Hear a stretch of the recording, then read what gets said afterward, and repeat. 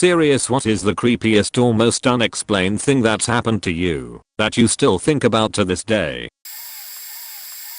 In college I was roommates with my childhood best friend for about 2 years. We are very trusting with each other. We would go into each other's rooms freely and grab whatever we needed.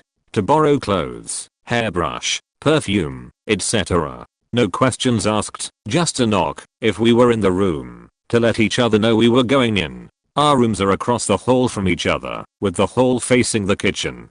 So from the kitchen you could see down the hall where our rooms were. At the time my friend had very long black hair and she's very fair-skinned. One day, I get home from work, with my headphones in my ear talking to my mom about my day. I go in the kitchen and grab a snack. I see her walk out of her room, and go into mine, leave my room, and go back into hers. She looked like she just got out the shower. Her hair was soaking wet, and she was wrapped in a white towel.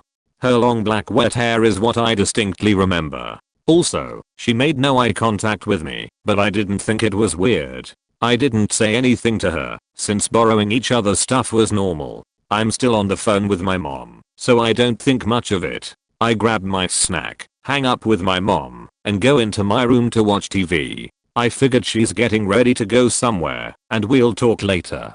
About an hour passes and I go to the kitchen to clean the plate I ate on. I see her in the kitchen making something to eat, and I tell her, "Hey, what did you grab from my room earlier? Did you find what you needed?"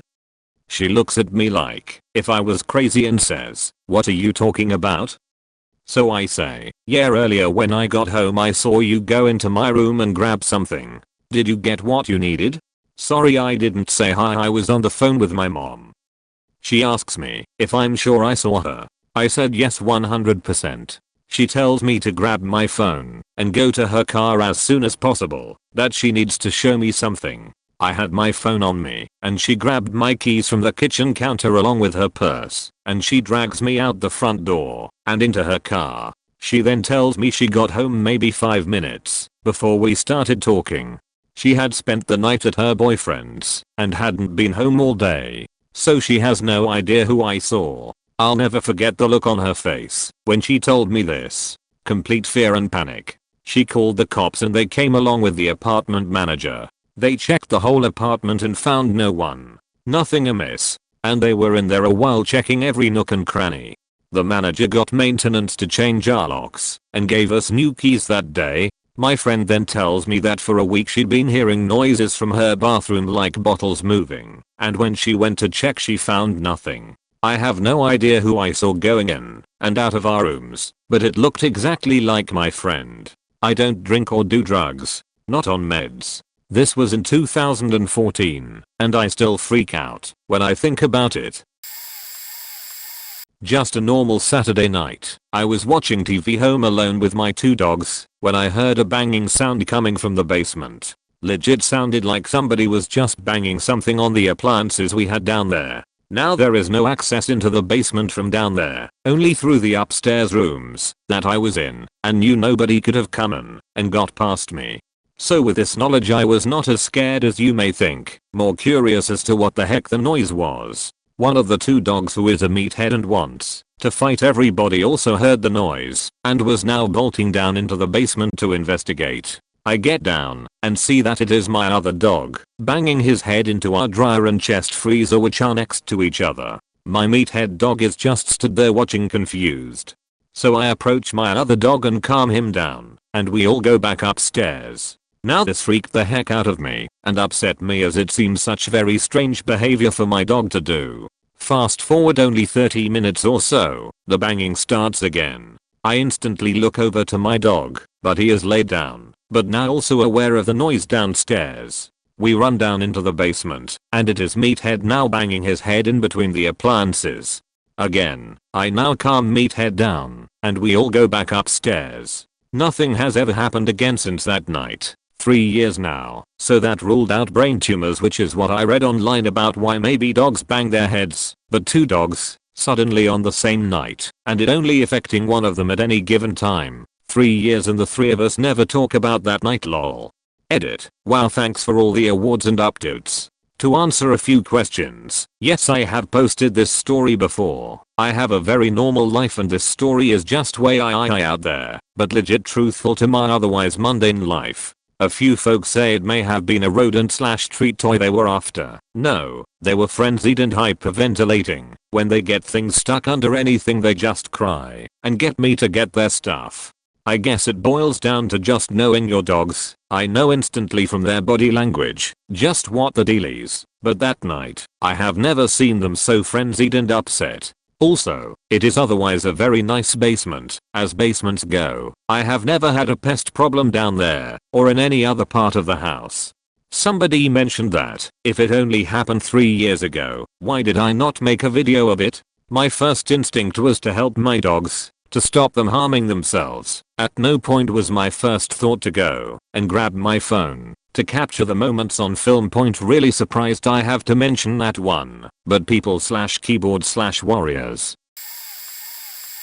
I've shared this before, but it still confuses the hell out of my family. Edit: this happened last year. I copy and pasted it from my original post. The beginning of the story says last night, but this was almost a year ago. We moved out of that house about 6 months after this happened. My husband recently took an overpasses job to help us out during COVID. He's only been there about 2 weeks and works evenings/overnights, 9 PM to 6 AM. Last night was no different. He left home around 8:15 PM. Our daughter, age 11, and I decided to make it a movie night. Around 11 PM, I heard keys in my back door and the usual sounds my husband makes when he comes home. I creep out to the kitchen to make sure it was him, and it was. He told me he needed to grab his knee compression sleeve, walks down the hall, says hi to our daughter as he passes the living room, and goes upstairs. He came back down, gave me a kiss and left again. We finished our movie and went to bed. In the morning, when he got home, I made a joking comment about him forgetting his knee sleeve. He was genuinely confused as I recalled the previous night. Our daughter confirmed everything I said, and he still was acting confused. I pulled up our security motion camera on my phone to show him when he popped in quick, but there was no footage from the night before or any other night of him coming home after he's left for work. My daughter and I both heard him, saw him, and I touched him, but he was never home during that time. Nothing else out of the ordinary happened that night. We seriously have no idea what happened. Edit: to clarify, there is footage of that night, but it doesn't show him coming home at that time. The camera was on the back porch, not inside the house. We had 2 carbon monoxide detectors, one on each floor of the house. We moved out a few months later for unrelated reasons. My nana, great-grandma, and mum were very close, but lived overseas from one another my whole life. They talked on the phone every Sunday, but because it was an international call, it was extremely expensive, so they took turns calling every Sunday at 8 AM to make the cost equal. However, due to a 4-minute difference in clocks, Nana always ended up calling at 8:04. Also, the caller ID never showed up. Mum called on a Sunday, Nana died on a Tuesday. The following week, we are sitting at the table eating breakfast, and Mum notices it's 7:50 AM. Nana would have been calling any minute. She gets emotional. I comfort her. Then at 8:04 AM the mother-faking phone rings. The called ID reads unknown caller. We look at each other like, what is this, some sort of sick joke? She answers. There's nothing but static at the other line, and some garbled voice recording. The only decipherable words in it are, "We hope you enjoy your trip to paradise." Click. Phone cuts off. Absolutely no explanation for that one. Still baffles me to this day. Edit: I've been wanting to tell this story for years now, but every time I find a creepy/inexplicable thread it gets buried. So glad people are finally hearing this one, lol. Some have said maybe someone was playing an elaborate prank, but I'd prefer to see it as Nana sending us one last hurrah. She really loved my mum and I a lot, as we did her too. She was a really kooky lady and this ending was extremely fitting of her. I've shared this before, but I still think it's an interesting story. I was exploring the area behind my house shortly after we moved in. The area back there had once been a small quarry that had since filled with water. It was a pit of pond that supposedly went straight down 60 feet. If you stepped into it, I was walking along the edge and I came across a backpack filled with old video game cartridges and a set of clothing just laying on the ground. They were for the N64, and we found this around 2004, so they were outdated. Next to it was a set of clothing. The clothes were laying on the ground, spread out, pants and shirt, so it looked like someone laying down. They looked like they'd been there a long time. Same with the backpack. I told my parents and they called the cops. There had been no reports of missing children or anything in the area. We never got an explanation, but it was weird. Edit. Just to answer some questions. I don't think it was a prank. While we were new to the neighborhood, we were renters. Also most of our neighbors were elderly. This happened in a rural Virginia town and I can't imagine anyone wasting cartridges like that, since most kids were lucky to have an N64. No people, adult or child, had been reported by families or the neighborhood as missing for years. They never searched the quarry because they never had any reason to think there was something wrong. My sister and I went out there every day for a year or so and just avoided that spot because I was creepy. As far as I know, they're still out there. My girlfriend and I are in a long distance relationship. We typically take turns traveling between each other's countries, Australia and Canada. About 2 years ago, it was my turn to travel over to Australia to stay with her and her mom. For a bit of background, my girlfriend's room was built as an extension / add-on to their garage. So to get to it, you had to walk through their garage to get to her room. About a couple weeks into my trip over there, I wake up at around 1 AM and the room is just glowing red. I look up at the ceiling, and I see this black figure crawling through the ceiling. It moved in such an inhuman way, almost like it was breaking every one of its bones to move. I start screaming, which wakes my girlfriend up, and she looks up at the ceiling and starts to scream as well. Instinctively, I grab my pillow and whip it at the figure. The next thing I know, everything went black, and I'm waking up a few hours later. My girlfriend is fast asleep, so I think it was just some weird dream. At that point, I have to go to the washroom. So, I walk through the garage and try to quietly open the garage door to get into the main house. Previously, her mom had mentioned that she was getting annoyed with us staying up late at night and going through the garage door to use the washroom. Since her mom's room was down the garage door hallway, each time we would open it, the door would click loudly and wake her up. So, I'm standing there at the garage door and I try to open it as quietly as possible. As I turn the handle and the door clicks as I push it open, her mom just starts screaming at the top of her lungs. I thought it was out of rage for waking her up, so I immediately close the door and speed walk back to my girlfriend's room. I climb into bed and gently nudge her awake to tell her that her mom is screaming. She gets up and goes to see whether her mom was still angry and try to de-escalate the situation. About 20 minutes goes by and my girlfriend comes back into the room completely silent. She asks me if I saw the room glowing red earlier as well as a figure in the ceiling. I say yes, and she goes wide-eyed and says that she thought it was just a dream too. She then says that her mom wasn't screaming at me. Apparently, when I opened the door, it did wake her up, but when she woke up, there was a black figure standing at the foot of her bed, and it was slowly moving towards her. She then experienced a blackout as well, and was woken up by my girlfriend checking in on her. Yeah, the entire house slept with the lights on for a month after that. Edit. Thank you for the awards, kind strangers, as well as the emotional support.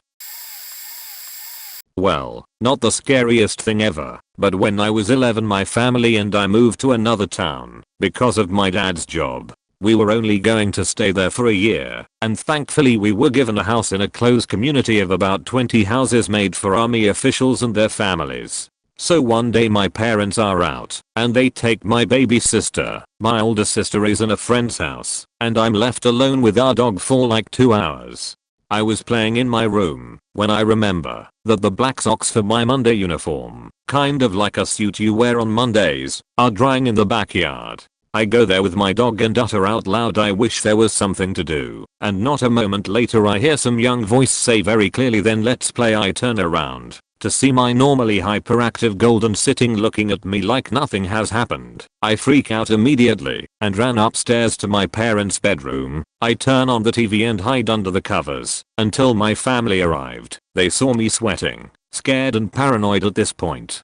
They never figured out what happened, but tried to make me feel better. Now the part that freaks me is that each of the houses in the community was surrounded by 3-meter tall cinder block walls. The place where my socks were was next to a wall separating from another house, one that had no children. The other house to the left was over 20 meters away and behind another wall, and the wall behind my house separated us from nothing but a steep hill. There was no one who could have said that, and to this day it freaks me out every time I think of it.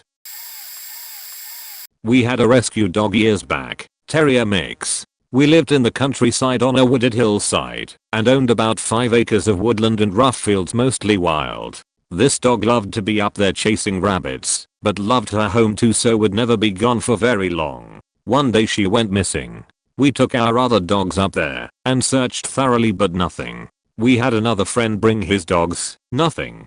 We advertised, put up posters, we did little but search high and low for 6 days, but nothing. On the 6th day we had pretty much given up hope, but I decided to go up one last time because I had a hunch, a tickle in my belly, about one particular area which had already been thoroughly searched. I took a sickle and a pair of gardening gloves and hacked my way towards the center of a huge bramble patch.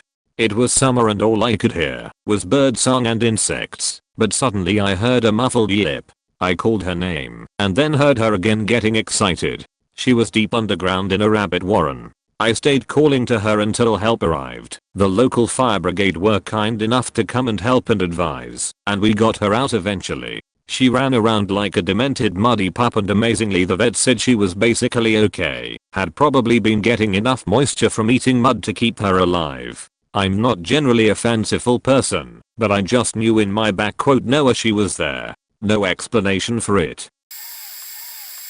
In high school, AOL was new and chat rooms were super popular. I was 16 when we finally got the first PC and AOL and the whole works. Creepy old men would lurk in generally teenage-run chat rooms because creepy old men. Some guy started messaging me. He was in his late 30s, but it was the internet. Who knows if he really was. He could have been 78 for all anyone knew. I was a teenage girl. Why would I be interested? So I told him to not talk to me. He then made a fake account claiming he was a teenage boy, but then he started talking like he did before, and I caught on. Why so much effort to talk to a plain 16-year-old? I filed complaints, but only so much can happen when he hasn't really done anything illegal. Whatever. So one day, my parents are out, and my brother is gone. The home phone rings and it's him. He tells me he knows I'm alone. My parents are out. He knows what my house looks like. He describes it over the phone. He tells me he could easily come to me if I asked him. I told him I'm not amused and to just stop. He disappeared after. No idea. It was just weird. Still no clue. Edit. Well, crap. I had no idea this would gain any type of attention, let alone this many comments. I sincerely have no idea what happened. Maybe he was an expert mind faker and he was experimenting with how to really mess with someone. It worked, though. I have really no idea who he was or where he lived, since the internet was new and the accessibility to find information wasn't what it is today. He could have been a teacher, a 67-year-old man, a strung out whack job down the street, a truck driver, who knows. I just find it unbelievable that he disappeared and that he tried so hard to creep on a teenage girl. We used to have a night out every Christmas with the lads from high school. We went back to one of the lads' houses and were all drunk having a good time when one of the lads pointed into the kitchen and said "Who's that?" The kitchen was like a box room, you could see the whole room from the doorway. I had my back to the wall where it was and turned to look in. The lights were off and there was no one there. We all looked and said, "What are you looking at?" He was adamant and just stayed sat pointing and just said "No, who are those two there?" The lad whose house it was looking in and turned on the light and again there was no one there, and we all said, "Are you okay? What are you on about?" He said "Look, that fella is leaning on the worktop and the other is leaning and pointing and laughing at me." We all kept saying there was no one there.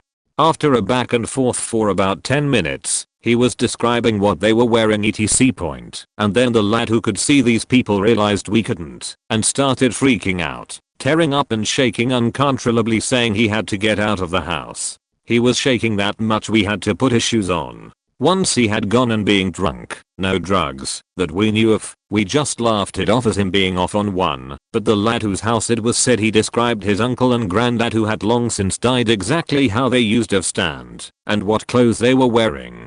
I wouldn't have believed it if I wasn't there, and honestly I still think he just had a mad episode. We have all met his granddad and uncle before they died, so it could have been some mental moment he had.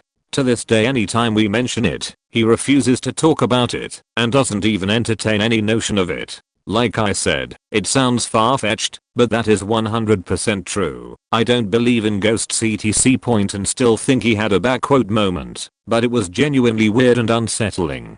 Edit. Thanks for the awards kind stranger so soon after posting. Didn't think this tale from my past would explode. Edit. Added more detail it seemed a bit vague. Edit. A few people have asked so to tidy it up. This guy has no history of any mental illness or anything else. To this day he has a stable solid career and home life. I know that isn't always a solid indication everything is okay, but after 15 or so years he's never shown anything of the sort.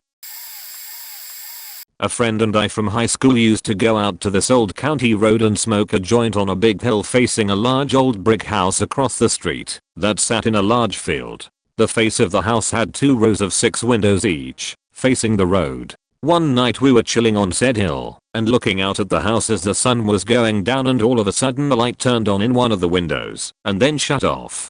Then another random window lit up, then shut off. It kept going. Faster, faster. A window would light up and shut off, and then go to another. It did it for about a minute and eventually was doing it so quickly it couldn't have possibly been a person going room to room, or even a person with access to multiple switches at one time. After about a minute, after speeding up to random flashes it stopped. It simply didn't make sense. We both saw it. We talked about it many times afterward. The only thing we can figure is if the home owner had some kind of automated lighting system hooked up to all the rooms and was messing with us. Other than that, I have no idea.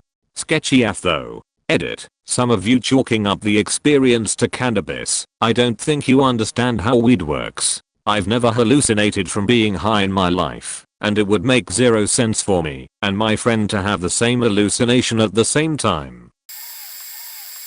A few years ago, I was at my lowest point in life. Several people close to me had passed away unexpectedly. I was being bullied every day at my job. My life was falling apart. I was past being depressed. I just couldn't imagine waking up another day. So I'd planned my suicide, bought a one-way plane ticket, got sleeping pills, and wrote a series of suicide notes. On the day I was to fly out to fulfill my plan, there was a terrible accident on the freeway to the airport. It was shut down both ways, so I drove into a nearby pub to have a beer and wait out the traffic. The second I sat on the patio with my drink, a gentleman asked if he could sit with me. Whatever, I thought, sure, who cares? He told me that whatever I was doing next was a terrible idea and I would regret it. I thought, who is this random faker? But I listened. He said that he sensed I was in pain, but that I had an incredible life ahead of me, and that this was not the way my story was supposed to end. Again, I'd never met this guy in my life, and hadn't mentioned a word to him about my plan. He asked me to hand him my keys and my wallet, and he'd give them back to me after I talked and he listened. I poured my heart out to this random guy, told him all my traumas and pains in life, and why I was heading to the airport on a one-way ticket to kill myself in a cemetery across the country where my family was buried. He just listened, and then he pulled out a lighter, asked me to pull out my suicide letters, and help me burn them. He told me I was worth so much to the world, and that after I finished my drink, I needed to head home and get some sleep. He told me I was going to be okay tomorrow, and I believed him. He then gave me my keys and wallet back. I left that afternoon and went home, hugged my family, got some sleep, and the next day, I started working on myself, finding a therapist, a new job. Years later, I'm in a fantastic place in life, so far from where I was that day. To this day, no one in my life knows how close I came to killing myself, but this random stranger just somehow understood me and saved my life. I never saw him again. I don't even know his name. It's the most unexplained thing that has ever happened to me. And I think about that guy every day. So, thank you, kind stranger, for saving my life that random September day on a pub patio. When I was in 3rd grade I moved to a new town and into a new house. We lived in a camper in the backyard of the house while we renovated it. It was a pretty old house. Anyway, during renovation we found all sorts of stuff in the walls. Old bottles, old pair of glasses, litters, old newspapers, old pictures of children in school clothes. It was a 2-story house and the stairs were kind of a focal point for all sorts of creepy stuff. So once you got to the top of the stairs there was a little landing before it went into 2 bedrooms. At night we would always leave the light on in the landing in case we had to get up to use the bathroom. Me and one brother shared a room and the other room was for our older brother. I refused to sleep upstairs due to how creeped out I was, so I always slept downstairs on the couch. One weekend my sister, who is older than both my brothers, came to visit and was in my oldest brother's bedroom alone, as we were all at school and my mum was at work. As she was sitting up there watching TV she heard footsteps coming up the stairs and called out as she had thought my mum was home early from work. No response other than the footsteps turning around and heading back down the stairs. When she got up to look there was no one home and all doors locked. It doesn't stop there. My oldest brother was left home alone for a week while me and my other brother and mom and dad went on a week-long vacation. Naturally he had his girlfriend over for a couple nights to keep him company. One night she got up to pee around 3 AM and went downstairs to the bathroom where she said she heard children whispering. A couple nights later around 3 to 4 AM the girlfriend woke my brother saying someone was in the house. They heard footsteps coming up the stairs. Since the light was on in the landing, they could see a shadow underneath the door, like someone was standing there, and the doorknob began to shake. Luckily it was locked. They both started to freak out, and my brother jumped up out of bed. We had some of those dumb display samurai type swords that aren't even sharp, and he grabbed one of those and went towards the door. They heard more footsteps running down the stairs, and he bravely or stupidly followed down the stairs where he was met with an empty house. All windows and doors closed and locked. He called the police but nothing came of it. Back in 2008, I lived near my college in an apartment. My apartment was set back from the main road quite a bit and was in a wooded and hilly area. One night, I was out running near sundown. I'm at the bottom of a hill that's behind my apartment, so it was near the end of my run. I look up ahead at the top of the hill and notice 3 guys on bikes just sitting there. Being a 20-year-old female, my spidey senses start tingling. I tell myself I'm psycheing myself out and it'll be fine, so I keep running. I'm about halfway up the hill. The 3 guys are still just sitting there, facing my direction. I don't have a phone or anything, and nowhere else to go, so I tell myself I'll just run as hard as I can, and scream if I need to. Suddenly, I hear something coming up beside me. I look to my right and see a German Shepherd. He's running alongside me. I've never seen this dog before in my life. I can't explain it, but I just knew I'd be okay now. I continued running up the hill with this random dog beside me. When we are approaching the guys, this dog gets slightly ahead of me and runs directly in front of me instead of to my right. He gets to the guys and stops dead in his tracks. I continue running and pass the guys without even making eye contact. Once I'm past the guys, the dog catches back up to me and continues running alongside me.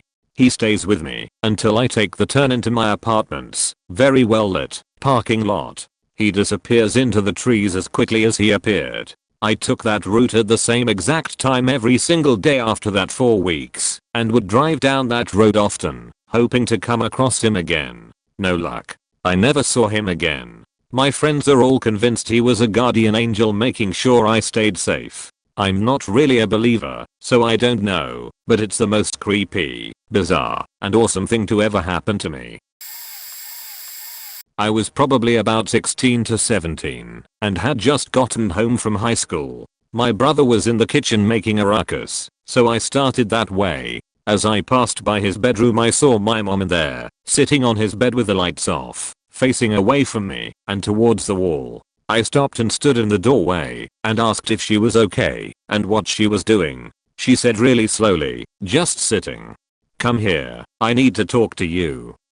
I took about a half step into the room when I heard my mom yelling for me in the kitchen and then saw her setting the table. I looked back to the bedroom and there was nothing there. I don't think I ever went back into that room by myself again, even 10 years later. Edit. Another story from the same house, since people seem to find this one interesting.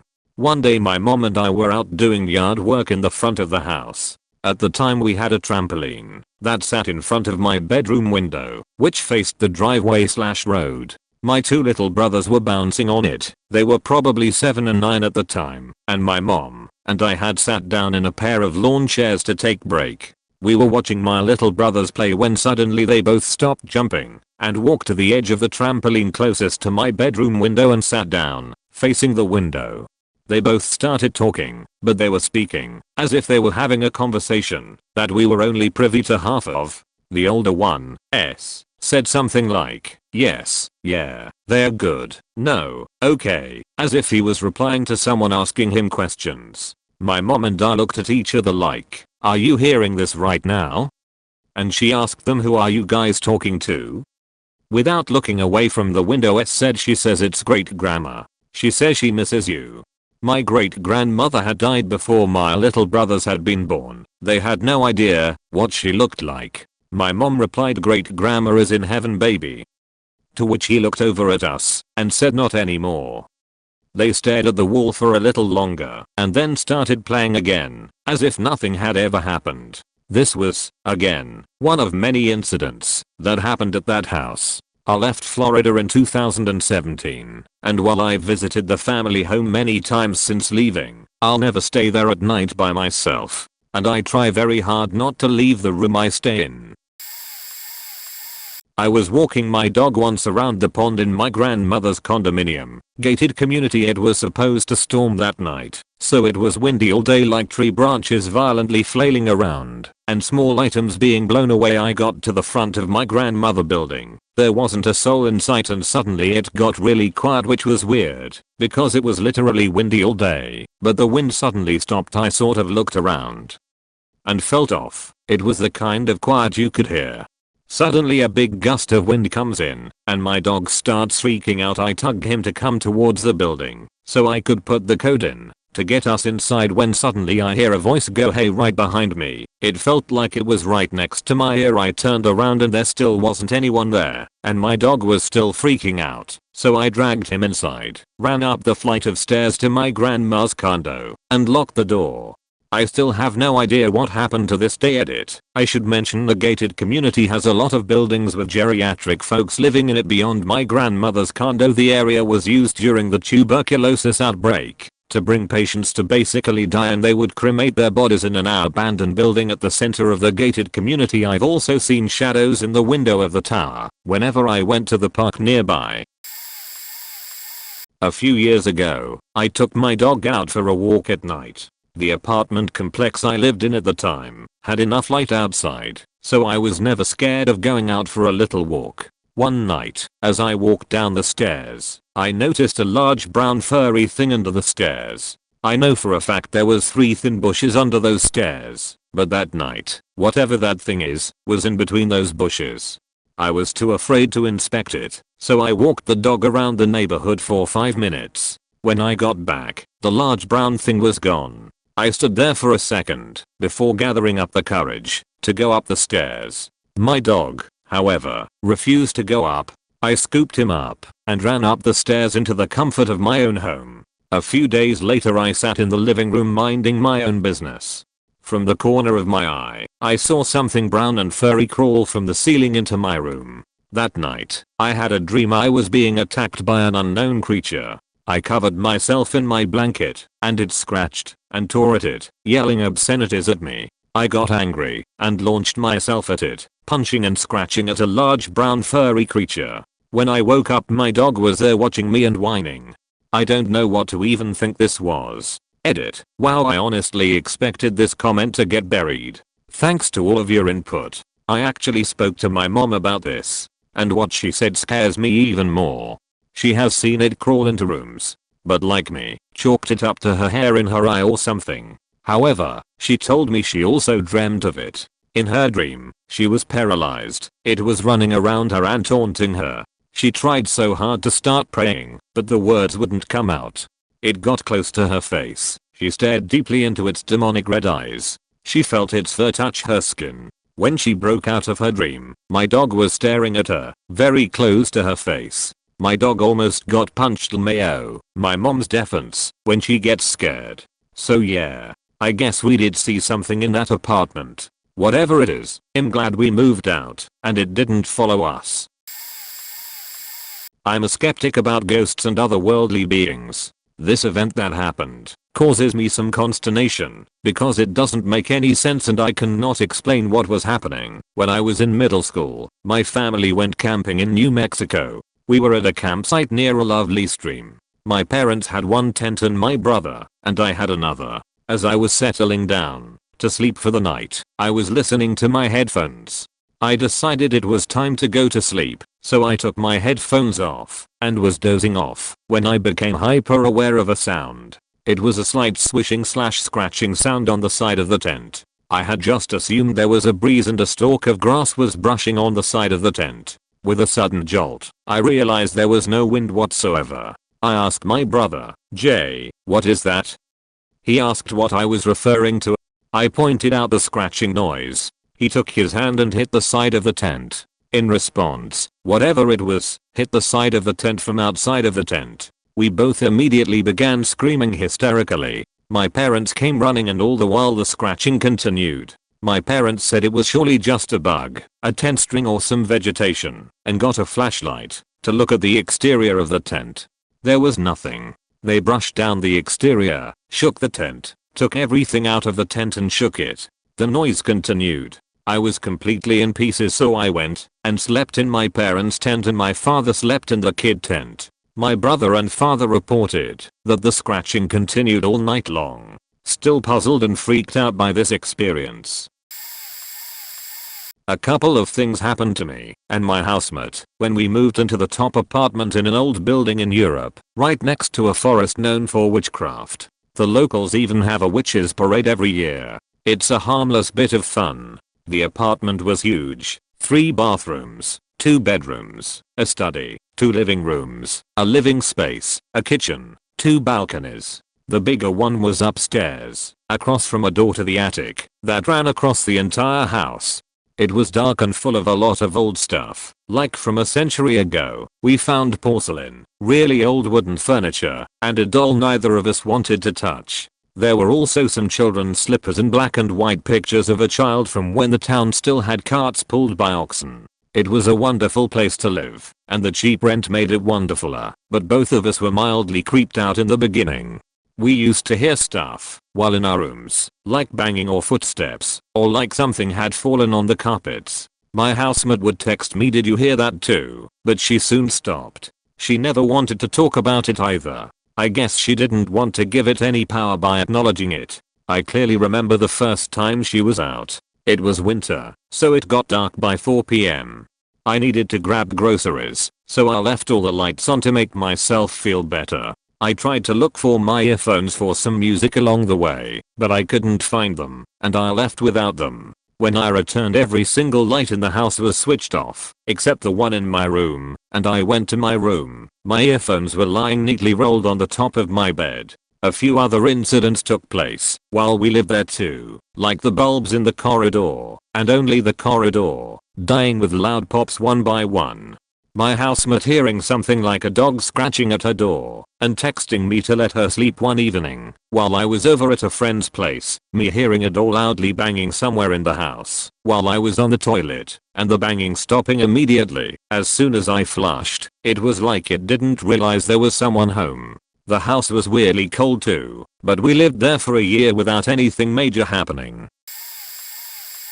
I, F27, was training to be a nurse. Here in Germany you have to visit and practice at a lot of places. I was working at a hospice, a place where the terminal ill patients can stay until their last day. I was there for 8 weeks, and was in my last year of studying. I was doing a round, checking on everyone, making sure they are not in pain, need any help or just to talk. One patient, a woman who was there for days, had a different breathing, and I called her husband who was in the group room. Don't know how to exactly describe it. She had her finals breaths while her husband was holding her hand. It was peaceful, and I know she was gone. At this moment another patient made a call. We had phones, which would ring if someone requested a nurse. I excused myself and left her room. Deep breath and going to the patient who was calling. I entered and smiled. How can I help you? The man told me his guest would like to know where the exit was.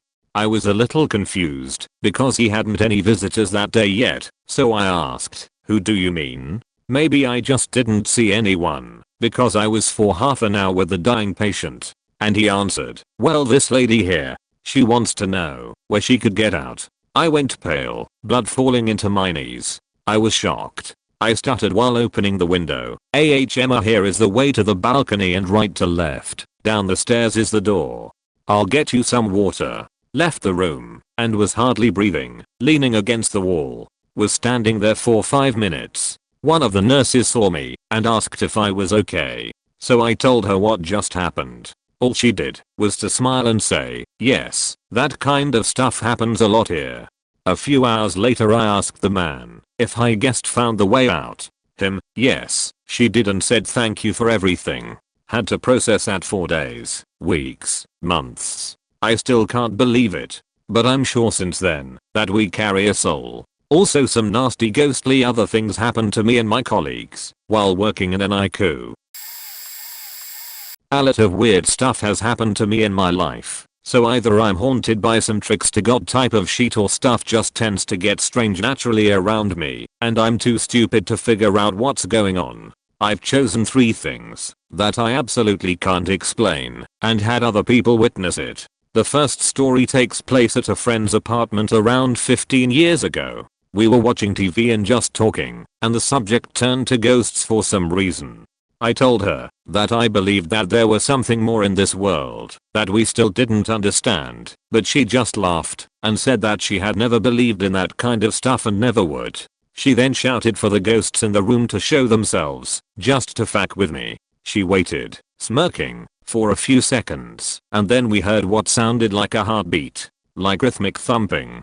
We looked around for a second and found the source almost immediately. It was my purse. It was laying on the table in front of us, pulsating like a heart. I grabbed it and emptied it, but we couldn't find anything that could have caused the weird heartbeat. The second story takes place around the same time, but in another friend's house. He had told me on several occasions that he often heard footsteps in his living room, but I figured that it probably was creaky floors or pipes, since it was an old house. But one night when my sister and I were at his place, we heard them as well. It was clear as day. Someone was walking, in heavy boots it sounded like, from his kitchen into his living room, and stopped right in front of the couch we were sitting on. The last story happened to me and my dad when I used to live with him and my sister. Me and my dad were sitting in the living room and watching a movie one night.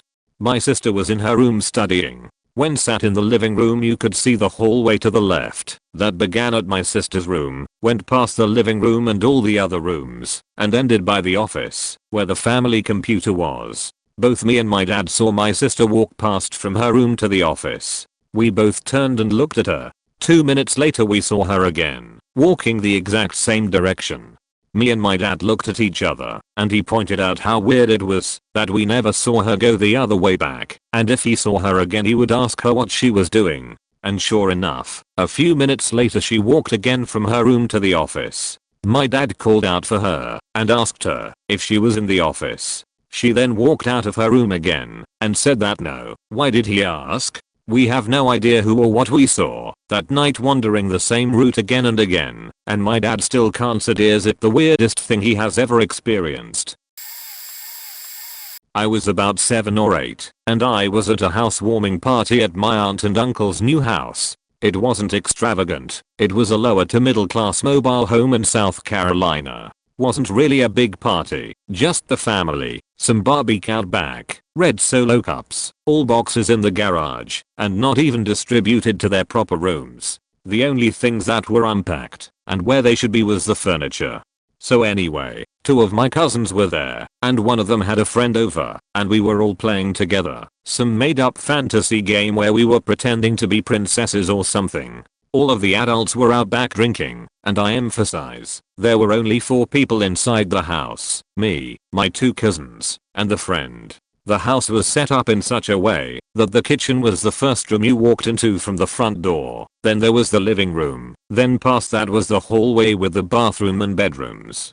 I was in the living room on the couch, because that was the princess's bedroom, and I was kinda just sitting there idle, while the others got snacks. With no warnings or no other sounds, every single one of us hears a female voice let out an ear-piercing, gut-wrenching, overall horrifying scream in the bathroom. It was clear as day, and it was so loud and sudden that it made me jump, as the living room was right next to the hallway.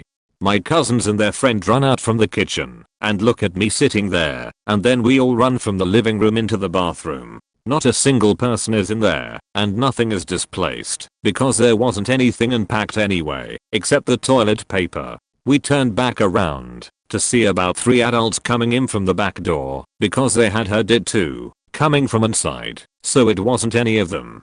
What gets me about it is this: we have all since entertained the idea that it was a prank no one has fessed up to yet, but in order for it to have been a corporeal being, they would have had to somehow get into the bathroom without me seeing them from the couch, screamed, ran out of the bathroom to either the back door, without any of the 4 kids in the living room seeing, or out a window in one of the bedrooms. All of the bedroom windows were locked from the inside, so if they escaped that way, someone would have had to lock it and go out the back door, which again, we would have seen. One of the creepiest things that's happened to me. And before you cry speaker hidden somewhere, that was one of the first things that my uncle checked for when he ran inside and was told by us that none of us had done it. Me and my cousins think it's either something supernatural or something that the adults did, and all of the adults that were there think that one of us screamed and lied about it because we were all in the bathroom when they came in. Either way, the mood at the party was killed really fast after that. Everyone was confused and a little on edge, and there wasn't any of that self-satisfied undertone that someone who just played a really good practical joke would have been showing. It was a pretty blood-curdling sound. A ghost saved my life in a haunted old Shakespearean theater by telling me that a plank that edged along a wall, which was the only way to get to the furthest corner of the building, 60 feet above the stage, was missing a section, and warned me that I would die in 1985. I had worked there all summer when I was 17 and had never seen this guy before. I had landed a cool job as a stage operations crew the summer after high school and worked the upper theater high above the stage, on the catwalks. I was working in a far corner of a theater's rafters through my lunch break, so I could leave early that day, and was asked to walk off the catwalk, cross a wooden plank, and drop a rope down, and pull up a larger rope to tie off on the rafters. We were getting ready for the season, and slowly stringing lights and scenery to the drops that were bars on pullers and counterweights.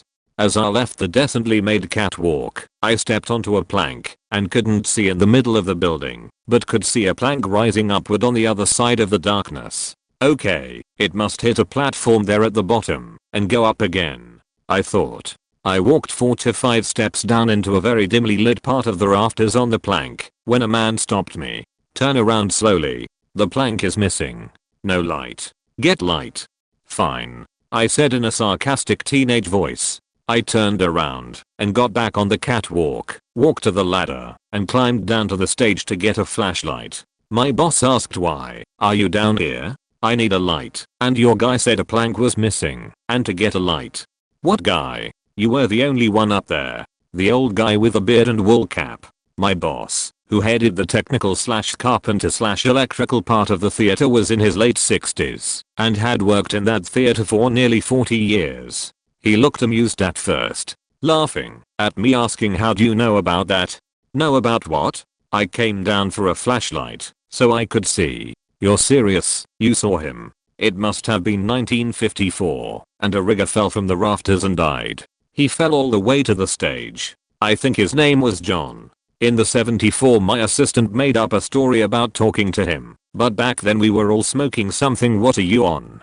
Nothing, come with me, let's see if it's missing. So he did. Sure enough, the plank was missing. There was the plank I was on.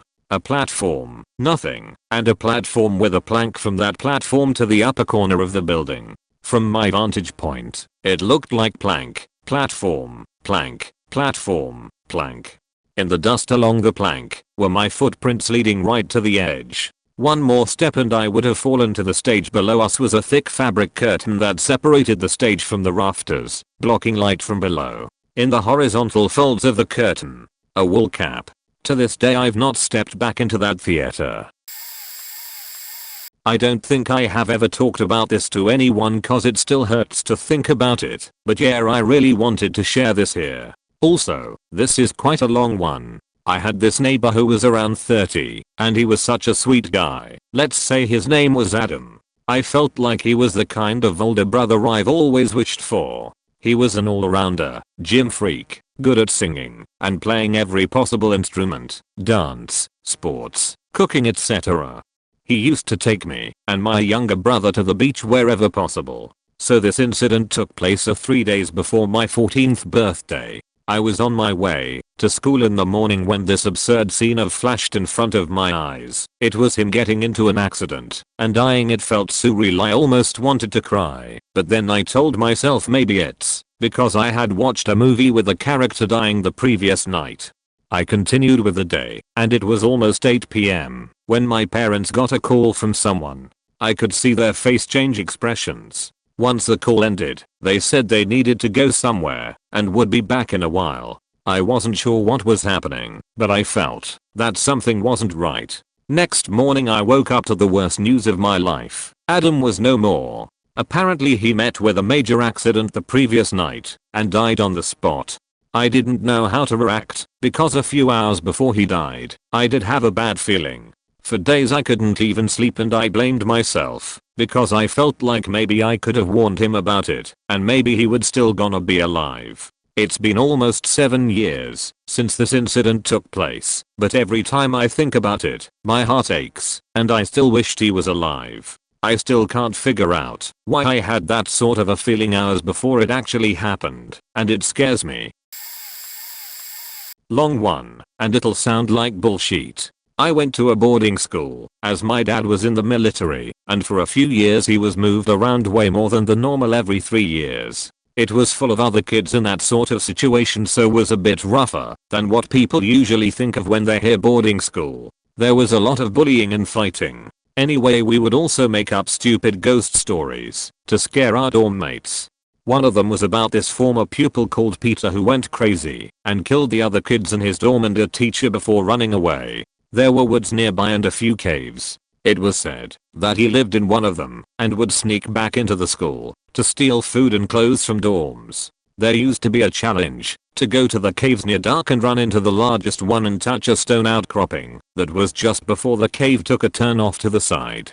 Hardly anyone had the balls to do it. One day me and some of my friends were messing about near the caves. I was playing with one of my toys that I'd brought to the school. It was a slightly repainted Gijo Salvo figure with a new head I'd swapped in because I didn't like him bald. Some of the kids who used to give us a hard time sort of snuck up on us and gave us the usual beating.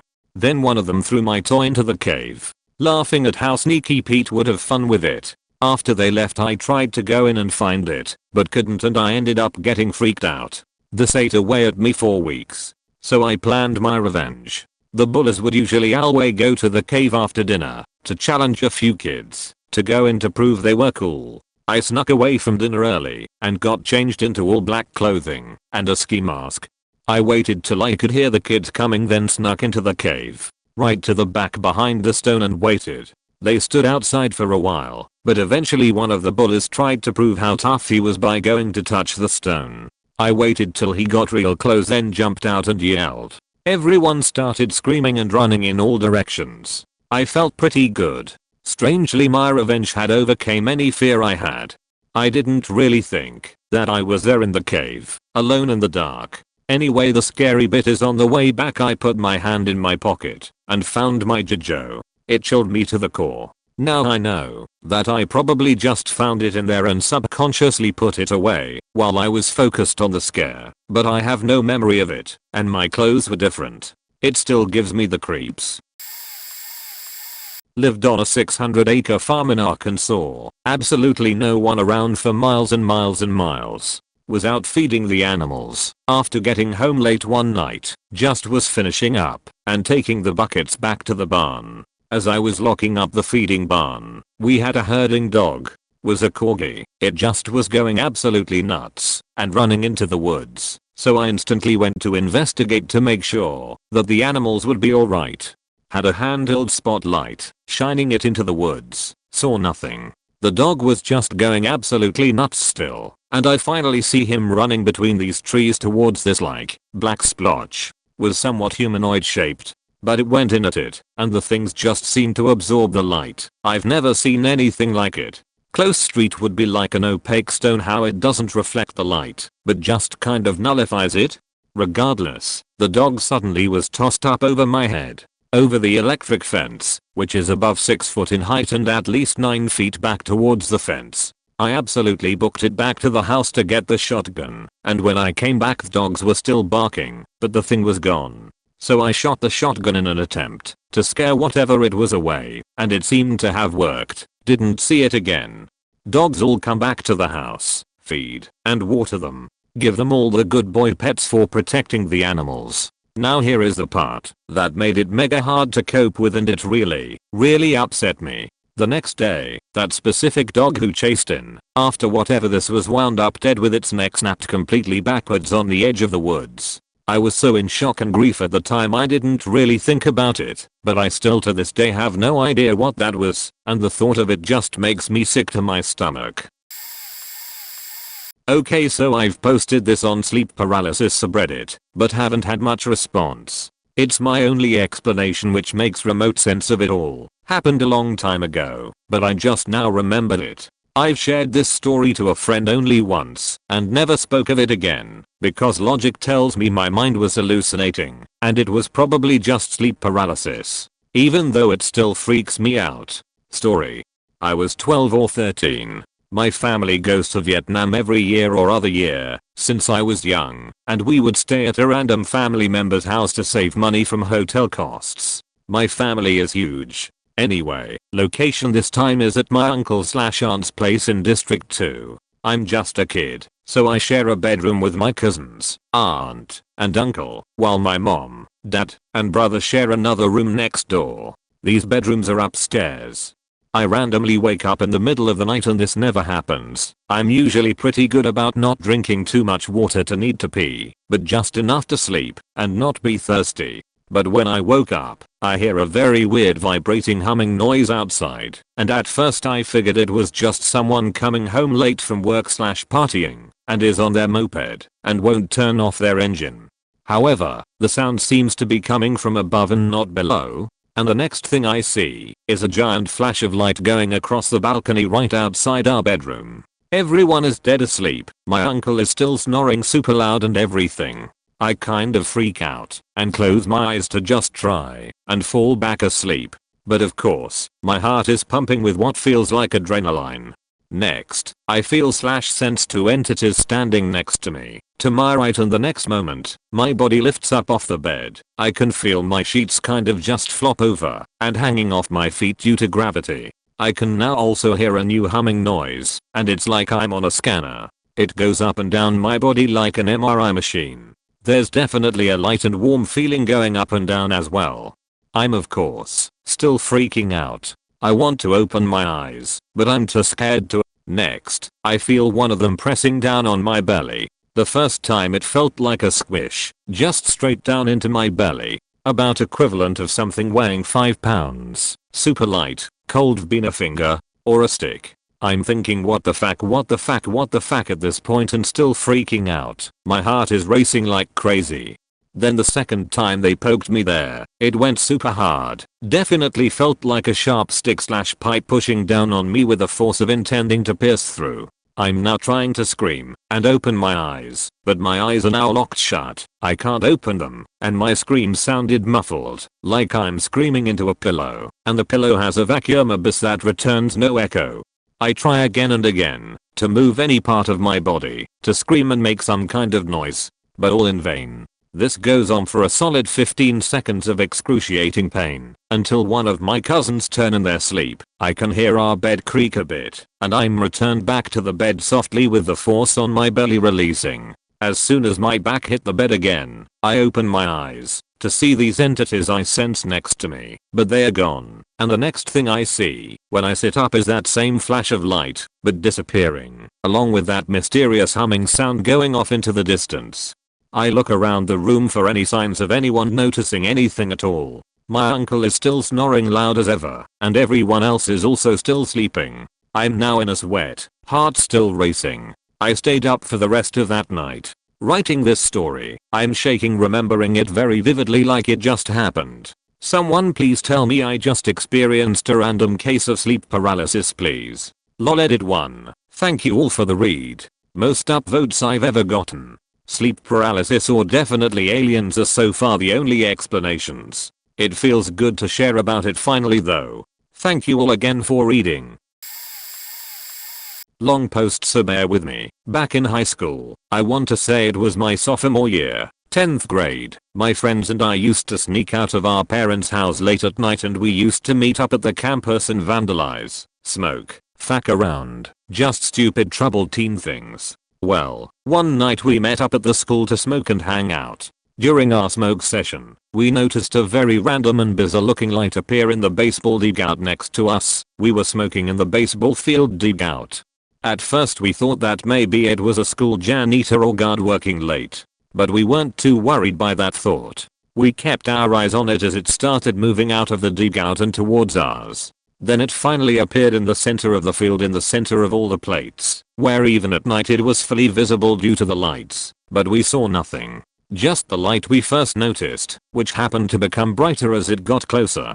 We saw no body or silhouette of any kind holding this light. It appeared to be floating. Once I realized that it was just a floating light, I turned to my friends, only to realize that they ran off without me. That's when I decided to grab all of the stuff they left behind, throw it in my backpack, and run. As I got a bit of distance from it, I looked back only to see that it had ran through the 2 fences we had to climb over. That's when I really started sheeting my pants, so I started sprinting towards my friends and we ended up running for about half of a mile before we lost it in a neighborhood that one of my friends in our friend group had lived in. We hopped his backyard gate to lose whatever was chasing us in the middle of the night. To this day we don't know what the light was. I've only seen it one other time at the same school while I was taking a run on the track it had. It was definitely the creepiest thing any of my friends and I have experienced. And we're the type who have played with Ouija boards, amateur ghost hunting, and things of that sort. Nothing ever scared us as bad as this thing.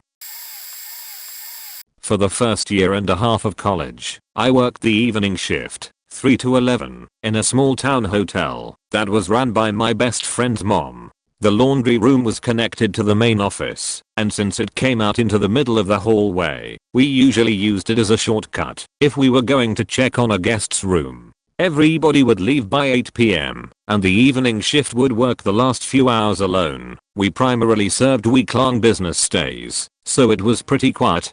My first day working alone, a housekeeper was teasing me about a ghost that haunted the hotel. I laughed it off. The night when I was alone, I used the laundry room as a shortcut. I was halfway through the laundry room when all of the washing machines and dryers kicked on at the same time. I flew out of the room. I never really mentioned it to anybody, and in the back of my mind, I told myself that maybe everything had been set on a timer or something.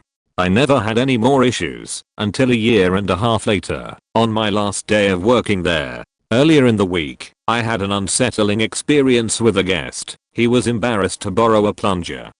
He returned it by coming in through the unsecured laundry room, came all the way into the back office, and left the plunger in the middle of the room. He intentionally came in very quietly and never announced he was in the office or anything. I just turned the corner from the front desk and found the plunger in the middle of the room. Due to that, I had shut the door between the laundry room and the office. It was my last hour of work, and I suddenly heard what sounded like 3 drunk men arguing in the laundry room on the other side of the door. It was so loud, and I kept hearing the clink of beer bottles, but I couldn't understand what they were saying.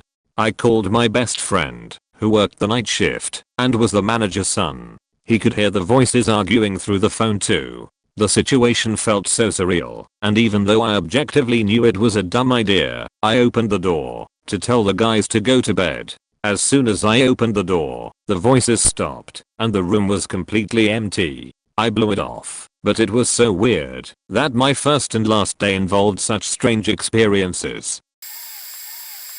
Not my story, but I stumbled upon it several years ago, and it's really stuck with me ever since. Here is the original post, but I'll copy it here. Howdy, Reddit. My husband stumbled onto this sub and thought it would be a great place to share our story. I'm using a throwaway, because we don't know what people close to us would think. This is the first time we've talked about this with anyone other than each other.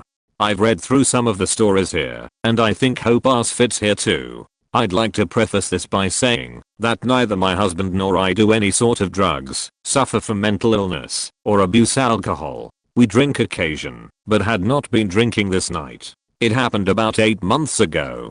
We lived in a small apartment with our 2 young children and our dog, while we saved up for a down payment on a home.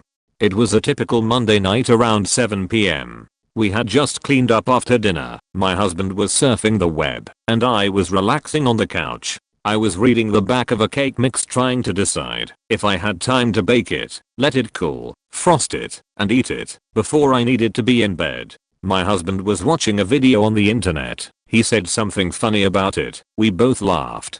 Then bam. I woke up, face down in bed. My clock read 8 o'clock exactly. My alarm hadn't been turned on. I was very confused and could smell the strong scent of coconut. I sat up and looked at my husband, who was also just waking up. He looked at me with a really confused look, and we both jumped out of bed and ran to our kids' room. They were in bed asleep. We went into the living room, and the second our dog saw us, she started whimpering and sort of army crawling toward us. It was such unusual behavior for her. I had never seen her act that way before, and have never since. Nothing looked out of order in our apartment aside from one small detail. The cake mix I had been looking at that night was gone. I searched everywhere for that cake mix and never found it. Another odd detail from that day is that we were all dressed in our pajamas when we woke up except my youngest. He was in the jeans and t-shirt he had been wearing the night before. Neither my husband nor I would have ever put him to bed like that. Neither of us have any memory of getting into our pajamas or anything else. After laughing at the comment he made on the video, we, already late for work, both called in sick that day. We spent the day talking about it and trying to make sense of it. At some point that day, he asked me if I had smelled coconut when I woke up. We never found the source of the smell. To this day, I can't look at a cake mix or smell coconut without feeling a little anxious and sick. TLDR, just bake the cake. Okay, this turned into a long one, and it's not exactly unexplained. A few years ago, I was volunteering with some friends in a remote region of Tanzania. We were there to teach English, but it was total volunteerism. Very few people in the region spoke English, because it was completely unnecessary. The type of charity work someone thought up in a boardroom 1,000 miles away. Anyway, we were staying in this old hotel, up on the top floor, maybe like 6th floor. We chose the top floor for the views, but it also gave us privacy. The hotel was way oversized for the small town it was in. We were more or less the only people staying there. There were probably 20 rooms to a floor, and it was all very open. On each floor, a central tiled staircase opened straight into a lobby, with the rooms accessed via various hallways. We had 2 rooms, with 2 of us in each. The rooms were basic but clean, all tiled. There was also an open window above each door, so we could shout to our friends staying in the room next door. We'd been there a couple of months, and got used to having the place to ourselves. No never came up beyond the ground floor except the maid's on occasion. One of the quietest places I've ever slept. That was until one night. I woke up to see my friend sat bolt upright. We could hear someone running on the stairs a few floors below. The slapping of their feet on the tiles echoed up the staircase as they ran. Then they started screaming. It was a woman's scream, and it was guttural, absolutely raw and animalistic. It was a while ago, but I can still hear it clearly. She eventually reaches our floor and starts banging on doors. She's still screaming. She's screaming for help and coming down our corridor. She sounds terrified. By this time I was up, had grabbed a knife we'd bought to cut fruit, Lord knows what I thought I was going to do with it, and was heading for the door. Just as I reach it, my friend grabs me and drags me back. He gestures for me to stay quiet. I would trust this guy with my life, so I do as I'm told. We stand there in silence in the dark. The woman reaches our thin wooden door. She's slapping on it and screaming out for help. We can hear her so clearly because of the open window above. She's also just a couple of feet away. She's crying out and sobbing, scratching at the door. My friend and I stand in silence just the other side. We are frozen. Honest to God, I was terrified. After about 10 minutes, we hear her receding down the corridor, no longer crying out so loudly. We hear other people's voices on the stairs and then nothing, as the place falls silent again. I turn to my friend, who looks me dead in the eye. Calmly, he explains. She was shouting in English, "Mate." All the way. She knew we were here. She knew what door to come to. She also wasn't alone. I heard footsteps on the floor before you woke up. They were trying to get that door open so they could rob us. Had you opened that door, they would have done so. Suddenly I felt a bit ridiculous with my little fruit knife. I just sat in stunned silence. It made sense. Before long, my friend went back to sleep and I was left with my thoughts. To this day, I have no idea if my friend was right. It still sits with me whether we could have helped someone that night. My gut tells me my friend was right. He usually is. But man, when I think back to how close I came to opening that door. We spoke to the manager and staff the next day. None of them had any idea what we were talking about. They were very apologetic though, and even set up a security watch for the rest of our stay.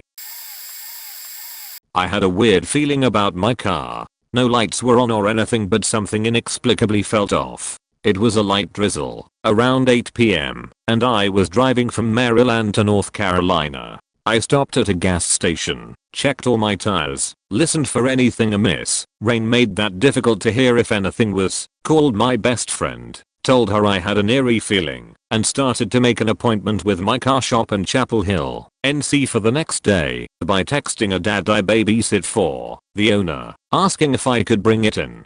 10 minutes later, my tire popped and my car spun out within 2 to 3 seconds going 80 miles per hour. I went 20 to 30 yards into the tree line in the median instead of under the tractor trailer to my right, hit trees at every angle, and then grabbed my key/backpack/dog and climbed out of the passenger seat to get out. My car was faked. The final tree hit my driver's side and blocked me, and was relatively unscathed apart from some glass shards and PTSD after seconds before fully mentally accepting death. Checking my phone after waiting for the ambulance and police to get there, the dad texts back asking what time I want to come in. I texted him back, "JK, my car is totaled. I don't know why I'm alive. I don't know why I felt like I knew it. I truly think I'm alive because I decided to stop and at least try to diagnose the problem versus ignoring it and continuing. It's creepy and I trust my intuition over everything and always have, but this one fucks with me. I swear everything in this story is true. I was going through some old pics and this one cropped up. It was summer 1975 and we visited the Magic Kingdom on a weekend. Back in those days, Disney was working the ticket system. You paid to get in the park, and at the same window, you bought tickets to be used within the park. The tickets were designated A through E, with an E ticket being for the best rides in the park. As I recall, It's a Small World was an A ticket ride, Mr. Toad's Wild Ride was a C ticket ride, and much later, Space Mountain would be an E ticket ride. In our group was Dad, Mom, my sister Kim, and I. We had a great day and documented the trip with our Polaroid SX70. A word about how our family worked. Dad was the photographer. Period. No one ever used the camera except for him.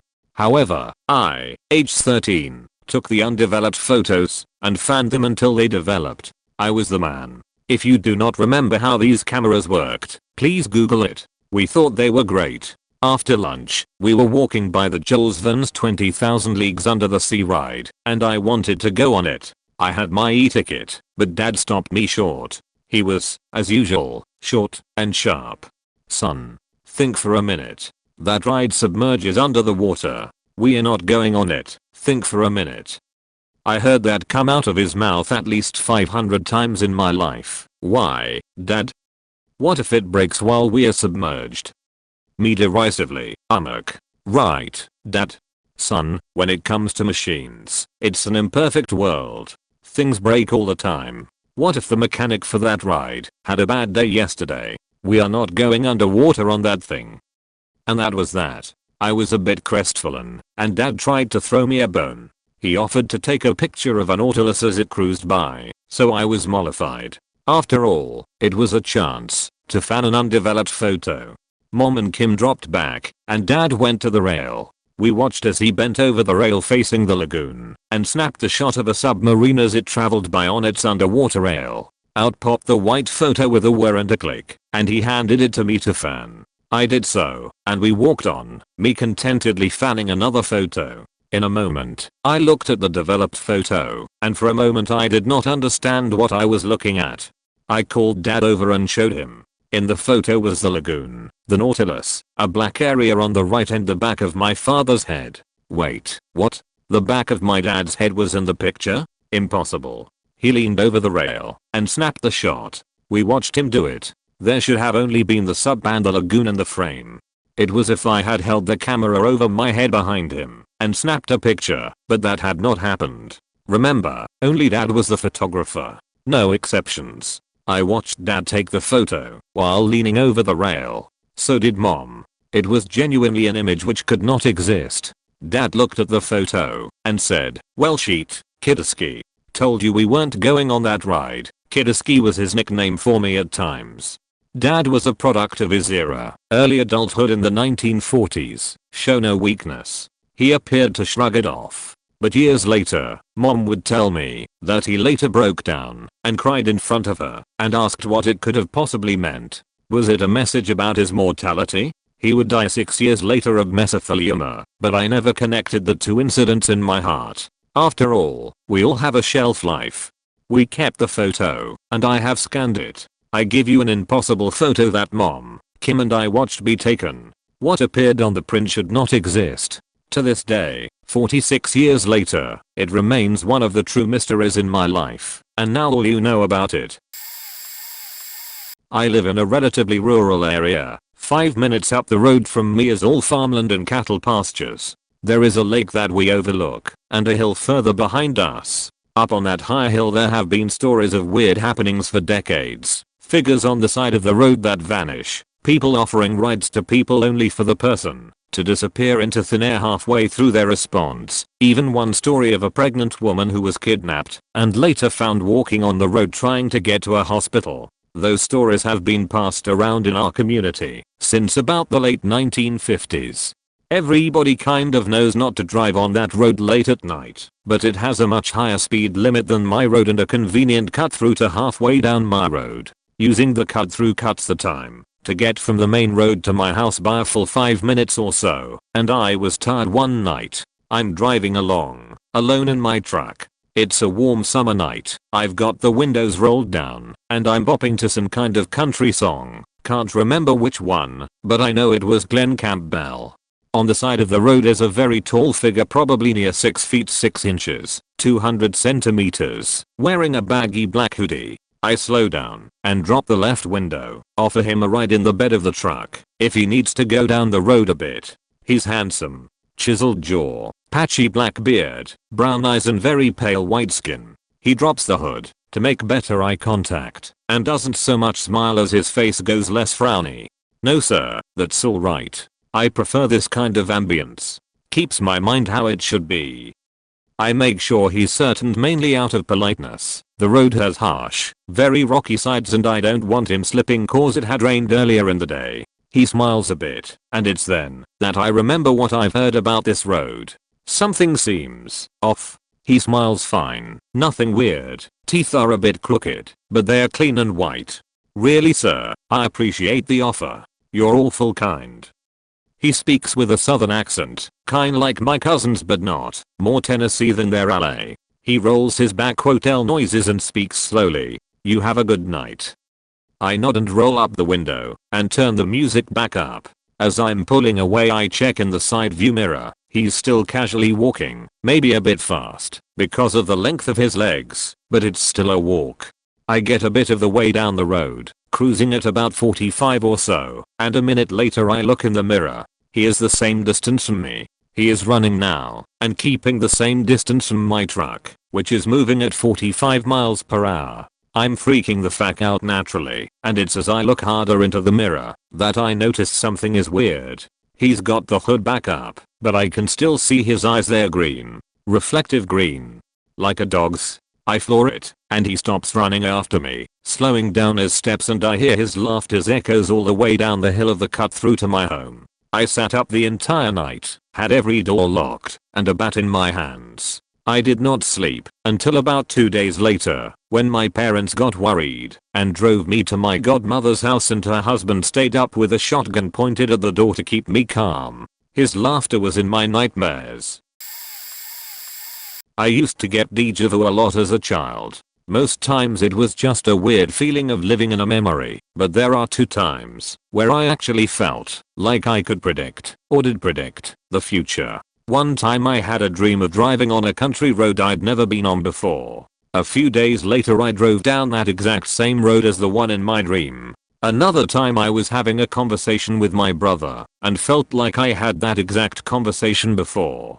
I could also remember 5 to 10 seconds ahead of time, so I was completing sentences for my brother and he was freaking out. Lol. One other thing kind of unrelated. One time I had this dream where I got up to use the bathroom. When I got out, there was a demon standing in the doorway with bright, golden eyes. I told my brother about this dream, but when I got to the part about the demon he finished my thought for me and said, with golden eyes.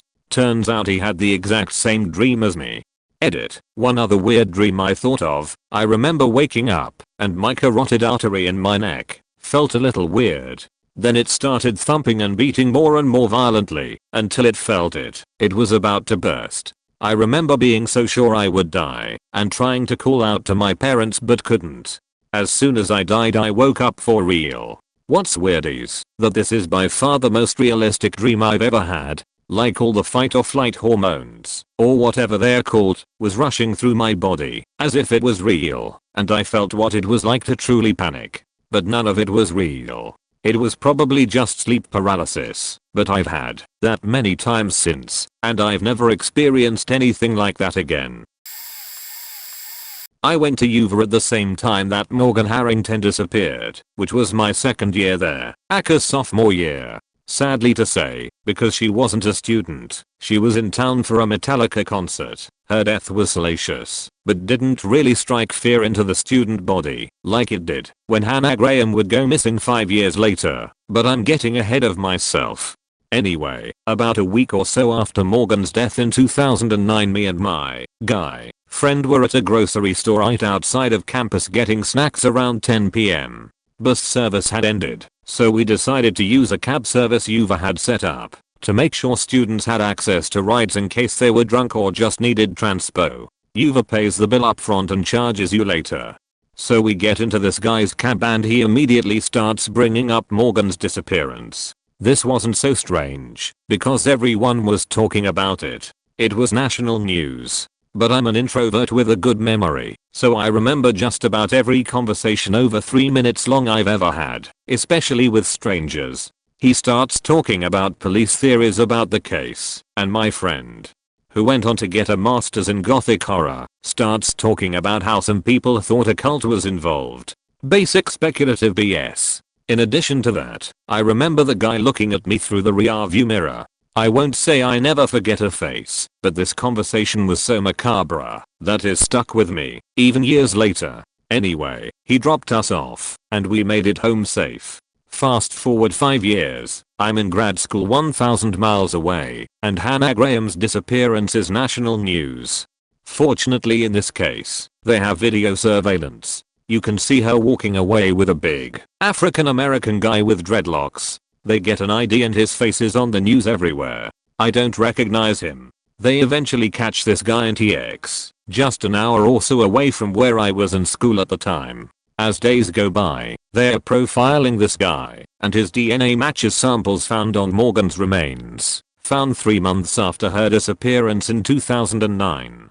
A picture comes up on the screen of what he looked like 5 years before, and my heart stops. There are no dreadlocks. His hair is clean cut, he's about 40 pounds lighter, and his beard is short. He is, I'm 97% certain, the same man who drove us home that night. He lured both Morgan and Hannah with his cab.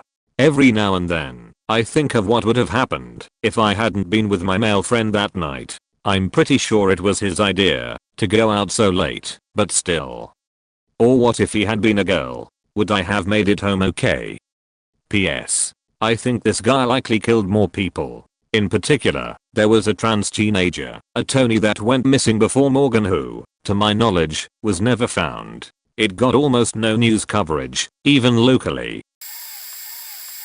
Well, this will be my very first Reddit post, but I found this thread, and it feels like my stories would fit in perfectly. About 10 years ago, I was dating my ex who had very strict and extremely religious parents. The only way we could meet up, or have some private time, was by her sneaking out of her window in the middle of the night. I usually met her halfway, because she was scared.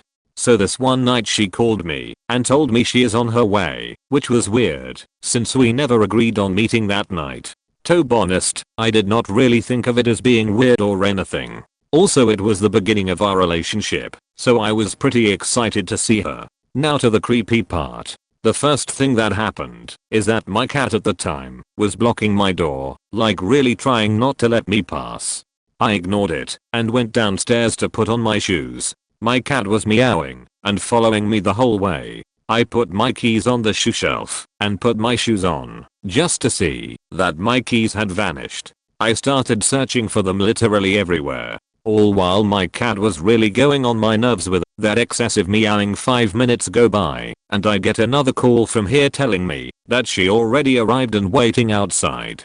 I was kind of surprised how she made it to my place that fast. I told her I lost my keys, and that we can just keep chatting until I find them. She got impatient really quick, and at some point, started screaming at me, telling me to open that faking door. All while my cat is still just going crazy. In the last few seconds I could swear her voice changed a little, and she just screamed before hanging up the phone. I was really stressing because as I had no idea what the fuck was happening. My keys vanished, my cat went crazy, and my girlfriend was screaming at me on the phone. After she hung up the phone, I turned around just to see that my keys were exactly where I left them. I opened the door, went outside searching for her. She was nowhere to be found. I went back inside thinking she got pissed and just left. I picked up my phone and called her again.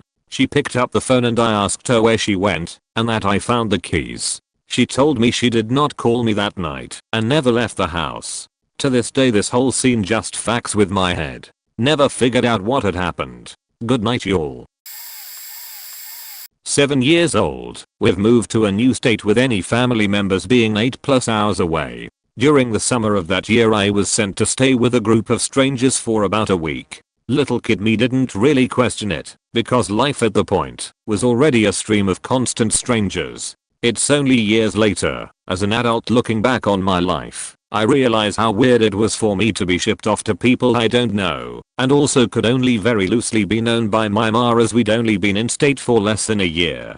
I ask her what the deal was with that, and she acts confused, and upon my explanation states that never happened. Thing is, I have very clear memories of several things that happened during that time. I remember when I first arrived, being scared about the roosters/chickens they let free roam. I remember there were several other kids. I remember stepping in a field of mud so thick it tore off my shoe.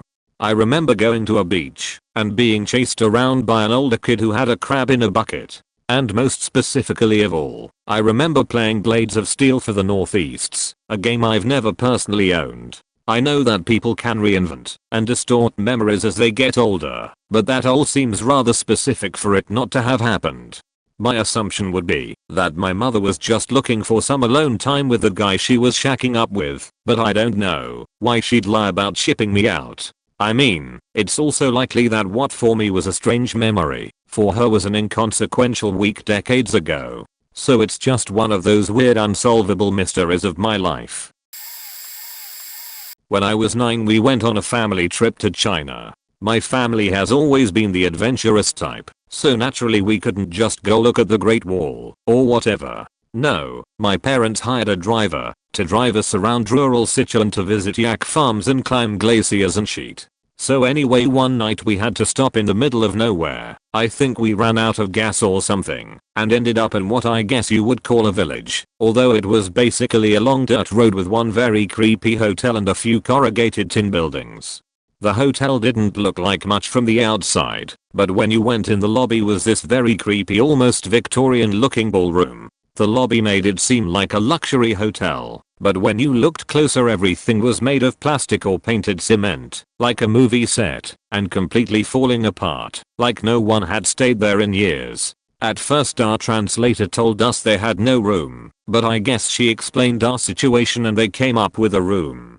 While we were checking in I felt this malevolent presence behind me and turned around. There was a girl who looked about 12 or 13 in a shadowy corner of the room, staring at me with her mouth hanging open. She was barefoot and dressed in rags. At first I was sad because I thought she must have worked there and she was only a few years older than me. But then she did this thing with her eyes that to this day is the creepiest faking thing I've ever seen.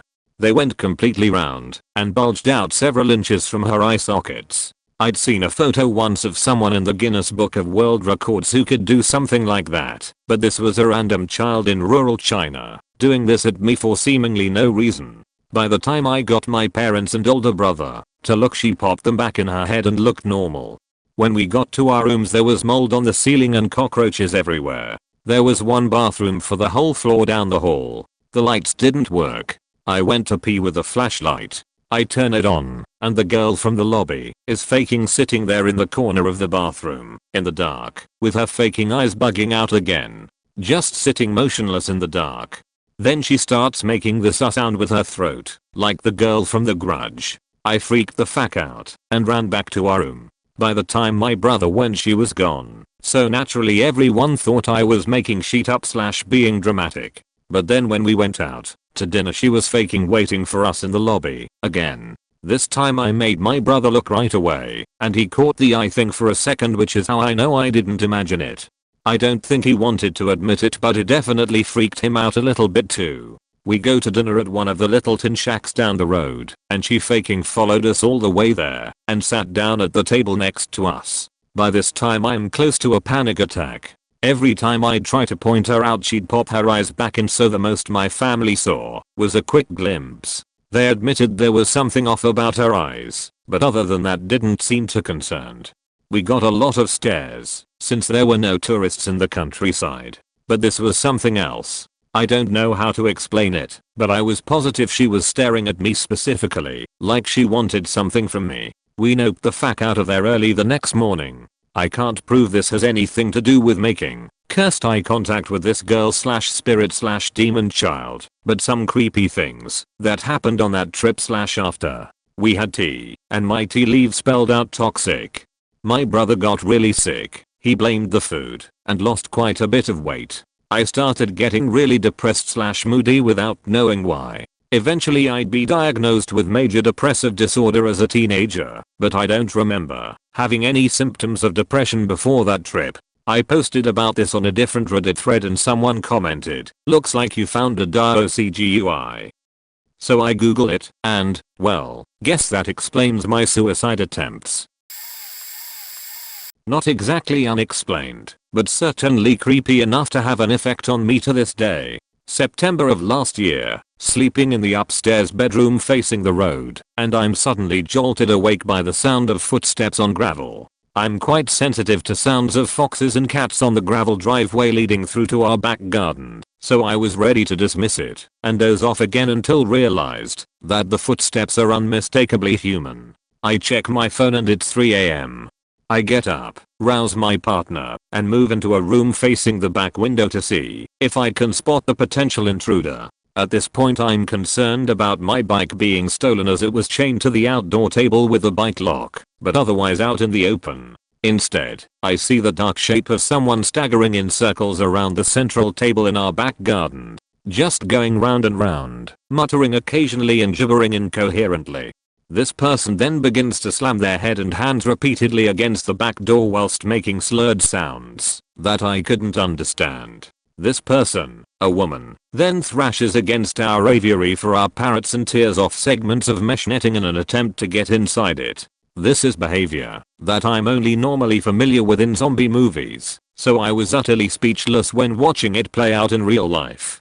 Turns out she was as pissed as a fatched. We called the police, who kindly escorted the woman off our premises. Turns out she lived on the other side of town. We have no idea why she decided to single out our house to traipse around in. So not exactly unexplained, but certainly creepy to me, and I consider myself fairly resilient to being creeped out. Having something like that happen in the vulnerable hours of the early morning really sent my head into a total tailspin. Not the scariest story, but a fairly creepy one around the time when everyone and their mother was playing Pokemon Go in 2016. One night I decided I wanted to go catch some Pokemon that was down the road from me. I decided to just keep walking around a little since I was already out. I left my house and started walking around to find it, and it was like the middle of the night, so it was dark out. This van or car or something started following me as I walked down the street. I got suspicious cause they made turns that seemed like they wouldn't have if they weren't following me, like even down alleyways and shit. So I decided to cut across the street and walk over to the storage shed area. I probably don't have to explain it, but storage sheds usually consist of like 3 or 4 rows. I like this. Each line is a wall of storage units, and they all end at the same line to drive around in and out. Kinda like almost a rectangle. When I saw they followed me to the storage units I was like fuck, they are actually following me. As they pulled into the units I decided to turn into the second line of units. They did the same thing. I started sprinting, and they just kept following. I saw their lights turn every direction I did, no matter how tight a space. As they got closer I dipped out of the units and sprinted to my house cutting through yards. I looked back one time after I started running for my house to see them pull out of the storage units and go the direction I started to. After that I didn't stop at all till I got back to my house. I was 16. Probably creepiest story of my life. I was very depressed a year ago. Tired all the time, hopeless, and numb. I had no more tears to cry and was done with life, but I was too much of a coward to end things. The love of my life ghosted me for another girl. He was my friend and my confidant. All my friendships ended. I felt that life was passing me by. Between college and my internship, I would sleep all day and eat fast food. I hated life, still do sometimes, and myself for not being enough for anyone or even myself. I would stare at myself in the mirror and hit myself and say ugly things about myself. I was isolated from everyone. One night every inch of emotion came back, and in tears I asked God why he hated me so much. Why can't I just be happy? Why am I not enough? PLS, just kill me. Why do you hate me, God? Because every time I took a step forward I would fall down 10 steps back. The next day, a Friday, after my classes had ended I took an Uber to my internship. Around 6 PM my internship ended, and it was time to order an Uber home. But no Ubers were available, so I tried a Diff app, but somehow my debit card was not working. So, I had no choice but to walk 30 minutes home, which isn't bad at all for me, but I was mentally exhausted back then. I took a shortcut through my college campus to feel safer. As I'm walking, slowly, I feel that someone is following me and is kind of trying catch up with my pace. So I moved to the side to let this person pass me. When I got a glimpse of this person, I could tell it was a very short Asian female, maybe 4 feet 10 over 11, and she was dressed like a little kid. She gets really close, I mean personal space, and smiles at me and tells me her name. I didn't want to talk to anyone. I was angry at life and didn't want to entertain anyone. but I told myself don't be a bitch. It's not her fault your life's a mess. So I put on a smile and introduced myself. Then she said, I just want to tell you that God loves you very much. Then we parted ways. I was blown by this. Just the night before I had asked the Almighty why he hated me so much, and now he was telling me that he loves me through what I believe to be a human angel. I tried to maintain myself, but I was overwhelmed by emotions. I got home and broke down like a baby. Maybe I'm not alone after all. I'm not a religious person, but I like to think there's more to life. My university is liberal, no a religious institution.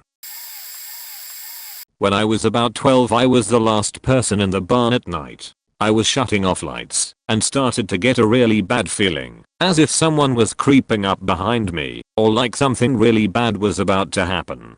It was mid-January, freezing cold and windy, and all the horses started freaking out more and more in their stalls. I tried to tell myself it was just because of the wind and how horses are notoriously antsy, but after a minute I couldn't ignore it anymore and hightailed it to my horse's stall. I went in just for him to comfort me and warm me up a bit before I walked home, but he pushed me to the back of the stall. Typically this is a very dangerous position to put yourself in, even with a horse you trust, but I just had this feeling that he was worried about something, and I inexplicably just let him push me. After a couple minutes of standing next to him in the near darkness with my heart absolutely pounding, I tried to go look and see if there was anything out there, but he didn't let me move. He swung his head around to block me and gently put his shoulder against me so that I couldn't move or see anything past him. After a while, I really have no idea how long it was, the other horses started to quiet down little by little, and he took a little step away so that he could nuzzle me the way he did when he just wanted treats or affection, and I realized he was going to let me leave. I was so scared when I finally left his stall that I sprinted the mile plus home in the dark. I fell a couple of times on the ice and just kept getting back up to run full tilt in my riding boots. I don't know what was going on that night, if there was a stranger in the barn, or if it was something else, but I really think he was trying to keep me hidden. The memory of the wind and deep fear that all the animals and I seem to have still makes me feel sick to my stomach. I hate to think what would have happened had I not gone and hidden in his stall. If you have a bad feeling, and so do the animals around you, listen to your gut and get the fuck out of that situation. I've had some strange experiences throughout my life, as we all have. Everyone gets truly creeped out by something at least once in their lives, but this one is the most memorable for me. The one that stands out as different from the others, more concrete. This is the only time I've ever seen something with my own eyes. This happened about 22 years ago. I was 8 years old. Me and my little brother lived with my father in North Alabama. My mother lived with her mom in Chickamauga, Georgia. We didn't really get to see my mom much due to issues my dad had with her. General irresponsibility on her part sometimes. Anyways, Chickamauga, Ga is where the first part of the Civil War was fought, resulting in the most significant Union defeat in Western theater. There is a large area of Chickamauga that is a park now. I mean, it's huge. Well, my grandma, my mom's mom, lived right on the edge of the battlefield area. We didn't really know this or comprehend this at the time because it was just common knowledge around the area. No one really talked about it. People would take their kids there to fly kites on the huge fields or to see a big tower you could climb up. Well, we had a party for my cousin at my grandma's house. It was specifically Christmas time because my grandma had her tree up in the living room. We were there for a visit and to spend the night. Everyone had a good time, and it started getting late, so my mom had pulled out the couch in the living room, and that was where me and my little brother were going to sleep. My cousin slept on the floor in front of the bed. I went to sleep and woke up in the middle of the night feeling strange. I couldn't move. Well, if I could move, I was too scared to move. I remember that. The Christmas tree was gone, and in its place stood a ruddy, rugged-looking old-timey soldier with his long gun at his side in a military-like position. He was just staring straight ahead. His attire also looked old. Those were my thoughts as an 8-year-old. He didn't move, and I also didn't move. The thing is, I don't remember what happened. I don't remember if it went away, or if I fell back asleep. but I remember I turned over and my little brother's head was a dog's head in the bed beside me. Like straight up looked exactly like a dog's head. That was the strangest experience of my entire life. I have no idea what happened that night. One thing I do remember, as I have been trying to debunk this in my mind, is that we had been blowing up balloons earlier in the evening for my cousin's party. I could have just blew up too many and got dizzy, and it caused me to have weird dreams or something, but I don't know. It was so weird. When I was 12 I traveled to England for 3 weeks with a group called People to People. During the last week there we were back in London at some hotel that I vaguely remember still having fire escapes on the outside windows of the rooms. Around bedtime the chaperones would make sure we were in our rooms, then put tape on the outside of the doors. This was their way of seeing if we had snuck out at any point. Me and my roommate that night, Ryan, go to sleep as normal after room check. Then I wake up in the middle of the night. It's dark, but I'm naked now, which wouldn't be alarming typically, because I've been known to undress while sleepwalking. Somewhere deep down in me though was scared, dreadfully scared, like my life was in danger, so I ran. I ran through the hall, completely naked, and without looking at the room number somehow knew I was on the wrong floor of the hotel. I take the elevator to my floor, find my room, and the tape is still on my door. Ryan answers and is very confused. He doesn't know how I got out of the room and neither do I. I put my PJs on and go to sleep. I thought it was a dream. I woke up with a different shirt on though. The first thing out of Ryan's mouth was, "How did you get out of the room last night?" He tried to tell some more of the kids at breakfast what had happened, and a few said it was impossible. I did not want to pursue telling anyone about it, so I told Ryan to let it go. He seemed irritated by that. I still have no idea exactly how I got out of my room, or whose room I woke up in. The only person who would know anything is Ryan. But there was no social media in 2005 and now I've forgotten his last name. Still facts with me daily, 15 years later. My story is not as paranormal, but it is still burned into my memory, and I cannot explain the unbridled instinct that overtook my body. Well, story goes like this. I was a small 12-year-old girl who did not have many friends, and the little that I did kinda use me as a doormat. Well, I was always desperate to be invited to hang out. Even so, one day a girl we will call Jamie invited for a sleepover at her house.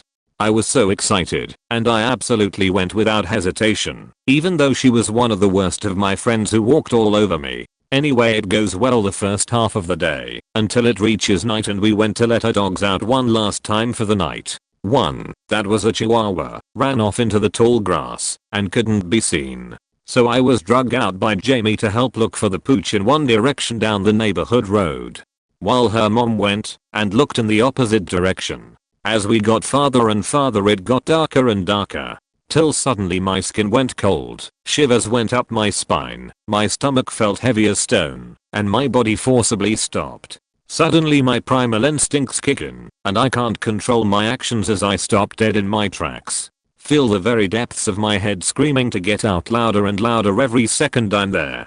I speak up and tell Jamie we need to head back, but she tries her normal bossy ways. Suddenly I scream and begin sobbing uncontrollably as a wave of emotions overtake me. I throw such a scene she rushes me back to her home, and we go to bed. I come to find out later that there is a well-known pedophile in her neighborhood near where we were to. I will never forget the pure unbridled instinct to flee in my life, and I do know that, if not for that uncontrollable moment, neither of us may not be alive today. Kinda late to the party, but oh well. About 4 years ago I worked for the conservation department of a nearby town. My job was invasive plant removal and trail management. I was often in the woods by myself as I knew what plants to look for, and was experienced with trail maintenance. I would work from 7 am 3:30 pm Monday to Thursday, so it's not like I was in the woods at night and there were normally people around as I worked. One day during late August, I was walking down a trail pretty far into the woods. I had hedge trimmers with me, which are pretty solid, and worked in a pretty rich town, so, being a small female, I wasn't too worried about being alone. It was getting to be the end of the day, so I was just walking down the path, not actually working. I hadn't seen or heard anyone else in quite some time. Up ahead there was a bend in the path and there was a large shrub blocking my sight from the rest of the path. I got about 20 feet from the bush when the hair rose up on the back of my neck and I broke out in a cold sweat. I trust my instincts. I've had a traumatic experience in the past from not trusting them, so now when I don't feel safe, I believe myself. I dropped the hedge trimmers and sprinted back to my truck. It should have taken me at least 20 minutes to get back and it only took me 10. I had briefly heard something running behind me at the beginning, but didn't turn around to look. I sped back to town hall and then went home without talking to anyone. Next day my boss tells me that I'm not going out on the trails alone anymore. A person jogging later the day before had found 6 mutilated cats on the path right behind the shrub. Edit. Spelling. When I was small, my mother woke up in the middle of the night for water and found me poking and grasping at the front door. Not the handle, the door itself. She asked me what I was doing, and according to her I told her that the door was covered in a white mist/fog substance, and every time my hand came near it, it disappeared. Problem is I don't remember any of this. I remember that house and I wasn't exactly a toddler when this happened either. I do, however, remember always thinking that the place was cursed. The whole place just felt off, but I tried not to think about it. In fact, here are some other weird things that happened there. My dad once went into the crawl space of the house and nearly fell into a hole which he said was big enough to drive a bakkie, what Americans call a pickup truck, into it. It was also the place where I nearly died from a severe allergic reaction to cheese.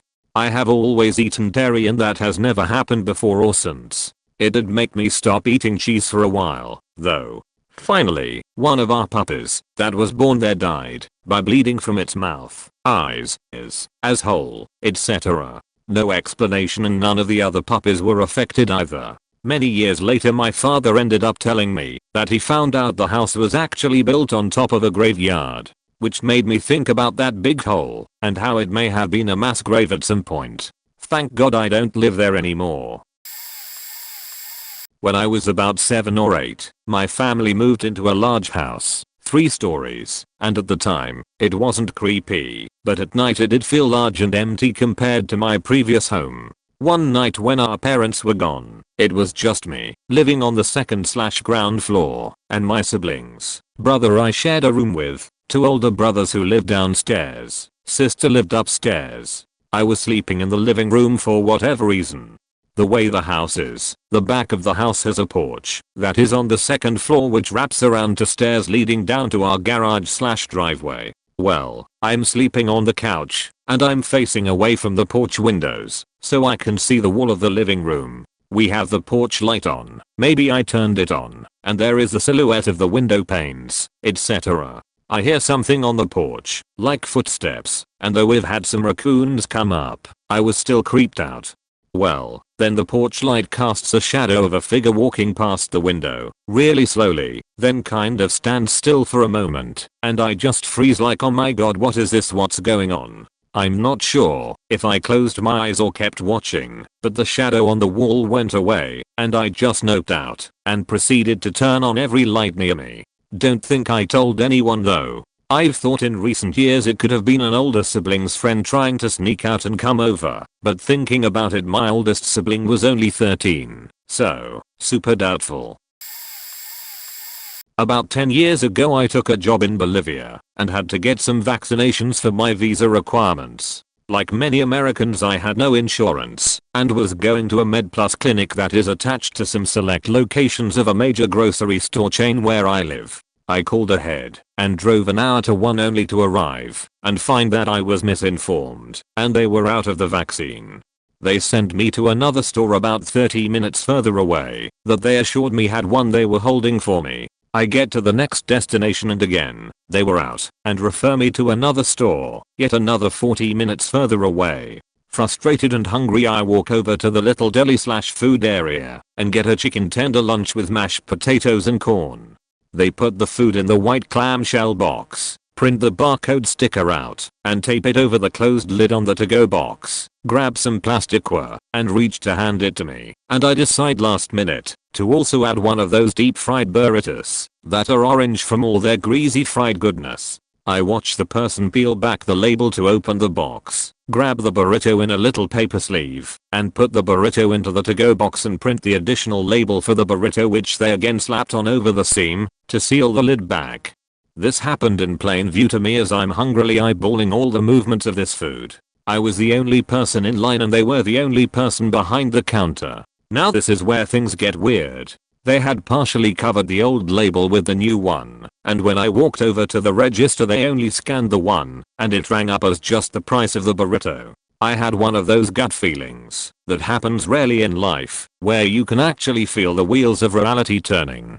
It was palpable. I was very aware that the price was wrong, and I viscerally felt like my moral compass was being tested, and I chose to let it ride, and only paid like $1.99 instead of what should have been about $12, because after all this grocery chain had already wasted about 2 hours of my time, and who really cares about $10, so why not? Thing is, it just felt wrong. I can't explain it any more than that.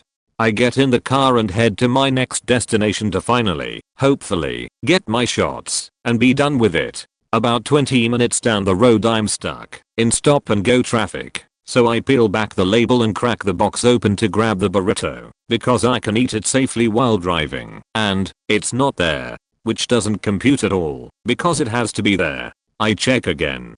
Definitely don't see it. I pour around in the tenders.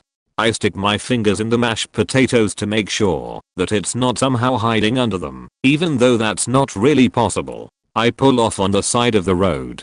I look on the floor, under the seat. I open the box flat on the seat like a book and proceed to shuffle the entire contents of tenders, corn and mashed potatoes from one side to the other. There's no burrito. I call the deli counter. She remembers me and vaguely recalls what I ordered and assures me that nothing was left behind. Mostly she is confused more than anything as to why I'm asking if somehow she didn't put it in the box or if they found a burrito laying around somewhere because it escaped. It was just gone. So basically I just sat there on the side of the road, hands covered in mashed potatoes, eating my chicken tenders, musing over the nature of reality, trying to reconcile the two divergent empirical truths I was experiencing. Just sat in total silence for about 10 minutes. Then I wiped off my hands, buckled up again and drove on. Edit, put pretty spaces in the wall of text. This happened in 2008, shortly after my 17th birthday. My dad and I were best friends. We supported each other through a lot, and we just emotionally understood each other. He used to tell me, I can read your face and body language like a book. You can't hide secrets from me. And he was right. He always knew when I was upset, even if I put on my best thespian act. We used to talk about everything, from science to religion. He was a devout Christian. I told him one day, when you get to heaven, you'll have to let me know if it's there or not. He laughed and said he'd make it rain on Tucson for a straight week. A week after my 17th birthday, he suffered a massive heart attack and passed away. I still tear up, over a decade later. I miss him so much. The night before he passed away, my brother, father, and I piled into the car to go see a Friday night movie. My dad had tossed me the keys to practice my driving more, so I obliged and pulled out of the driveway and made my way towards the stop sign exiting our neighborhood. At the stop sign he said, "You know what? I'm not feeling very well. Can you take me home and you two can go see the movie?" To this day, I can't rationalize why I said these words. "Do you want me to take you to the hospital?" He said no. And turning the car around when the pit of my stomach knew something was wrong is one of my biggest regrets. As he walked inside, I called out, "Drink some water. I love you." So, at least I keep in my heart the last words we ever said to each other was that we lived each other. He passed away 12 hours later. He had been feeling the start of the attack. The story continues. The next night, after we spent all day in the hospital with his body, stroking his hair, and telling him we loved him and such, we were all emotionally drained. My mother, parents were divorced, drove from California that day to Arizona to be with us, and got a hotel room. My brother and mother had fallen asleep. I could hear their rhythmic breathing. I was sharing a bed with my mom, and there was maybe a foot gap between the hotel bed and the wall that separated me from the bathroom. I was replaying the events of the last 24 hours over and over in my head. What could I have done differently? How did I know something was wrong? Why didn't I just drive him to the hospital like my gut told me to? As I asked myself these questions, the room suddenly filled up. All available floor space was taken by a person, standing. But they were all black shadows, no features. I wasn't afraid of them though. They felt familiar. Then, I smelled it. His Sunday church cologne, only used to approach God's house. Now, I'm not religious like he was, but I respected his religious beliefs. Then I felt the warmth in that little foot space between me and the wall. I looked over, and I saw another outline, but this one was red. I'll never forget that red. It was the purest red I've ever seen. It smelled like him. It felt like him. It was familiar. So, I whispered to not wake my mother and brother. I love you too, Dad. I'll be okay. Go with them. I felt what felt like a forehead kiss, and then the room was empty again, just as quickly as it filled. Whole event lasted a few seconds. The rest of the week, you can look it up on weather sites. It rained in Tucson for a solid week. But, the story still doesn't end there. Fast forward to his funeral. Now, I want to give a quick history lesson as this is important. In ancient Greece, when someone died, they would place coins on the deceased's eyelids to pay for their transport across the river Styx. My father and I had many conversations about Greek mythology, and now I'm a Hellenic pagan. Service is over. We placed his ashes in the ground and buried them in the cemetery. Then the family sat in a circle and shared their favorite memories of him. My uncle gave a wacky childhood story. My step-siblings said how they had both recently found two stacked pennies in weird locations right in front of them. Like my stepsis worked at a vet's office as a receptionist and she looked away and looked back and they were just there. I admit, I was jealous at the time. I talked about the thing I already missed, the jingle of his keys that he hung on a carabiner off one of his belt loops. Every day he came home from work, I heard his keys first, and I would get up and greet him with a hug and ask about his day and I'd tell him about school. Sometimes he'd help with homework, or we'd make dinner together. I still carry my keys on a carabiner because of him. When everyone was packing up, I laid on the ground next to his temporary tombstone and just, I don't know, pondered on life and death, memories of my dad. Mostly, what I think I was doing was feeling pain and letting it seep into the ground. Finally my brother came over to me, gently rubbed my back, and said it was time to go. He left me to collect myself, and as I started to push myself up, I looked down, and right under where my head had been were two stacked pennies. They weren't there when I laid down. So I left them there, next to his tombstone, just in case he needed them. There are more stories. My father has continued to visit me every so often, mostly in the middle of the night. It wakes me up by starting with his cologne. I do not buy it, keep it near me, nor have anything with the scent. I don't because it hurts and reminds me too much of him. Then a corner of the room darkens, and I feel like I'm not alone. Sometimes it's scary and unsettling, until I smell it. I then talk to him, tell him what is going on. Then the darkness suddenly will dissipate, and the smell will vanish, and I'll feel alone again. A lot of this is unexplained, especially if you don't believe in the afterlife. A lot of it scared me for a long time, and I still can't explain the question I asked him. I can't explain his cologne coming and going within minutes in the middle of the night, and I can't explain the pennies and how they got there so quickly. And yeah, this is the story of my dad, Tracy, the man who made it rain in Tucson for a week in 2008. A few TBH, this is the backquote creepiest and a bit messed up, but it's like the universal line to keep me safe. I was living with my recent ex and his best friend. Bad time in my life. They went out clubbing to a town a good 10 over 15 mile away. They came back in the morning with a random stranger they met, and a sex worker. Ed slept on the sofa that night, and I woke up to said random stranger, male, poking his head round the door and saying hello to me.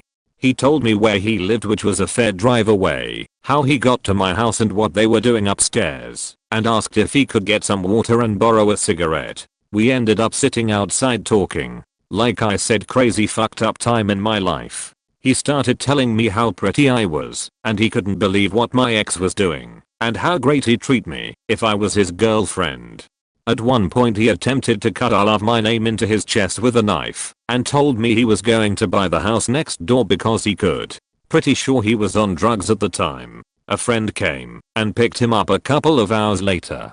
Fast forward 6 months, I was now homeless and sofa surfing. It was around 1 AM. Me and a friend I was sofa surfing with decided to make the short walk to the 24 hours to get some cigarettes.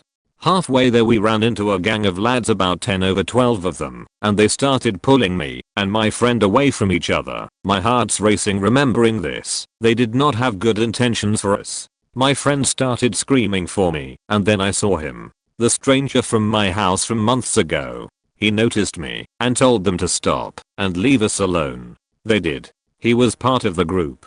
I don't know how, my guess is he was related or knew someone from there. We ended up making it through that morning safe, and I never seen him again. I don't know what might have happened to us if I hadn't met him that morning at my house, or if my ex met someone different and brought them home, if I didn't have any cigarettes to lend him that got us talking, if he decided to stay home that day, if any small thing was different that day. Me and my friend at the worst may not have been here today, and at the least be traumatized from what they planned to do to us. I felt like the most luckiest girl alive.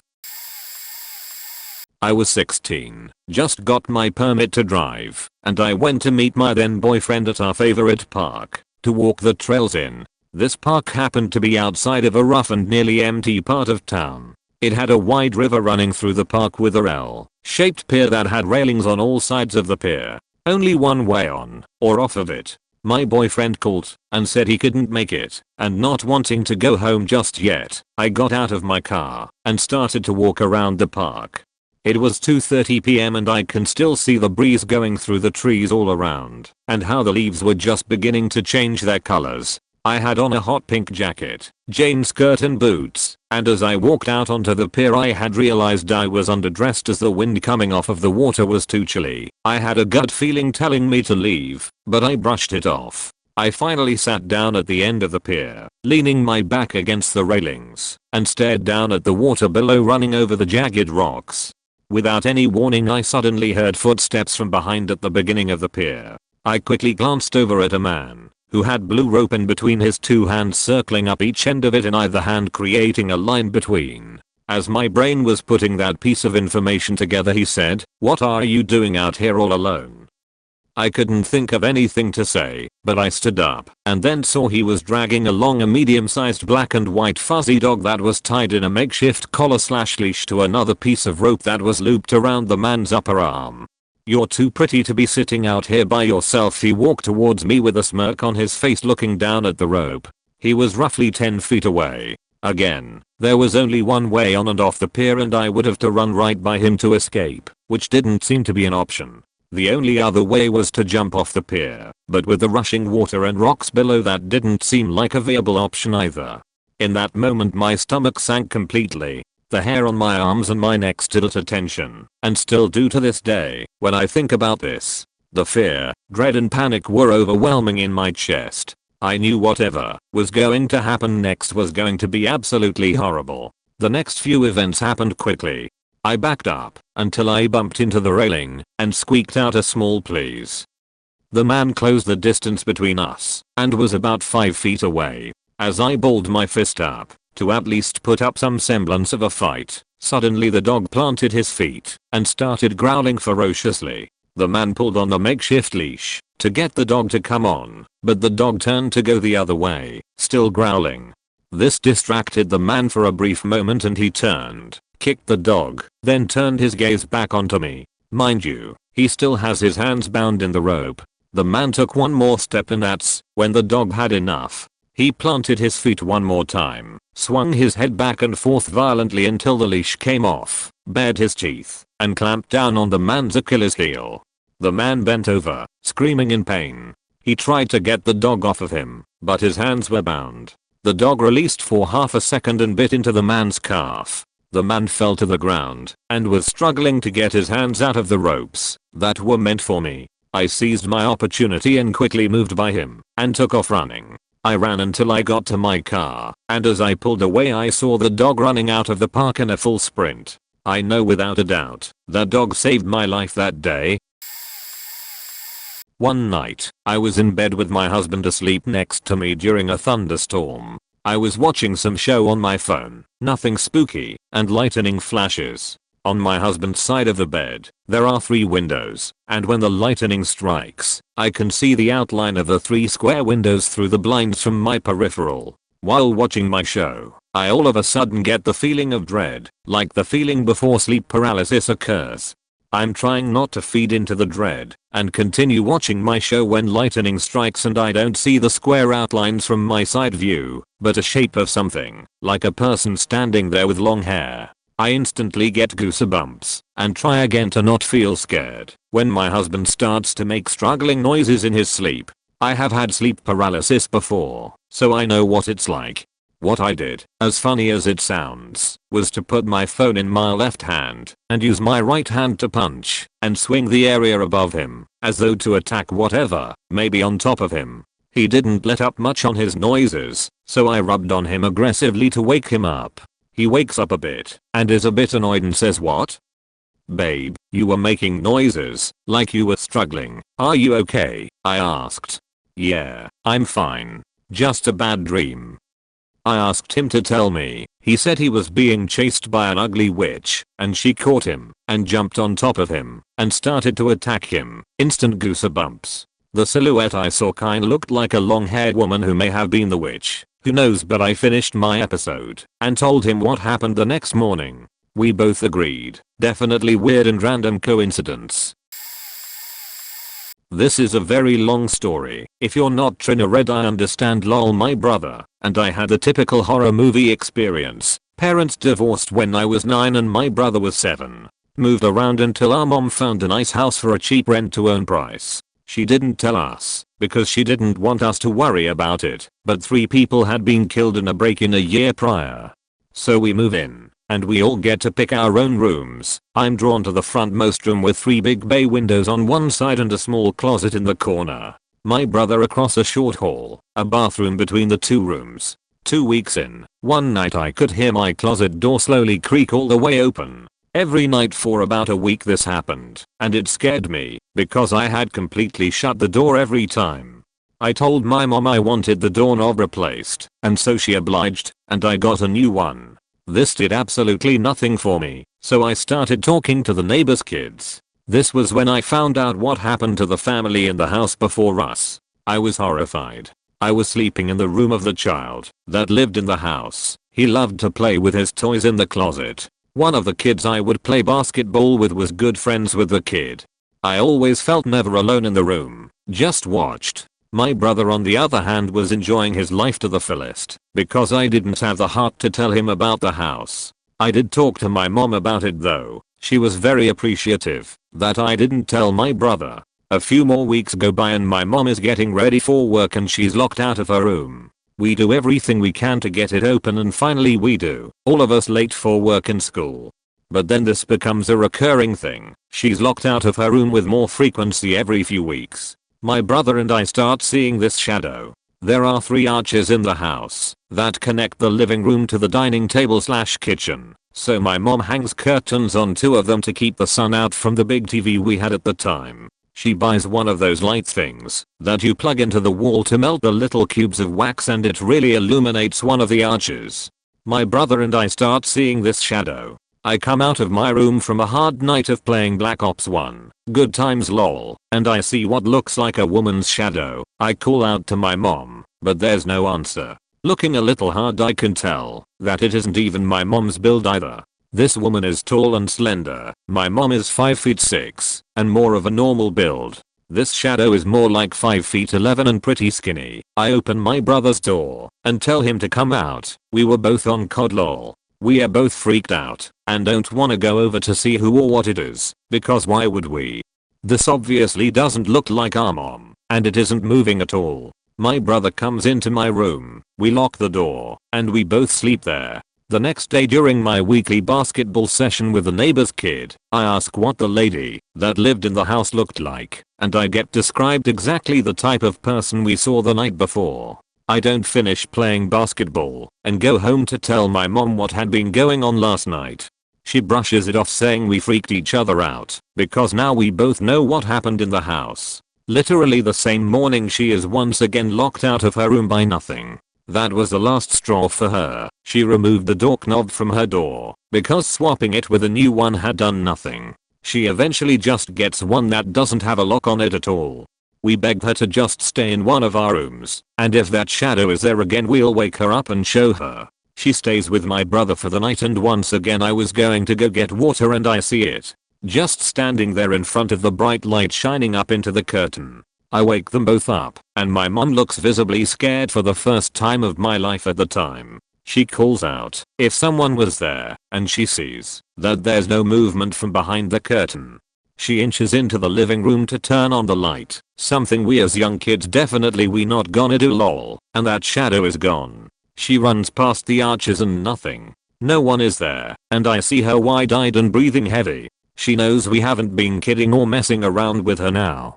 Alright, so there's quite a bit more to this story with other people involved. But this is already long enough. If anyone actually reads this and wants me to keep going I will. Sorry for the lack of formatting, I don't really do this Reddit thing, and I'm on mobile.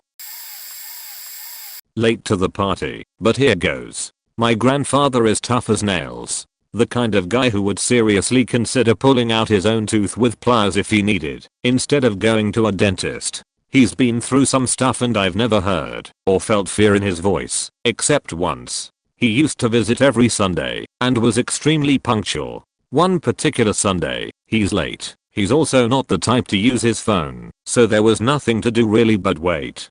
Finally, we notice his car come round the corner, slowly grind to a halt in front of the house, and he shakily gets out of the car. He walks up our stairs, but there is clearly something off. We greet him as we normally do, and he momentarily snaps back to his normal self. I'm not sure if it was him faking normalcy, or if he was desperate and relieved to return to some sense of safety in our home.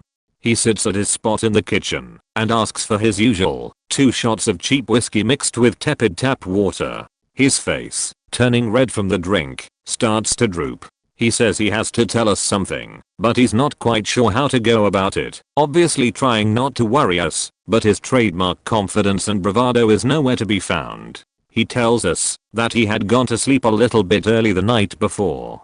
He got cozy in bed and quickly drifted off. It was not unusual for him to wake up to use the bathroom in the middle of the night. He says how at some point during the night, he feels the urgency to wake up. He's asleep in the middle of a king-size bed, and he's facing the left. As he turns to his right, he freezes. At this point, he pauses, almost rethinking his decision to tell us what happened. When he finally continues, he tells us to his right, leaning into his face, was a figure. He described it as large, dominant, hunched over, with its face staring into his. Although it was close, he said he couldn't make out any facial features. We thought it could be a shadow or sleep paralysis, but he carries on to describe it in further detail. It was wearing a huge, oversized traditional dress and a wide-brimmed hat. When he said he felt that it had bad intentions, a shiver went down my spine. Having balls the size of coconuts, my grandfather did the one thing I would never do in a similar situation. He gave it his back. In an attempt to reset, and still thinking it might be a dream, he turned back to his left and started to pray. After about 5 minutes, he turned back to his right, and it was still there. At this point, while telling us the story, he couldn't even look us in the eye. Desperately, he said, he reached for the rosary beads on his bedside table and said that it instantly vanished. This story stayed with me for years. Many nights, after closing my eyes, I would expect to open them and find this same figure. But it never happened. He even returned back home and slept in the same bed that night. Years passed and we never talked about it again until a year or 2 ago he got married and his wife moved in for a couple of years. For some reason, they slept in separate rooms the first night. First thing in the morning, his wife asks what he was doing standing by her bedside last night, or what if he found what he was looking for. Needless to say, he hadn't got up all night. TLDR, grandfather woke up one night to find figure standing by his bed, leaning into his face. having balls of actual titanium. He turns away from it hoping it would disappear and didn't. Eventually he says rosary beads worked, and now I never want to step foot in his room again. For me, it was waking up in the middle of the night, completely overwhelmed with the terror of someone watching me. And I'll be damned, somebody was watching me. I don't know how, I just knew, but I did. I was overwhelmed with fear, but I just laid there in my bed, letting the stranger in my room stare at me. I wasn't sure at first, until I heard such a quiet, but deep throat clear from across the room. I have no clue what they were doing. I didn't know if they were casing my room or just watching my girlfriend and I sleep. Whether they had a gun trained on us, or if they were getting off and watching us like some sick freak. My mind was racing. I didn't know what to do. I'll forever be thankful for my dad.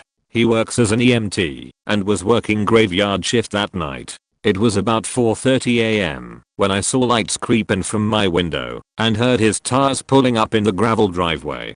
The very second my father pulled up, I heard the person take off out of my room. First slamming my bedroom door, then slamming the patio door right outside of my room. Come to find out, it was my neighbor. She had snuck in, unarmed, as far as they know, completely high off her ass on crystal. She admitted that she planned on faking stabbing my girlfriend and I with her dirty heroin needles. We ended up moving, while she served a fairly lengthy jail sentence. I haven't been able to sleep right ever since. Hell, I constantly pissed the bed for weeks after it happened. I don't even want to know what sorry state I would be in if it wasn't for my loving, caring girlfriend.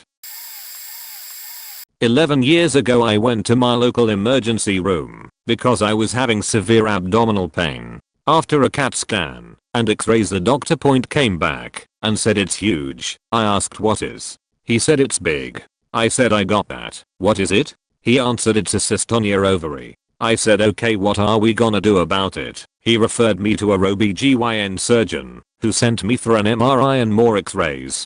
And I had never had a stitch in my life at 45 years old. No children. Started menopause at age 30 and my periods were very painful every month. So he explained the cyst on my ovary and they would cut me from my breastbone all the way down and remove just the ovary. I asked if they could just give me a hysterectomy, being that I couldn't bear children and having severe pain every month etc.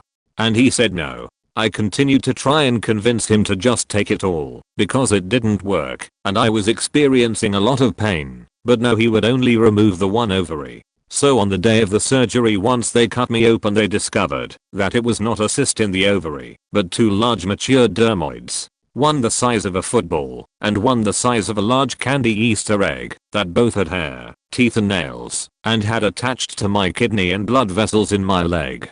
None of the tests showed these. So I was a triplet in embryo. So they immediately closed me back up, because they were not able to handle such a complicated procedure. This is also when I learned that you can't get true results from any kind of scans or x-rays. So I'm now published in textbooks at Johns Hopkins School of Medicine. I also had vulva cancer that was discovered once they removed the dermoids. I was diagnosed with breast cancer 2 years later, and anal cancer 2 years after that, then throat and vocal cord cancer in 2019. I come from a large family with no history of cancer. The last 3 cancers were misdiagnosed. Lucky that I did not accept the findings and persuaded more tests etc. So I'm officially weird and strange. Around 2007, 5 of us drove up this old dirt road. It's well known in the area, just outside of town, but takes about 45 minutes to drive down it. It's not maintained at all. We spent a lot of time on that road wandering the woods around it. This day, we drove about 30 minutes in and stopped. 3 of the guys in the car with us were gonna smoke a bowl. We were all like 17, but myself and another guy weren't into pot. The other guy especially. He got out of the car and started walking back towards town. Feeling bad, the driver wanted to at least drive him back to town. He refused to get in the car. He's a pretty stubborn person. Well, eventually, it turned into us all joking and being assholes. We are slowly driving next to him. He's messing around. The road was raised a bit from the tree line, which was about 20 feet from the road. The walking friend jumped down off the road and went to run into the woods, then came to a complete stop. That's when we all noticed a man standing there just in the tree line staring at us. It was weird.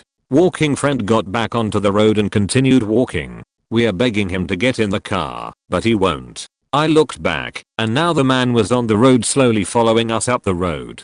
Friend wouldn't get back into the car, and we are still quite a distance from town. Another friend got out, to walk with him at least. We drove slowly with him, old man still following along. Keep in mind there is nothing on this road. Nothing. This dude was just standing there in the tree line. Very strange. Eventually, another man emerged from the woods and started following. They followed us right up until the main road was visible and other cars could be seen. Then they retreated back into the woods. When I was young, the local park backed onto our fields where my family kept horses. Me and a friend were walking to said park when in front of us an old looking farmer stepped out from behind a tree with his dog by his side. Me and my friend immediately stopped in our tracks as we saw he had a shotgun in his hand, which he aimed into the sky and fired while screaming, "Get off my land." His dog chased us, teeth bare, until we reached the next field, when we turned around, and the dog and the man had gone. We both ran back to my house as fast as we could, and of course my parents didn't believe us. They had heard not gunshot and thought it was just kids being kids. This ended up happening to me twice more during my childhood, when I was my own, until I was too scared and never took the field shortcut to the park again. Fast forward to a few years ago, and I'm in my 20s, and in my head the above encounter was something I dreamt about, or an overactive kid's imagination. Then one day, while procrastinating on social media, I stumble across someone's post of very old photos they had found in their house, which is in the village and grew up in. While scrolling through, my heart drops as I see a black and white photo of an old farmer with his dog holding a gun. I recognize the face immediately. It was the man I'd seen as a kid. The dog the same, the clothes the same. I messaged my mum, and she had no recollection of me and my friend ever coming in upset about an old farmer, and insisted she would remember an event like that. So I sent a Facebook message to my old friend, who I hadn't spoke to in years, asking if he remembered the farmer with the shotgun. He messaged back almost immediately, "You mean that was real?" I thought I dreamt that. After reaching out to the old woman who had posted the photos, it turned out the man in the picture was an old farmer who used to own the land I had grown up on, and he would regularly chase the woman and her friends of his land with his dog because they were spooking his cattle. The last time they ever did it, he shot in the air to spook them because he had had enough. The bloke had died long before I was ever born. My parents still insist I made it all up, but I'm 100% sure I saw that guy's ghost still protecting his land. On the plus side, I reconnected with an old lost friend. Taking everyone back to 2009. I was in high school, 10th grade, I believe 15 years old. I was babysitting my two younger brothers, 9 and 4 years old, on a Friday night. My mom and stepdad went to a local bar about 15 minutes away. We lived in a small township outside of the city in a very quiet neighborhood. To be honest, I don't remember the exact time, but it was after 10 p.m. Us three were sitting in our living room when the television started going through channels randomly. I specifically remember sitting on the couch looking at the remote across the room, placed on our recliner. I went over and grabbed the remote, but the television was not responding to my inputs. I then went to the TV and powered it off, taking a few steps back and wondering what the hell that was all about. My one brother asked me what happened, and I didn't know what to say. I sat back down on the couch and held the remote in my hand, giving the TV enough time to reboot. I don't know, I was young and thought it would work. A few minutes pass, and I heard the screest noise I have ever heard in my life. This cackling sound erupted in my living room. I remember jumping and looking around the room trying to pinpoint this eerie noise. My youngest brother started immediately crying, which prompted my other brother to grab him and pick him up. As the laughing continued, I pushed my brothers up the stairs, and we all ran into my bedroom. As we ran in, I turned around to push my dresser in front of the door, which ended up failing miserably, and the entire dresser came crashing down. In the moment I didn't care, because I felt safer with the dresser now against the door. The laughing continued for 5 more minutes, and I remember both my brothers were crying now, and my eyes watered. I held onto my little league baseball bat, staring at the door as the laughing continued. I called my father and begged him to come to my house. I wish I would've called 911, but I didn't, and I'm not sure why. My father is a police officer and I guess I just assumed he could get here quicker, and I felt safe with him. My dad showed up and searched around the house, found nothing. The laughing was gone, and I felt like an idiot trying to explain what had happened. I could tell he didn't believe me or my brothers. My mom and stepdad showed up not too long after and also gave us the "you need some sleep" look. To this day I have never heard a sound like that, the constant laughing.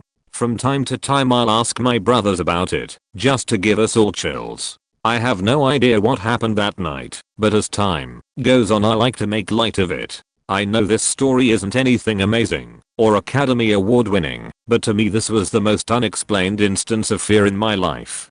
Deep down I'll always remember the urgent fear and panic caused by pure laughter. I went to school in a very big school with an awesome scholarship and a lot of out-of-state recruiting. I made a group of good friends and became close very quickly. Since we were all on scholarship, we often joked about selling foot pics to men online for cash. One night, we actually did it, and we had one guy take the bait, and he sent money to our PayPal account, which had no identifying details. Believe me, we checked. Well, after this successful endeavor, he didn't stop contacting us, but it was no big deal. He had none of our personal information aside from a Google Voice number, which we promptly deactivated. Fast forward a couple weeks, and several of us get a text claiming to be this guy, complete with all of our actual first names as well as the room number of the dorm we hung out in most. We freaked out a bit and blocked the number, but this person kept texting from a different number every time. We were very put off by this, but after a night of playing Smash Brothers, paranoid with the doors locked, we put it behind us, and the texts stopped coming. Fast forward another couple weeks, and we're in the upper bowl seating of a 100,000 plus occupant football stadium, just having a good time, when one of us, the girl who was the willing donor of the feet pics used in the first place, gets a text from the guy, which contained the exact section number of where we were sitting. Needless to say, we were sufficiently spooked, and finally reported this activity to the police, and we never had a problem again. His will get buried, but the time a friend and I were sitting out in my backyard, smoking cigs, drinking coffee and literally just chilling. Our chairs faced a main road through the city, and we'd just watch cars because Midwest boredom. It's 4 AM and faking boom. Sounds like a light pole has fallen or something has crashed. Naturally, we go check it out beyond the tree, to see more of the road that led to business parking lots and whatnot. Now at 4 in the morning, we hear this insane faking sound. We find nothing. But we do find two small tiny old Russian women. I asked because I liked their accent. And they were using walkers, wearing typical old lady chic, walking down this busy faking road that was somehow dead for miles at this time. How? I dunno. Listening to them overly explain why they were out walking to get their medication at CVS. How they do this every morning and always have. We asked if they heard anything. They said no, not at all. Shady. However, they had not always gotten their meds at 4 AM on First Avenue. We had been out there with not sheets to do, and I grew up on the block. We would have seen them and known in the 15 plus years in that house. Anyway, I swear, we turn away, walk back across the streets and then they're gone. Just gone. I don't know. I don't care to know, but it was faking weird. No one will see this or care, but I finally had a place to share it, lol. Paranormal / strange experience from when I was 8 to 10. I lived in a safe town, so when I was young I could freely go out and play all day, as long as I came home by dark, or by the time the street lights came on. It was summer, so it was probably close to 9 PM when I came home. Anyways, I left in the morning to hang out with a few friends at a park on the north side of town. Rode our bikes, got candy at Cass's, a gas station popular in the Midwest, just hung out and nothing exciting.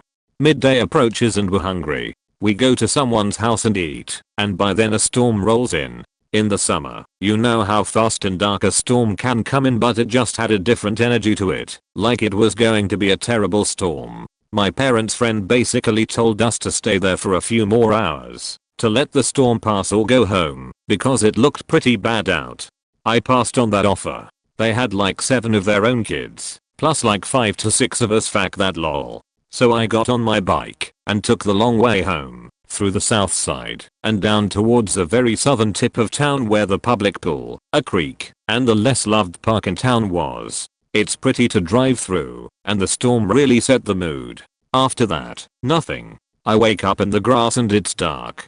It's raining like hell, wind whipping hard as shit. I'm soaked and freezing, so cold I can barely stand up, and grab my bike that was next to me. I wasn't cut up, like I had fallen off, and banged my head. I feel totally fine besides the bone chill I had going on. My bike is fine, just wet. My shoes weren't even dirty. All my clothes were intact and just wet, not even muddy considering I was lying in the grass. After the shock, I got up and went home, get pelted by cold as rain and tiny bits of hail. How I didn't wake up from the storm really scares me the most, because it was a crazy thunderstorm, just intensely loud the entire way home. The park was a 5-minute ride from my house, and when I got home it was almost 9. I left my friend's house at like 1 to 2 in the afternoon. This didn't happen to me, it happened to my then 21-year-old son, but it's definitely the craziest, scariest thing I've ever heard. My son was a Marine stationed in the Middle East. They happened to be doing an exercise in Jordan with the Jordanian army, and were camping out in the middle of the desert. One night, my son was on guard duty with another Marine, and near the end of his shift was sent back to camp to wake up the 2 guys whose turn it was. On the way back, which was about a mile, he started seeing black shadows out of his peripheral view, darting back and forth. Then he heard loud whispering in a language he couldn't understand. In the distance was a mountain range which was in an unpopulated area, out in the middle of the desert. There are no cars or trucks or other vehicles. The only population nearby was a Bedouin tribe, but they didn't use motor vehicles, they traveled by camel. So that's why my son was really shocked to see lights in the distance. His logical mind tried to tell him it was cars and trucks, but he knew that couldn't be the case. The lights were also traveling in directions like straight up or straight down that a car couldn't do. Meanwhile, the dark shadows and whispers got worse. When he arrived at camp, he was absolutely fear-stricken. He woke the guys, then went to bed. The next morning, he asked the rest of the guys who'd had duty the night before if they'd seen or heard any of this stuff. They all had experienced it, the voices, the shadows, and the lights. They were all terrified. So my son decided to make a Ouija board out of cardboard and they asked it questions.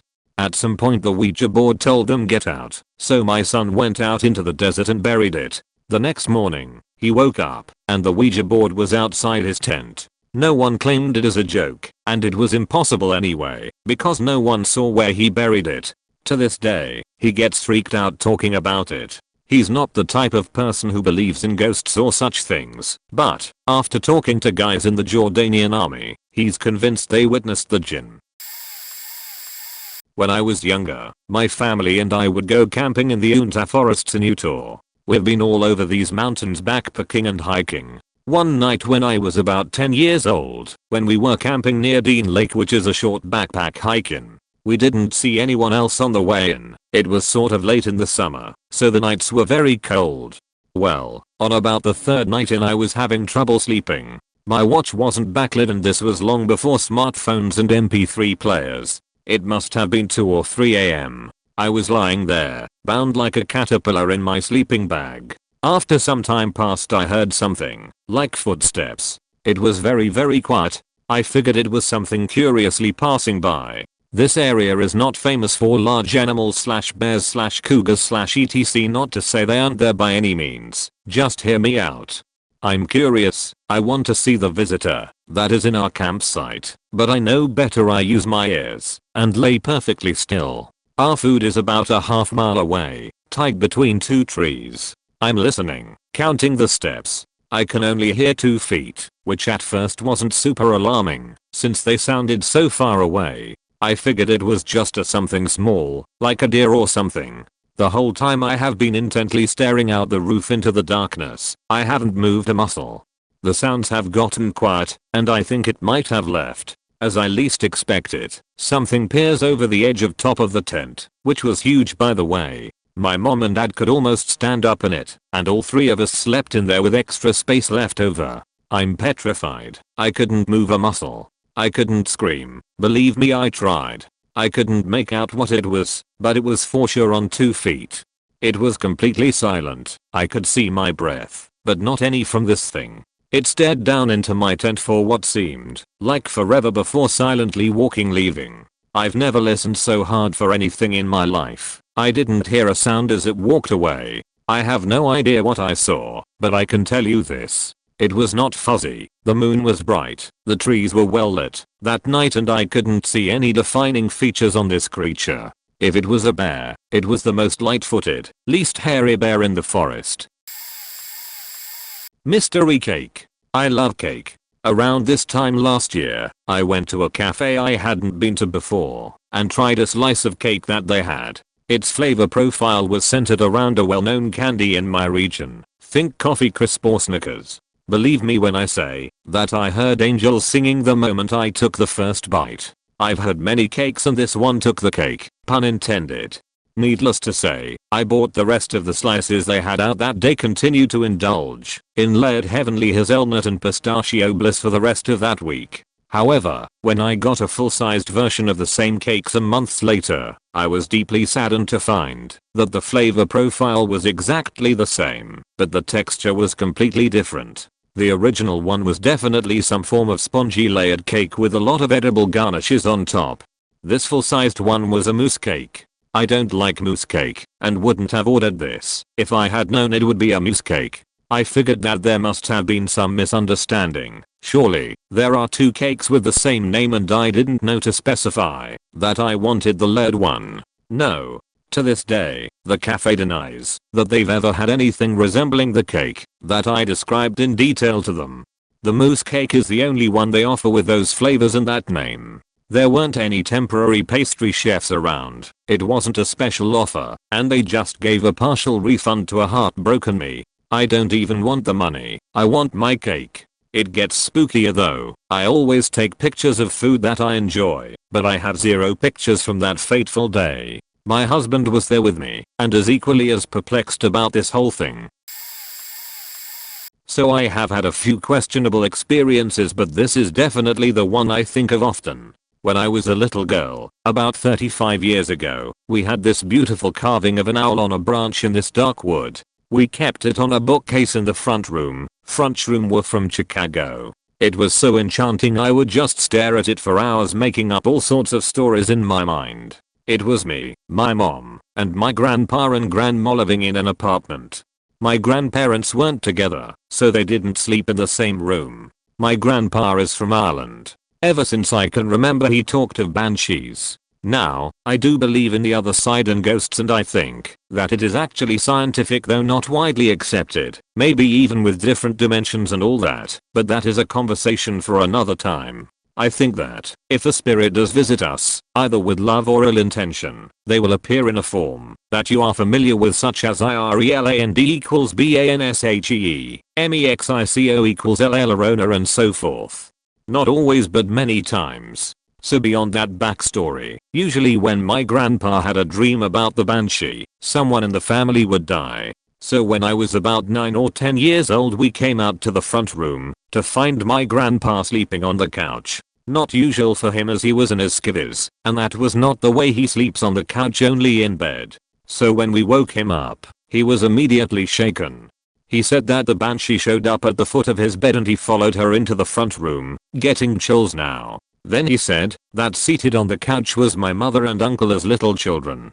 Then the banshee pointed at my uncle and screeched. My grandpa said that he grabbed the wooden owl and hit at the banshee. She disappeared and he really didn't remember anything after that. So, not even a month later, my uncle, who was in his early 20s, had a major schizophrenic breakdown. We got through it as a family. It was devastating, but it also showed us that the banshee could deliver other bad news beyond death. One of the weirdest and most concrete things in that story is that I never saw that beautiful owl carving again. It was just gone. Just missing. I still miss that beautiful carving. Thank you for reading my story, and thank you for everyone else that has posted. I find this stuff fascinating. This must have happened in 2002. It was around 10 PM on a weeknight in the San Fernando Valley. My buddy Scott and I had just got done watching Jackass, the movie, and he was driving me back to my place in Lake Balboa. We were headed northbound on Balboa Boulevard, getting ready to make a right onto Victory when we stopped. A dark figure across the street entered the crosswalk closest to us walking southbound. He was a little more than halfway across when the light turned red for us. We were waiting for him to finish crossing so we could turn when all of a sudden a dark SUV came barreling across the intersection, and like that, the guy was gone in a puff of smoke. The SUV kept going. This isn't a ghost story. That is just how my mind chose to view reality at that moment. Scott said, "Holy shit, did you just see that?" I said, "No, see what?" At this time, I'm thinking I'm seeing some sort of prank that I would have seen on Jackass, but my mind then comes back to reality and I say, yeah, holy shit. We pull around the corner. There is a body in the street. We make a U-turn and park on the street in front of the mini mall. There wasn't much traffic. Almost none from what I remember. It just so happened that our other buddy, Thomas, lived in the apartment building next door to the mini mall.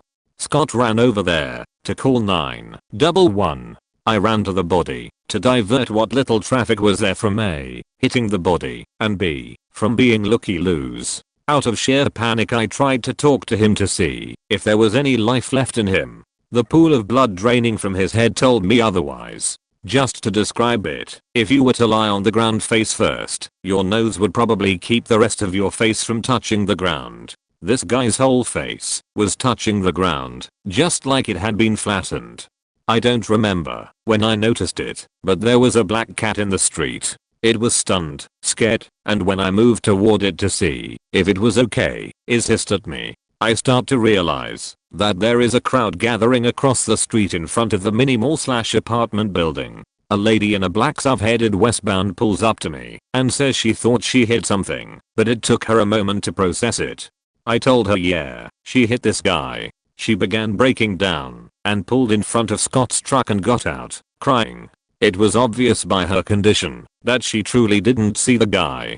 In the meantime, cars kept passing the body in the street, slowing down and asking what happened. I kept telling them to just keep going as they drove through the river of blood flowing out of this guy. Finally, I hear sirens in the distance. First the police. They check for a pulse, then pull out a sheet and cover the body. Another LAPD car arrives and cones off the street. It's cold. I start giving the officer my statement, pretty much everything I wrote above. Another officer picks up the cat using a blanket they had in the car. He puts it in the trunk. He states they are going to take it to animal control to have it looked at. After my statement is done, I stepped away to the sidewalk by the mini mall / apartments where Scott and Thomas were standing. The woman that hit this man was giving her statement in complete hysterics. I feel bad for her. I believe she didn't see him. I walk with Thomas back to his apartment. Scott parks his truck in a proper spot. We have a few drinks to try and clear our minds. I eventually leave and walk the block back down to my house. I put this whole thing behind me. Crazy shit people see sometimes. It was a beautiful Saturday morning. I had just got up and was trying to figure out my shenanigans for the day when my phone started ringing. I picked it up and said hello. A younger female voice on the other end was weeping. She asked if I was Irish Punk 62. I said, yeah, who is this? The voice was unfamiliar. She gave me her name and said that she got my phone number from the police report and asked if I could talk to her for a little bit. She sounded like she needs some consoling. I listened to her story. The guy was her uncle. He was elderly and lost his wife some years previous.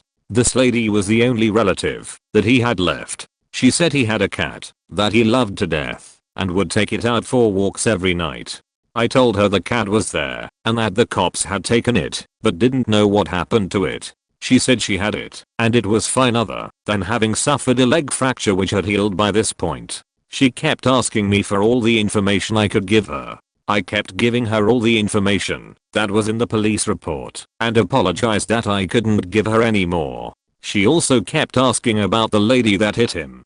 Did she feel sorry? Was she drunk, high, etc.? Once again I could only tell her that the lady had been speeding, but other than that, I believe she didn't really see the guy crossing. It was dark, and he was wearing dark clothes. She called a few more times after this. I'd let her talk. Eventually, I moved to Seattle and dropped that phone number in the process. I can't help but wonder how she's doing. Did she get through this tragedy? I think about the woman who accidentally killed this man.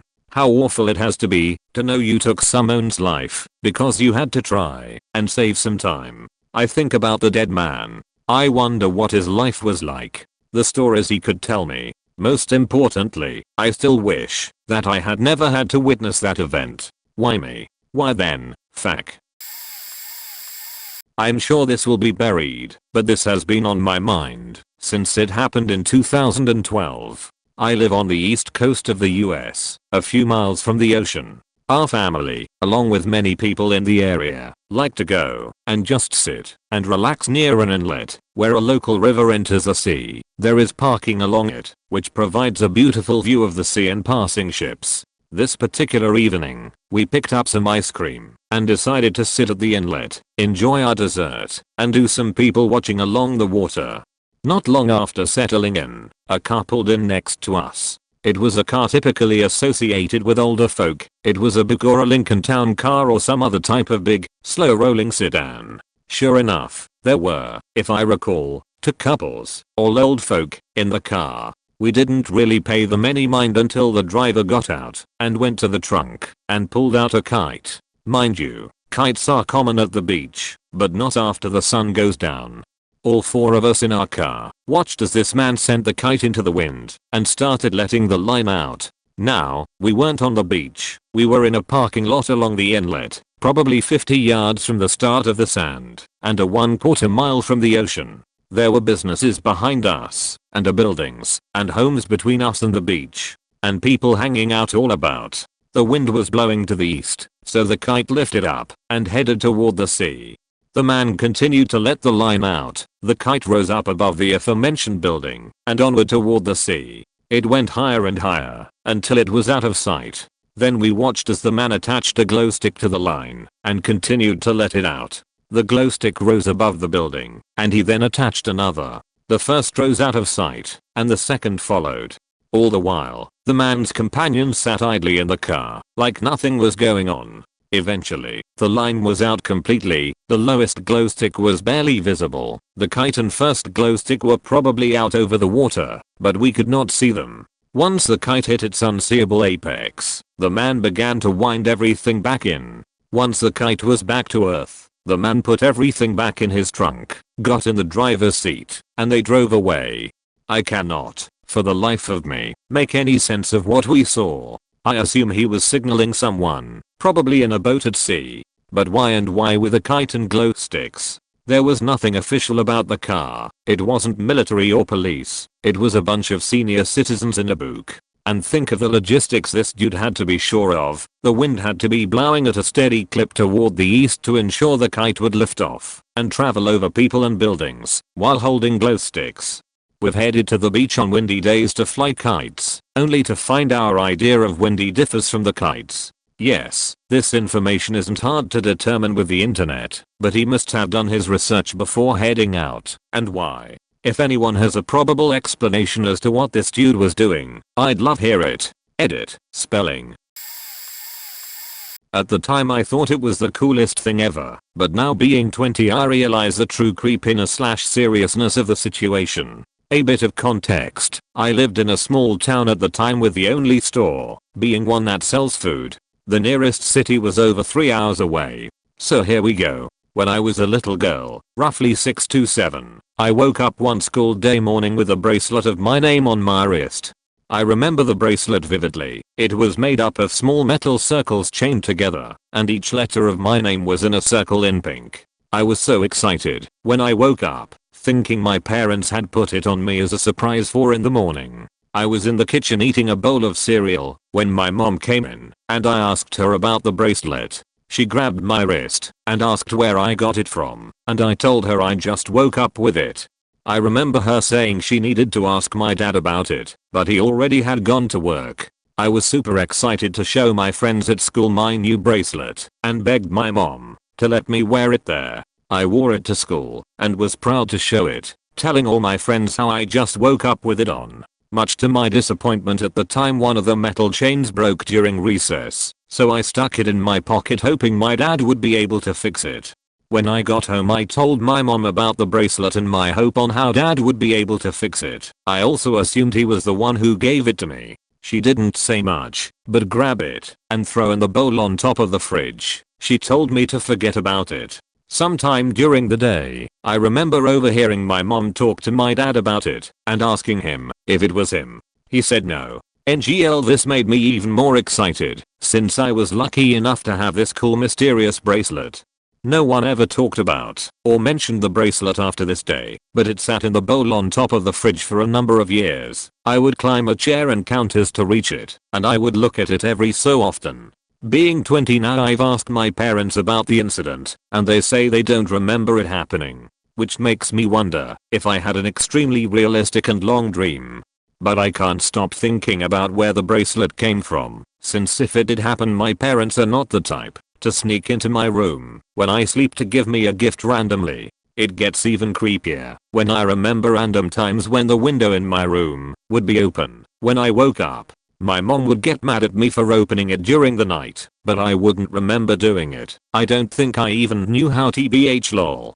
For the most part it doesn't bother me, and I go on with my life. But every so often I think of it and get truly scared. I find it difficult to breathe, begin crying, difficulty sleeping, etc. And despite knowing better, I feel like someone is watching me. No one is, by the way. It's awful not knowing anything about what happened, but I struggle with my parents not remembering anything about it and thinking I somehow made it entirely up. This one time in college I hear my doorbell ringing and a banging on my door. I peek out the window and see a young woman standing there. I go to open the door to see what they want. Maybe they know one of my roommates. She immediately calls me a total motherfucker and tells me that Amy or Mandy or something is such a bitch for leaving her. She then proceeds to push her way into my apartment. I tell her to get out and remind her I've never seen her before. She calls me a liar and that her friends are just playing a joke. She then barrels through my entire apartment, opening all of the doors looking for her friends. Mind you, I have no clue who this person is. When it's apparent that no one is in the house aside from me, I finally get her back outside. She sits down on my porch and starts crying and kind of dry heaving. So, being the nice guy I am, I assume that she's just totally wasted and offer her a glass of water. Big mistake. She tells me she lost her phone and needs to call her sister, so I offer her my phone. She makes the call, asks me where we are, tells her sister, hangs up, and then takes off down the faking street with my faking phone. So I'm chasing after this girl trying to get my phone back. Let me remind you, I have never seen this person in my life. She gets a few blocks down the street. Finally I convince her to stop by telling her if she gets too far her sister won't know where she is. I ask repeatedly for my phone back. She takes the battery out. This was back when phones had batteries, and throws my phone at me. She's screaming her head off at me, telling me I'm such a motherfucker. This gets the attention of some of my neighbors who come out and confront me. They ask her if she's safe, and she tells them that I tried to give her water with drugs in it. So, I keep telling them I've never seen this girl in my life. All I want is my property back. They say they're going to call the cops on me. I'm all like, yeah, please, faking. Call the cops, this is some crazy shit. I've never seen this person before. I would be calling the cops, do it, but this psycho still has the battery to my phone. Anyway, things are coming to a head. This girl is crying on the street. She's screaming at me, telling me that she's not going to be friends with any of us anymore. And just as my neighbors are about to call the cops, this girl's sister pulls up. Sister girl apologizes repeatedly to me and my neighbors, yells at crazy sister to get in the car, and says something like, you can't just keep doing this to random people, and they drive off with my phone battery. This is my first comment on Reddit and the first time I tell this story to anyone. First, you have to know that I'm an ardent atheist with a scientific background and I don't believe in anything that can't be proven by science. That being said, when I was a kid, 7 or maybe 8-year-old, I was able to go inside myself. It's a bit hard to explain, especially since English is not my first language, but basically I was sitting, eyes closed, and I was just thinking about myself, like who I was, and what defined me as a person. I would start at a very superficial / high level, like I'm someone who likes chocolate, and dig deeper and deeper, until I would reach what I was thinking was my subconscious. I wasn't calling it like that, but the definition was similar. Basically it was a place I could learn things I didn't know I knew about myself. In this place things had shapes and I could touch a given shape, to be exposed to an unconscious feeling / an emotion I had about myself associated with the shape.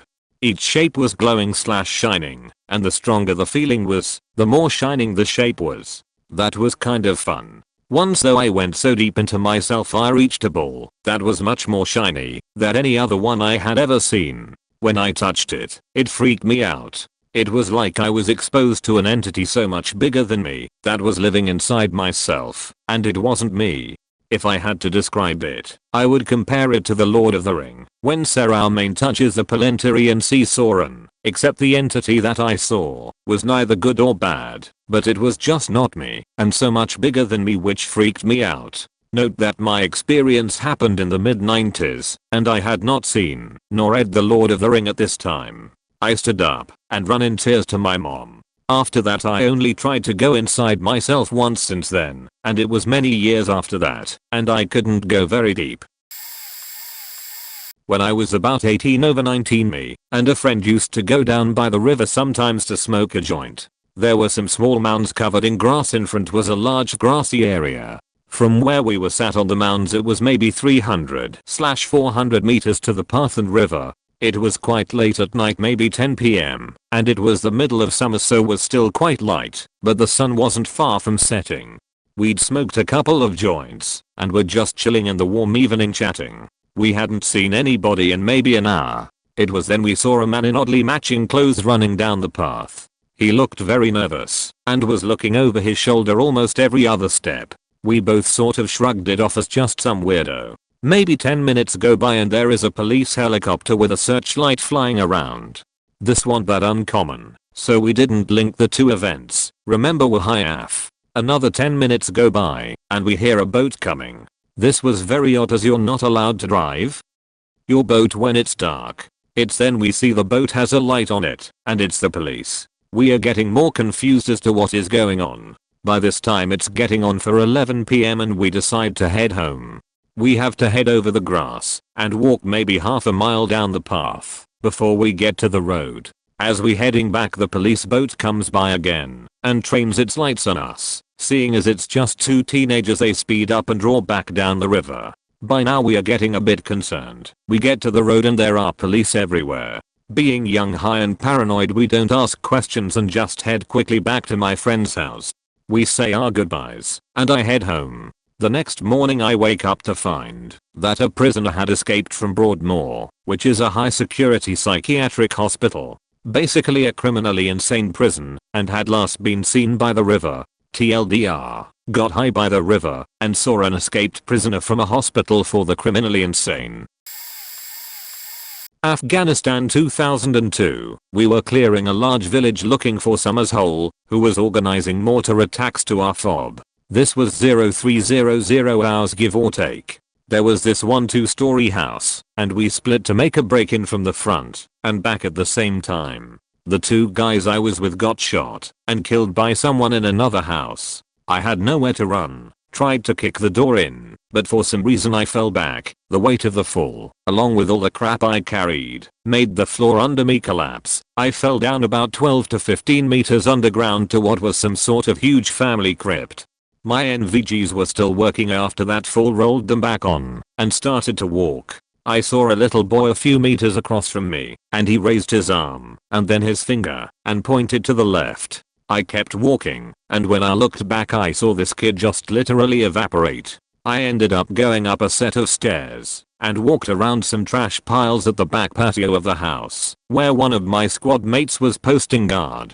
He asked me how I got there. I told him about the floor collapse and told him about the boy, but as a joke. I told my squad leader over the radio that I went through the back and that we had to pick up my other 2 friends out front. He told me to go inside and help out. Inside the house I was told to stay on the first floor, so I stayed close to the front window and posted guard there. I looked at the wall on my left and there was a pencil drawn photo of the kid I just saw downstairs. It was signed and dated to 1977.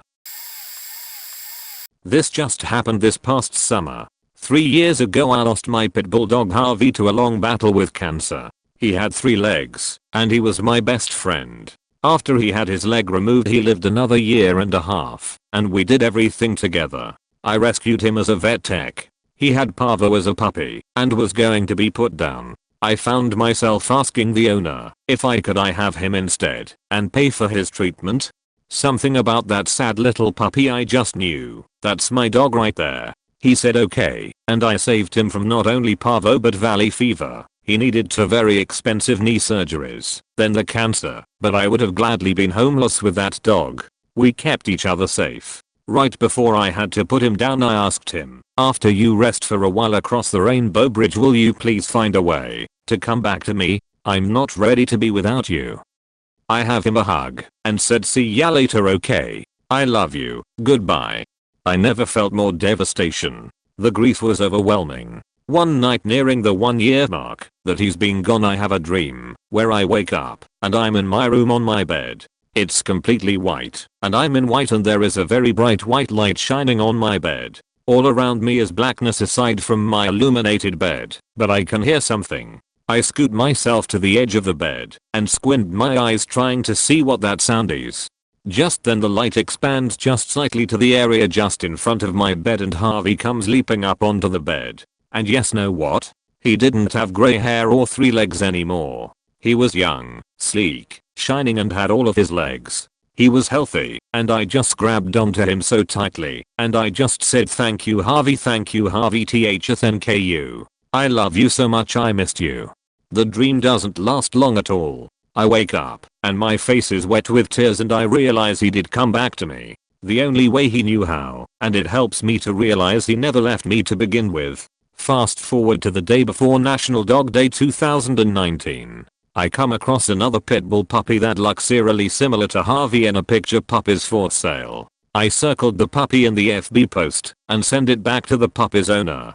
He replies back actually that it's the last male puppy we have. I say I'll take him. We name him Eddie and I know he is not Harvey, but having Eddie made Harvey seem so much closer to me, and that gigantic hole in my heart doesn't seem so vast anymore. He bonds to me immediately. He loves my boys and they keep saying he's just like Harvey. You brought him back to life. How did you do that? Lol. Oh, the questions they ask me. It was a great year. Come to National Dog Day in 2020. I don't realize the date just yet. It's covered and the kids are going crazy being in quarantine. That morning my youngest stepson comes up to me in bed in my room and a whisper, hey Angie, come quick, get your camera. Eddie is taking a nap, but he is sitting on the couch like a person. Please take a picture. TBH, I was a little annoyed. I was like, what? Like right now? I'm still in bed. Okay, and sure enough Eddie is sitting on his bottom head up and he's half asleep, and I snap a few pictures. My son keeps saying, oh Angie, please take more. And I am like, we have enough here, look at them. So he's scrolling through the photos, and by now Eddie has seen me, and he comes over, and we are snuggling, and I'm petting his belly saying good morning. As I'm doing this my son exclaims, Angie, look. Harvey is sitting next to Eddie on the couch. Look. I look at the picture and there is some lens flare on the photo. Now I'm into spirituality. Crystals are all over my house, and I talk about spirits, and I figure he must have seen me point out anomalies in another photo at some point, otherwise I don't know why he said that, as the grid next to Eddie in the photo is so small and not at all dog shaped at all. It's so cute that I share the photo and that moment on FB and tell my friends/family about what Kay said, and I cannot help but cry very hard. I said, hey, why don't you and your older brother go get in the pool? I will be out in a second. They shout yay and run outside, strip down to their undies and jump in. Eddie follows them outside like he does every day. He loves the water, but he doesn't go in past the steps. The window is open and I'm grabbing towels as they jump in. As I'm leaving the laundry room drying my tears, my youngest comes screaming, but at first I don't think it's bad screaming. Eddie fell into the pool, he needs help. He's in the deep end. I drop everything, grab my stethoscope that's hanging on the wall by the back door. I was a veterinary technician for 13 years and still have it on the wall next to the dog leashes as I sprint out the door, but I don't get to him in time. Eddie passed away not even 1 hour after I posted that photo. When I break the news to my boys, who they really are the greatest, while I was doing CPR on him, I didn't notice that they were grabbing things from my healing shelf like crystals, sage, candles, and just putting them around him, trying their best to heal him, like they see me do, helping me the only way they know how, but he never comes back. He just slipped away just like that. In the snap of a finger he's just gone. I find myself telling my boys that in that picture Harvey really was with Eddie that morning, and he kept him safe. He isn't scared, and Harvey came to take him away and keep him safe for us. I don't know to this day if that thought was more for me out for them.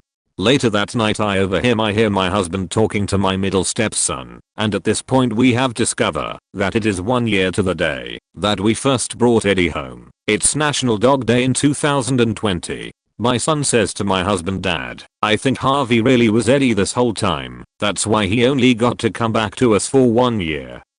That was the deal. My heart in that moment. When I think about everything that happened as a whole, it's still almost unbelievable what happened, but I find myself holding on tightly to what my middle sons shared that day about Harvey and Eddie. I miss them dearly. I love you guys. I will wait for you in my dreams. This happened around 25 years back to my friend. I was there. We were all around 19, 20 ago olds having a party after our finals. We had traveled out of city to a resort and partied until late night. Came back to our room and had some to drink until around 3 AM. Then all 4 of us fell asleep in the same room. I was awakened around 4:45, or with the sounds of one of my friends crying. I get up and see that the one friend, around 20-year-old, weeping in his dream. He is fully asleep and bawling his eyes out. I switched on the lights. My heart was pounding. He was speaking to himself quite loudly. He was saying, "Appa, please hug me. You don't hug me anymore." Something like that in his native language. I speak his native language a bit and could make out he was talking about his father. Switching on light resulted in couple of others waking up. We thought it was just the liquor talking, but he was so emotional and looking mess we decided to wake him up. He wakes up fully shaken. We asked him what happened. He tells us he dreamed of his father trying to hug him, but somehow he was not able to. He is a grown man, and we had hardly seen them being very emotional, although they were very close. We thought he is still high and maybe hallucinating. He desperately wanted to talk to his father, but for that we had to wait until next day morning and call from reception to one of his neighbor in his village. We calmed him down and asked him to sleep. Next day morning he called his family and found out his father was traveling overnight in a bus to meet his uncle. He was not feeling good and wanted to return home. And we left soon after. We later found out his father had died in the bus accident around the time he had his dream. None of us would have believed his story if we were not there to witness his nightmare previous night. I don't know any rational explanation to explain what happened that time. My friend's mental state was faked up for years. We were all worried he was prone to committing suicide. Thankfully he found a great life partner, arranged marriage. Last time I saw him he was fine. That incident turned him into a staunch religious person from a communist college union leader. I was invited to interview for a contract position to run events for a mall one summer. The office was street level, so I was basically coming in off the street into the office space. As I was opening the door, I noticed someone coming out. I pulled open the door, stepping aside and gesturing to let the person out. Instead of walking straight out, they stepping in front of me and told me something that changed my life. Up until that point, I hadn't accomplished much in life. I was 22 and washing dishes at a local tap and grill. I was kicked out of university for failing too many courses after my apartment was robbed. Depressed and pretty worthless, I had cleaned floors, stocked shelves, wrapped pitas, and used all my money on food, rent, and vices. My parents had also disowned my brother and I supported him in his decision to come out. I was on my own. This interview was my first opportunity that was prestigious, and I wasn't very confident about myself. Back to the door. I usually look at the floor when I walk. If you've ever been bullied in school halls, you know why I was programmed this way. The person I opened the door for stepped out in front of me and was leaning in. I looked up, confused. Our eyes locked.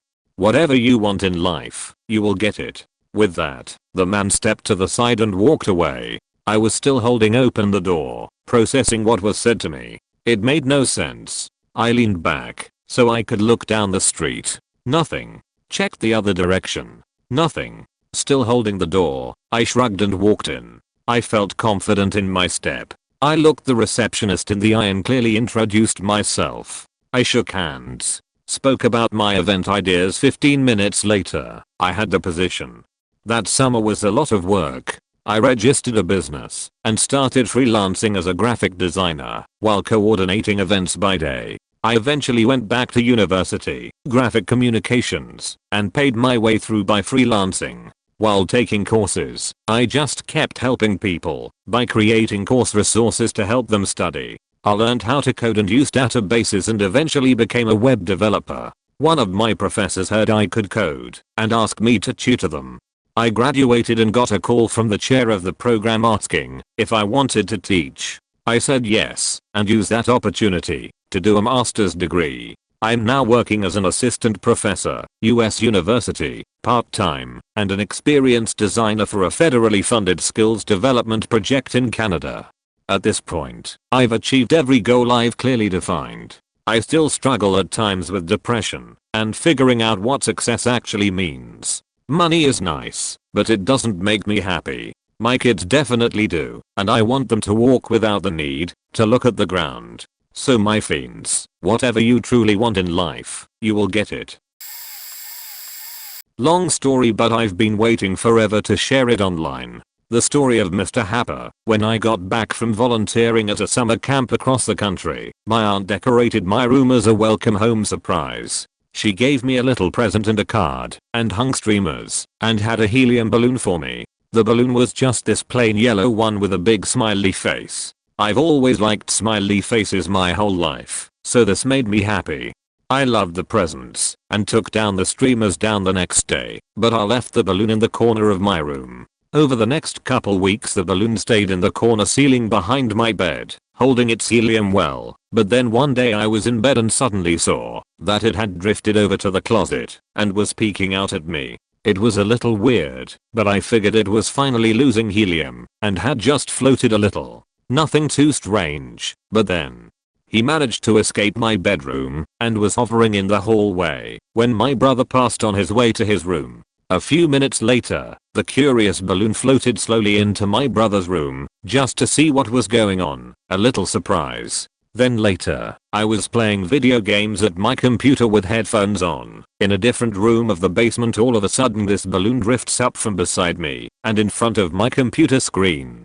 Like a pet wanting my attention. This freaked me out a little. It was like he knew that I was occupied and needed to get in front of my face in order to acknowledge him. Very strange. Moments after, so I went to bed, secretly wondering where he would scare me the next day. When I got up, I walked down the dark hallway and around the corners, suspecting he was about to brush up against me and give me yet another surprise, but no.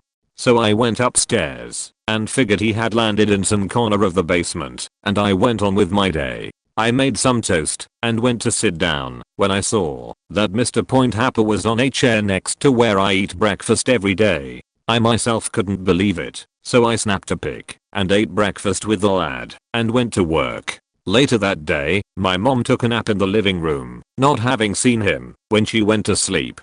But when she awoke, Mr. Happer was sitting in a chair across from her, silently watching her sleep.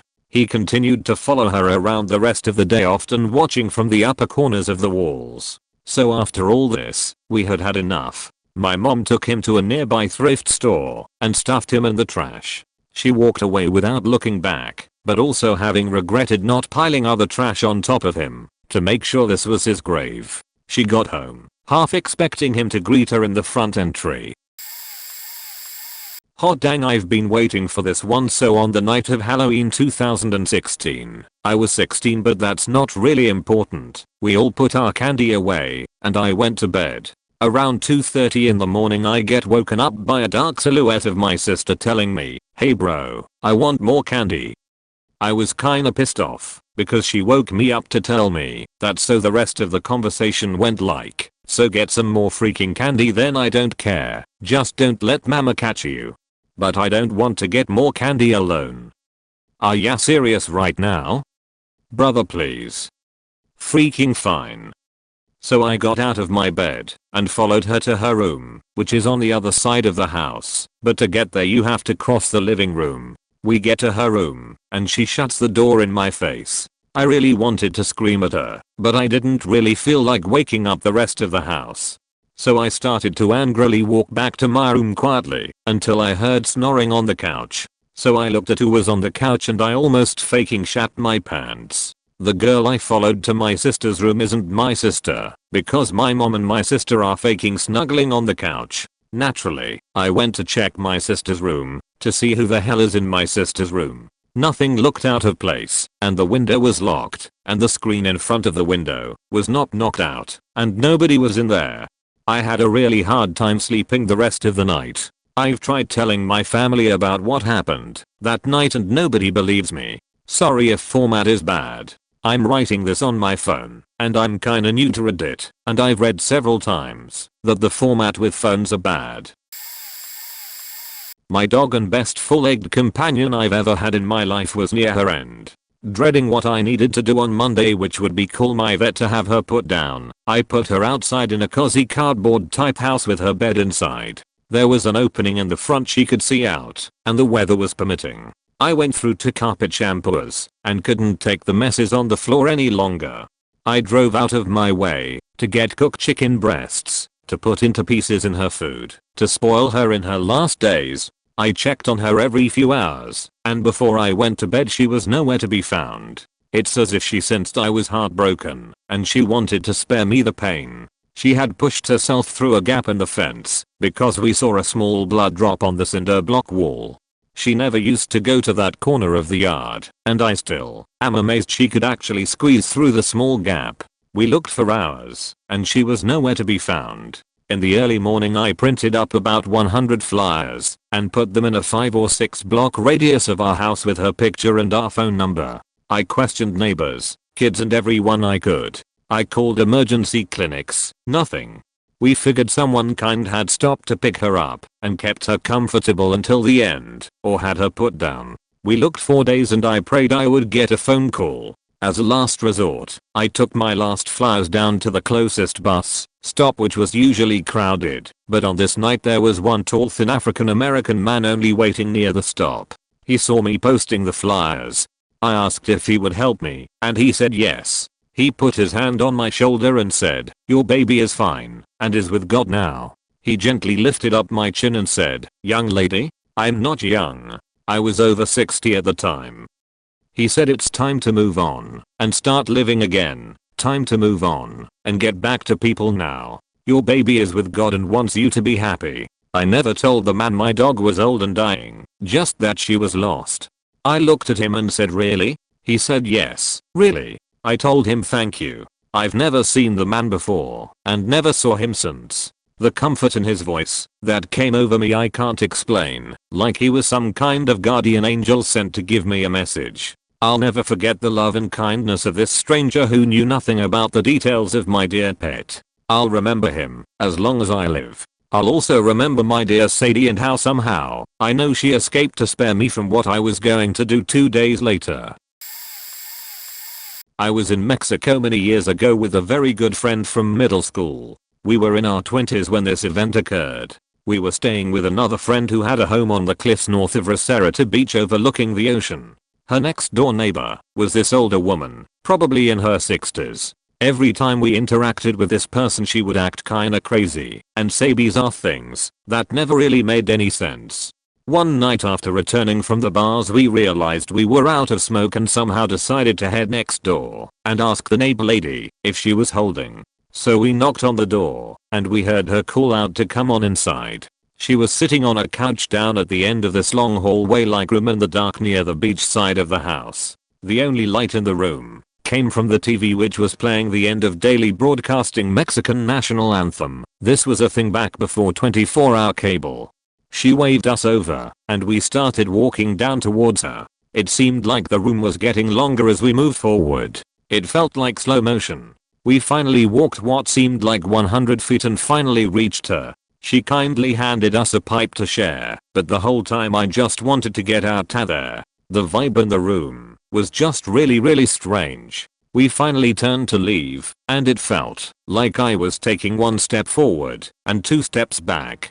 We finally got to the door and got the hell out of there. My longtime friend and I kinda looked at each other like, what the fuck was that? Once back inside our friend's place, we realized that if we had really walked that distance to make contact with that old woman, we would have been somewhere far out over the edge of the cliff. In the daylight we measured the exterior of the neighbor back's house, and it only extended about 20 feet toward the edge of the cliff.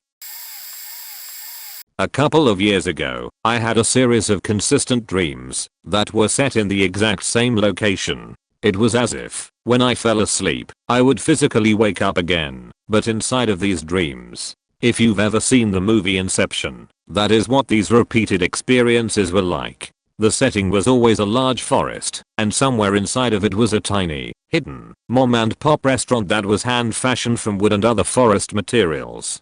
Inside of the restaurant lived a family of about 4 or 5 who ran it. It also doubled as their little home that no one but me seemed to know about, and they always welcomed/expected me to visit them. When I woke up in the forested setting, it was as if, when I fell asleep at night, my mind knew that, if I woke up in this forested setting in the dream, I was obligated to visit this family at their restaurant and socialize over a meal with them. One night, after many nights of having this dream and becoming close friends with the family, I fell asleep. As had happened countless times before, I woke up in the forested area. I knew what I had to do, as I had done it many times before. So, I set out to find the tiny, hidden path that led to the tiny, hidden restaurant. This time, though, something felt off. I felt a disturbing sense of emptiness in the forest, which led me to feel incredibly paranoid. Nonetheless, I set off on my trek and found the little, hidden restaurant. Upon my arrival, I found that the restaurant had been ransacked and abandoned. No one was there. It was completely, eerily empty, and nearly every piece of handcrafted furniture had been removed. After a while of searching for the family and feeling terrified, I came upon a sign that had, "Never visit this place again," crudely etched into it. I immediately woke up, sweating and horrified. I have never dreamed of visiting the location again. Not necessarily out of fear, I just don't believe that my mind is physically able to. So I don't know if this counts, but this is something that still creeps me out. I used to go to a place in the summer as a kid that was well into a heavily wooded area. We were not far from the main road, but because the area didn't have a lot of people, and I think there were some rules about this, protecting wildlife, there are no street lights at all. You need to have a car with decent headlights to see at night. Otherwise it's pitch black. The only way I can describe it is ink black, like you cannot see after a certain point with only the light from your home. As a kid I loved to go out on the swing set at night. I loved how cool it was at night and the stars. The backyard was cut grass that was leveled, and then a wire fence that was only meant to keep deer and small critters out. Not really for any serious protection. My mom would be reading in the house and I would be on my swing. You can't really see out to it unless you went outside and looked at my swing set to see me. I wasn't scared, but one night I had this bizarre feeling, like my back is to the wire fence and the only thing behind me was woods, and would be the main road below a hill. There is no reason for a person or anything to be out there. There are no dangerous animals, except maybe a possum or a raccoon, as they can be aggressive but not deadly. But that night I could not stop looking behind me, like it felt like I was being watched. Keep in mind I was a young girl, I think maybe 12 at the time, alone outside with only a short wire fence between me and the darkness. I decided to stop trying to swing and look out into the darkness, and I saw nothing, because again it's too dark.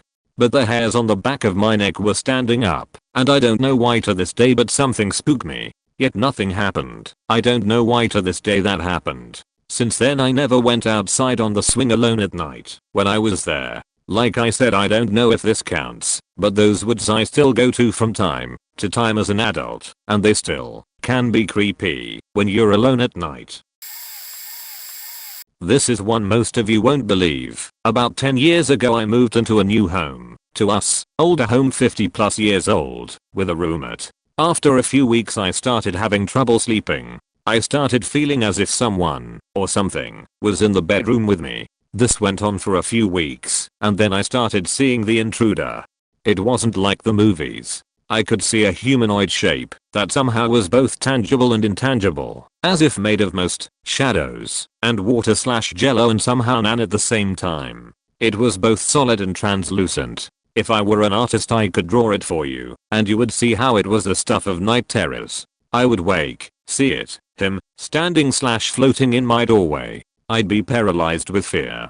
Within weeks it went from menacing to violent. I awoke one night feeling as if 1,000 pounds of sand was compressing my abdomen into my mattress, and I looked up to see this thing sitting on my chest and staring at me, holding me down, yet I saw no distinctive features. This happened every night for weeks. I'd try desperately to suck in oxygen, but could not breathe, and I'd look up into words cannot articulate what I saw. This human-shaped void that was accompanied by this overwhelming feeling of wrath. Whatever it was, demon, it was absolutely malevolent. I didn't tell my roommate about it, because a few family members had been diagnosed as schizophrenic over that last year. I was terrified that I was schizophrenic. Several times when it would attack me I would pray, reach for my Bible, or recite Our Father, and the attack would stop. One day it just stopped altogether. I never saw or felt it again. It wasn't until about a year later, when I told my roommate's mother of what I experienced, that it was validated. Apparently my roommate also experienced this presence. She told her mother, and they had the house blessed by local priests and pastors while I was away at work. My roommate didn't want to scare me, so she had kept her experiences to herself, but she reached out for help. They blessed the house that summer, and that's when I stopped experiencing its presence. To this day I will not watch demonic themed movies. Strange things happen to me on a regular basis. I've gotten used to them, and even take advantage of them, but I can't really explain them, and I rarely talk about them to anyone else. When I was in the 5th or 6th grade, US, so about 12 to 13 years old, I woke up in the middle of the night to see a grey blob floating outside my second-story window. It didn't scare me at all, and in fact, I felt mostly a sense of well-being when I saw it. The next day, when I got home from school, my mother told me she'd gotten a call from her mother that my great-grandmother had passed away overnight. I believe that the grey blob was my great-grandmother saying one last goodbye. A couple of years later, my family was traveling, and I woke up crying inconsolably one night for no obvious reason. The next day, we got a call from the kennel, where our pets were boarded, that my cat, who had been born under my bed, and who slept with me every night since he was weaned, had died unexpectedly overnight, probably from a UTI. In high school, I dated a guy who was diagnosed with cancer during our senior year. We had a very serious relationship for several months, with lots of long talks about death and personal choices. He hated chemo, and had decided he would rather die early than have to suffer through that for months on end. After we graduated, we went our separate ways to different colleges. This was way before the internet and cell phones, and we pretty much lost touch with each other. Sometime the following January or February, I had a sudden urge to write him, and mailed him a very long letter about how important he had been to me, apologizing for not staying in touch, and wishing the best for him. A few days after I mailed it, his mother called me to say that he had fallen into a coma on the same day I wrote the letter, and that they expected to lose him any minute. She did read the letter out loud to him in the hopes that he could hear it, but she also wanted to tell me how thankful she was that I had written it. I also regularly get flashes of things that I can't really know about firsthand, but that turn out to be true. I remember driving on a multi-lane interstate a few years ago and being passed by a car pulling a two-wheel trailer. As soon as it passed me, I knew that one of the wheels on the trailer was going to blow, but there was nothing really obvious to that effect, so I slowed down to give it room. Sure enough, it blew a few minutes later, and I was far enough back to avoid hitting the car when it lost control and swerved into my lane. Just a few days ago, we had a snow/ice storm in our area overnight, and I drove my son to work the next morning. I had a feeling that my normal route was blocked by a car in a ditch, so I took a different route to avoid it. I took the normal route back home, and sure enough, there was a tow truck pulling a car out of the ditch right where my intuition thought it would be. Probably the strangest thing I remember is a phone call I got in the middle of the night my first year of grad school. Reagan was president at the time, and I had a single dorm room with a phone box that was shared with a room next to mine. The other girl was often out overnight, so when the phone rang at around 2 AM, I got up to answer it. The person on the other end of the line claimed to be Ronald Reagan, and it sounded exactly like him. He asked me questions about how I was doing and what I thought he ought to be doing as president. The call lasted about 5 to 10 minutes before he thanked me for my time. I hung up and went back to bed. I remembered it very clearly the next day, and while I can't dismiss the fact that it was very likely a dream or a prank call of some kind, I remembered way more detail about it than I have about any other dream in my life. I also have no idea why I would have dreamed about Ronald Reagan, who I hadn't voted for and didn't really like that much.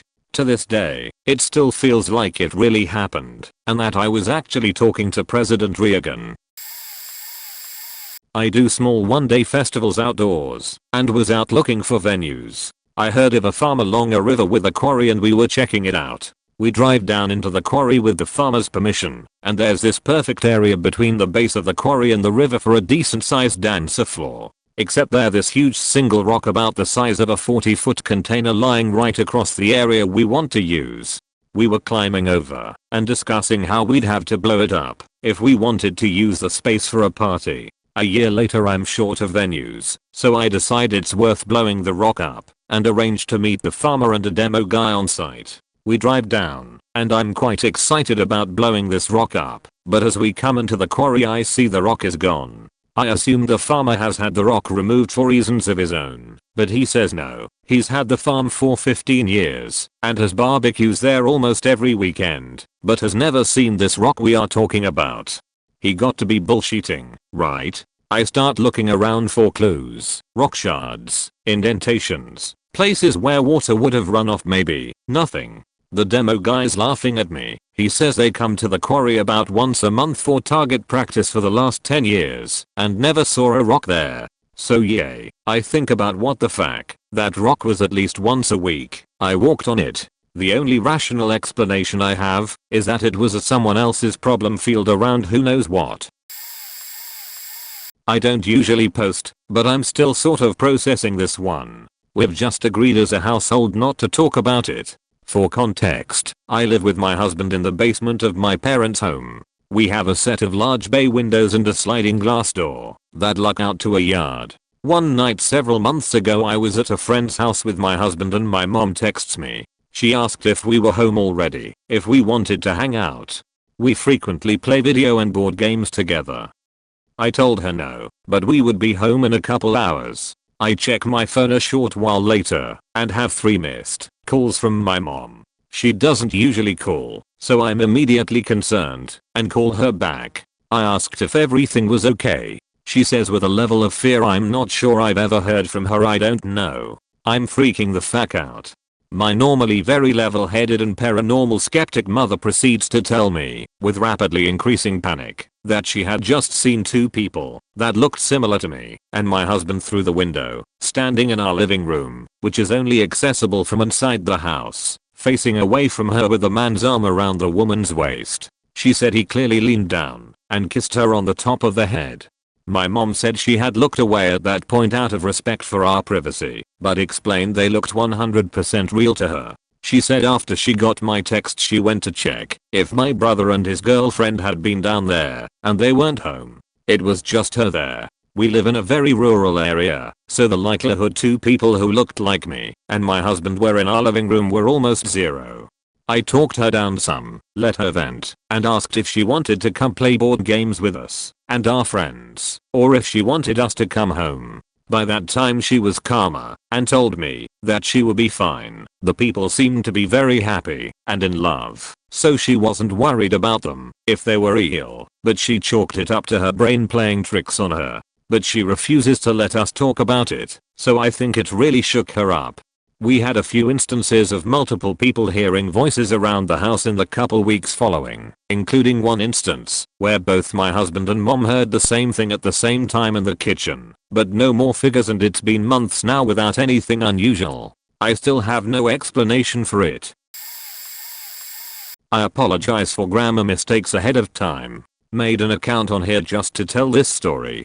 So I was about 11 to 12 and my next door neighbor, who was also around my age, were playing Black Ops 1 Zombies. We were playing on the map Moon and both decided that it would be our last match once we died, seeing it was very late, around 3 to 4 am. Mind you, we were at our own houses playing with each other, talking through the headsets. When we eventually both died, we said our goodbyes and both got off Xbox. Before going to bed, I stopped in the kitchen to get a quick snack. What I heard/saw next would send shivers down my spine in that moment until this day, currently 22. I remember vividly closing the pantry and immediately seeing a bright light shining through the blinds. I peer out to discover an all black, fully tinted out either Escalade or Tahoe parked a couple houses down with its high beams on. Really thought nothing of it, since I was young, dumb, and very tired. So I started walking up my stairs to my bedroom, and from outside I heard a scream from a little girl, probably 5 to 6 years old, that can only be described as bone-chilling. Remember, it's like 4 am at this point, so for a girl that young to be outside, it's not close to normal. But it was one of those screams that makes you immediately freeze in your tracks, like something went horribly wrong. As I was standing on my stairs frozen, trying to make sense of what I just heard, I hear a car slam on its brakes and makes a loud screeching sound. Then as fast as it stopped, I heard the car zoom away and all went silent. I was laying in my bed thinking it must have been my mind playing tricks on me, or that I was just sleep deprived, courtesy of Xbox lol. So as soon as I'm about to fall asleep, I get a call from my next door neighbor. I'm thinking he wants to play Call of Duty or whatever, I don't know, so I just casually answer, "What's up bro?" And he responds, "You heard that too, right?" I said, "Did I hear what?" He said, "The little girl in the car didn't sleep that night at all, and neither did he, I'm sure.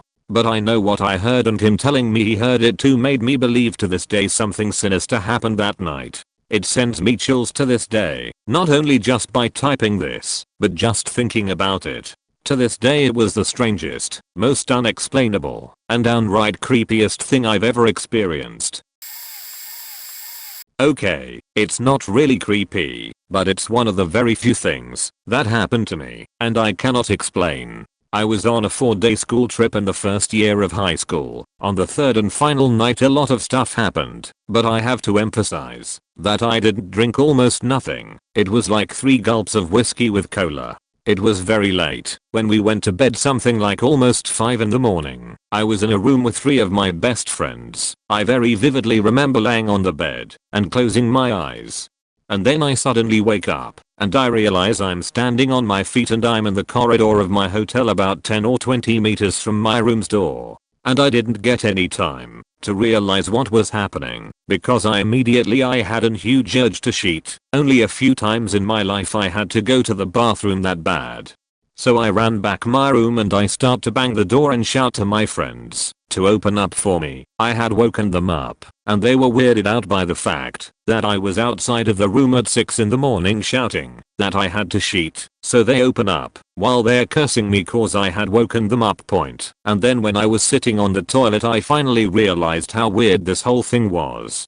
Now I need to mention that I have never sleepwalked in my entire life, not before that night, and never again after that night. Never. I can't explain what happened that night, but I always thought that it had something to do with the fact that that night it was my first time that I made out with a girl. It happened about an hour before I fell asleep, and I was super anxious about the whole situation, but I really don't know. Not the creepiest, but certainly top 3. This must have been when I was 15. M29. Me and my sister went to a trip to San Antonio, TX, US on account that my aunt and uncle wanted to take us out to vacation since they have no children. We traveled by car, and once we arrived, it was late 9 PM or so. We decided we would grab dinner at a TGIF. Not sure where my uncle and sister are. Details about the night are foggy, except for the events that unfolded after this point. But me and my aunt were sitting in a booth, waiting for our server, and having a conversation. The next thing I remember is the look on my aunt's face. She is dumbfounded. Her face looks like she just saw a ghost. Trying to understand why she is staring at me, I ask her what the problem is. She asked, "Are you okay?" in a half jokingly, half serious tone, as if she was nervously trying to contain how creeped out she was. Confused, I ask her to elaborate. She goes on to say, "You stopped in the middle of our conversation to pull out your wallet, got out your ID, and stared at it. Then, without saying another word, you stood up and left, then came back and sat down without uttering another word, and here we are now." I didn't know what to say. I didn't know if she was joking, but the sheer seriousness in her expression made me pale. I told her I didn't know what she was talking about. She asked again if I was aware of what I did at all. We went back and forth until the curiosity vanished and creepiness completely set in. I stayed quiet. She stayed quiet. We quickly changed the topic and never spoke about it again. To this day I have no memory, no recollection of that ever happening, and nothing even remotely similar to this has ever happened to me that someone else can account for. Still creeps me out just thinking about it. Google Maps took my husband and I on a unexplainable hellish 4-hour detour into the Siskiyou National Forest in the middle of the night. We experienced many creepy things that were literally impossible. It ended up being right through land sacred to indigenous tribes. When I tried researching the area looking for answers, the biggest things that still are unexplainable to me are the amount of distance and time that we could not account for in the morning. When we lost service, I had started counting miles on my odometer to tell when the next turn should be. After Google Maps not working as a guide anymore, it would load wrong directions that did not exist. I gave up counting after 30 miles of going down a one-way dirt road on the side of a mountain that was supposed to be 10 miles total. The odometer read 108,835 miles. We traveled down that one-way road littered with rockslide debris and near impassable areas with no way to turn back for another 2 hours, until we eventually got stuck with another wayward couple at someone's private gate. We had entered the dirt Forest Service Road at 9 PM, and it was 1:45 AM when we got stuck at the gate. The other couple were so terrified after driving that same road they did not get out of their car or turn off their headlights until 11 AM the next morning. And when we asked if they had a similar creepy experience, they said the road was hell and they would not be attempting to go back that night either. On that morning we drove back together in the daylight and the road still was one way with no forks or room to turn around, but it was the original 10 miles Google had said it was. When I realized this, not seeing any of the landmarks we had in the night, and I looked at my odometer again for the first time since the night when I had stopped counting, and it said 108,763. Landmarks that were not there in the morning are 2 whole stretches of paved road, one with debris from landslides and trees growing through the pavement, and another through a young Douglas fir forest. Rocks with symbols in faded paint on them. A tree with shining baubles hanging on fishing wire, a large rock and divot from water that made the road so narrow it was nearly impassable. Multiple old wooden signs, a area with lighting on the mountainside that looked like a town at night, and a downed tree with flowers growing all around it. Surreal experiences were cars that were headed in the other direction that the couple 10 minutes behind us did not see. Rocks near no water source that looked dripping wet, radio picking up weird music and sounds, visual distortion of distance. The weirdest crazy thing is that when we talked about it later, and when we had been pointing out certain landmarks that we had both seen, but they apparently appeared slightly different to each of us. Like the same painted rocks appeared as different colors to each of us. And the baubles on the tree were Christmas decorations for me and fishing weights to my husband. I'm not sure what happened that night, but we have never gone back or found an explanation. A few years back I used to work in the evenings delivering pizza. One night I got to the delivery address. While I was waiting for someone to answer the intercom, I received a phone call from a number not in my contacts. I answered and the person on the other side told me, "Hey man, remember that clown video we saw? What was it called?" I couldn't quite recognize the person speaking. He kinda sounded like a friend of mine, but I wasn't sure. He appeared to have my age plus. I was working and didn't have much time to talk, and since we saw the video in question a couple nights before with some friends, the video with a clown drinking, doing drugs and then jumping from a roof, don't know if anyone remembers that. I just replied I sent it in the Facebook group chat. He said something like "thanks man" and hang up. So since no one was answering the intercom, I rang the pizzeria. I worked for asking for the phone number of the guy so that I could call him and finally deliver the pizza. The lady there was a bit busy and told me she would send it to me ASAP. I hang up and a few minutes later the number arrived. I dialed it and the phone flagged it with an answered incoming call a few minutes before with the right length and everything. So it was that precise phone call. At that point I was really confused since I didn't know anyone which lived in that building, so no friend of mine could have made it. Plus the pizzeria wouldn't give the rider's number to clients. Baffled I called the number. The guy from before answered and I just said hello, I'm outside with the pizza but no one is answering, and he said yes I'm sorry it is broken. I'll open right away. So he buzzes me in. I arrive at his door. He opens it, and he actually is a guy my age, but I have never seen him. I didn't know what to say as he just took the pizza, paid me and closed the door. To this day I don't know what happened, but every time I think about it, I just wished I said something to him. This is very much a true story, and still I have never found an answer to this day. I was a janitor at a gym. I went to the gym at 9 PM to clean it. I didn't have the key on my key ring like I always do. I was confused as hell and looked everywhere for it. Looked all around the gym and in my car. I literally dug through my car and through all my belongings wondering if it fell somewhere. I had no idea where it went. I gave up and used the spare key in the lockbox to clean the gym. I was house sitting for a rich couple at the time in a rural-ish area. I drive straight from the gym to the house I'm sitting for. They have a gated entrance to their house with a personalized key code that is the last 4 digits of your phone number. I punch it in and drive up to the house alone and park my car. I lock it and go into the house and settle in, still confused on where my key went. The next morning, I go out to my car and get in. There is a dream catcher that has been tied to my rearview mirror for several years. The key I lost was tied to the dream catcher. Someone or something untied my dream catcher, put my lost key on it, then tied it back onto my rearview mirror.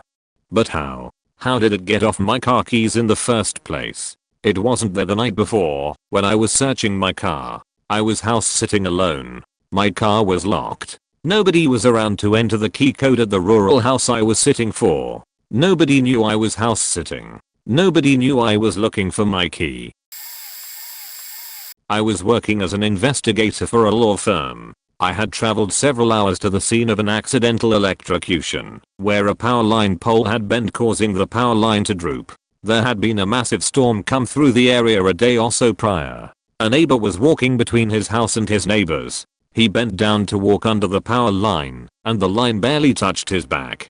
Killed in a second. Before arriving, I had been advised that the power to that line had been turned off. My office was the ones who gave me that tidbit of info. I walked to the power line, and being a moron, I lifted it up with my hand and simply walked under it. I surveyed the area a little, and walked back toward the road, having lifted the power line again on my way out. As I reached the road, several men from the power company were driving up.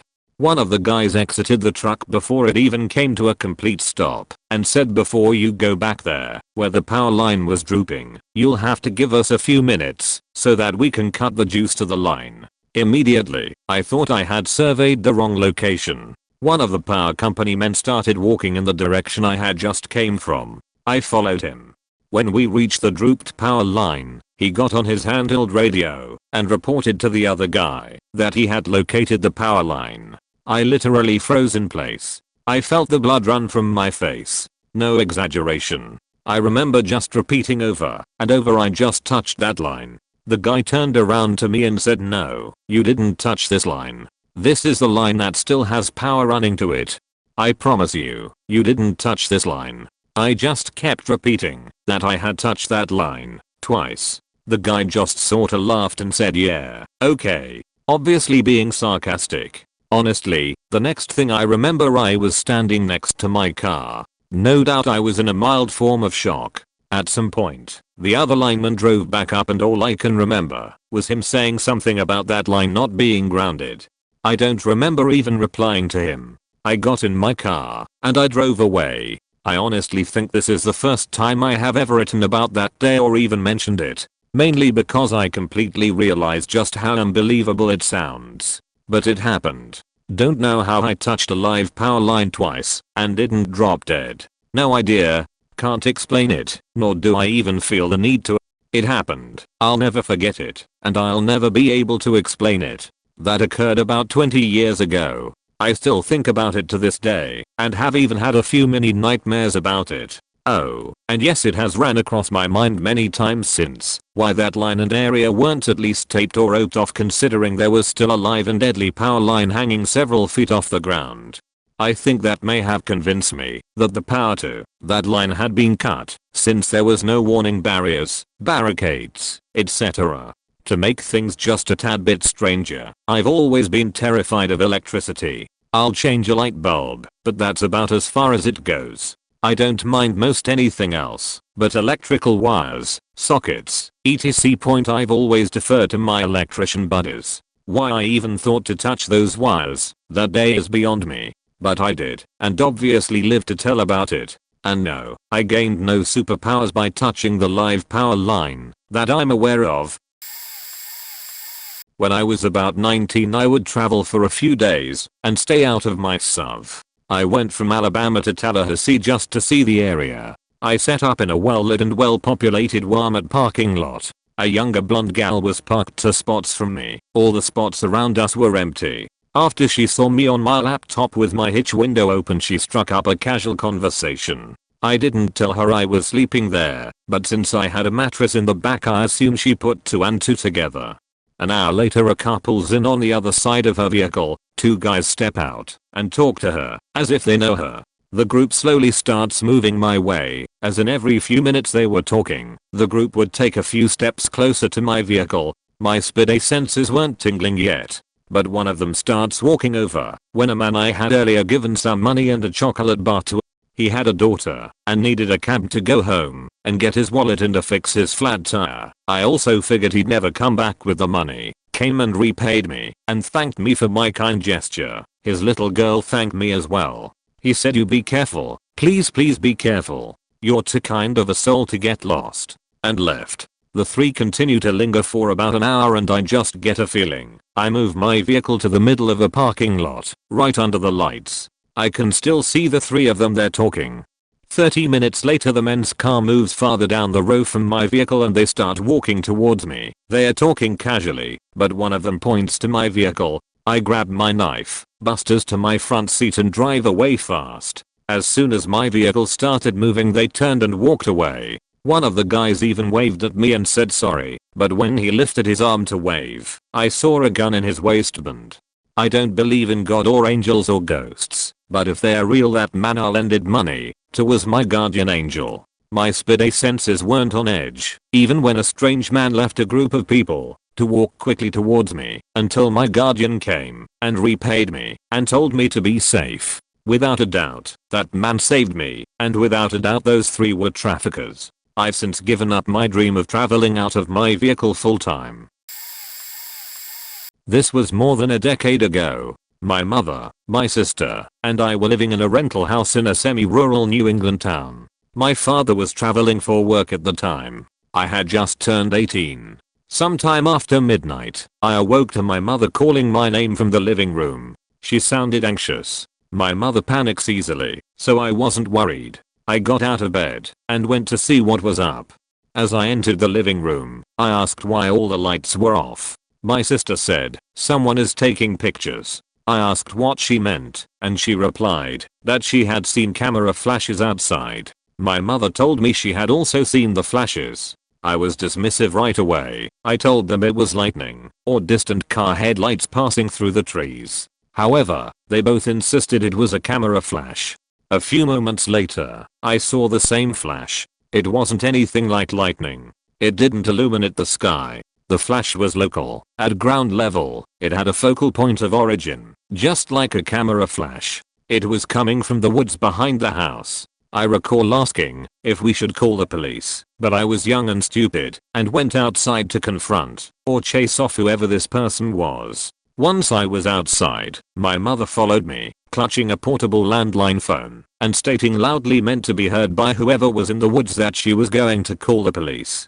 Once we were outside, the flash grew more frequent. It appeared to move, but the source stayed hidden in the woods. My courage faltered, and I wasn't willing to go into the woods to investigate. The flash moved quickly, never occurring in the same spot twice, but traveling impossible distances among the trees. Then, my mother and I were both pelted with rocks, a handful of small pebbles and gravel.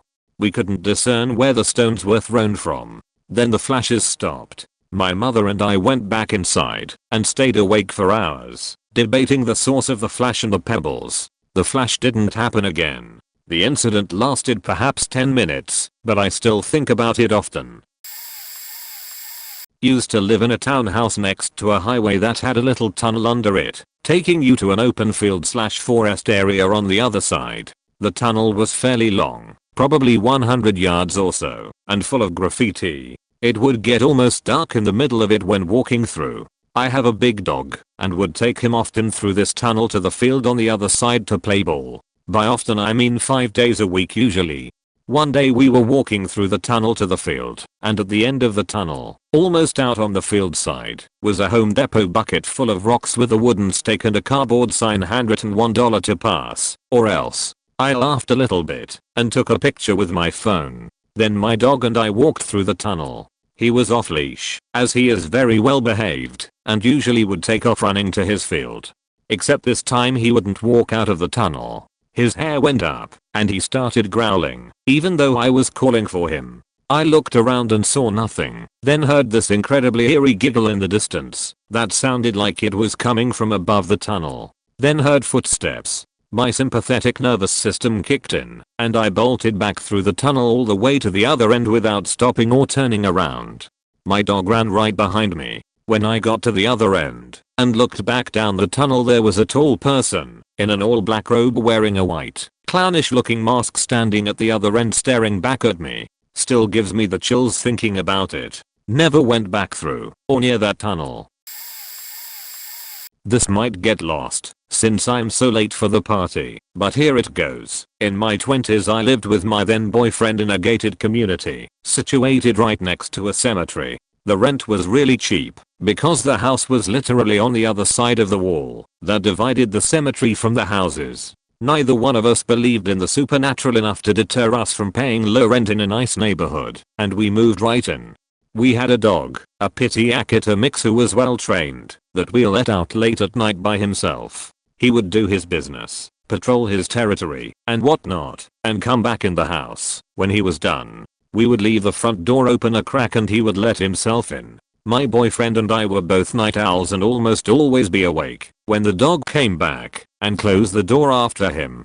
This one night, we let the dog out as usual, and my boyfriend and I both laid out on the couch to watch TV. We must have fallen asleep at some point before the dog returned. Boyfriend and I both opened our eyes at the exact same time. The dog is laying on the floor beside the couch, having come in while we were asleep. Door is open a crack just wide enough for the dog to slip in. Boyfriend and I look at each other and then down at the dog, who is staring at the door totally alert, ears pricked, hair starting to stand up on his nape. Boyfriend and I look back at the door, and in that instant a shadow/shape/black/head peeks in the gap of the door. I saw it, boyfriend saw it, the dog saw it. Boyfriend commands the dog to sit back, I'm thinking it's an intruder and the dog is already put the door giving chase. My boyfriend close behind. It takes me a few seconds longer, but I go out after them. Our house was the second one closest to the main gate. When I reach the front lawn and look towards the gate, the dog is running back and forth parallel to the wall and my boyfriend is just standing there staring. When I got to him, he looks at me bewildered and tells me there was no way a man cold beat the dog to the gate, climbed up and over 12 feet without me seeing him. I didn't see anything, but the dog's still acting like he did for sure. There's just no way.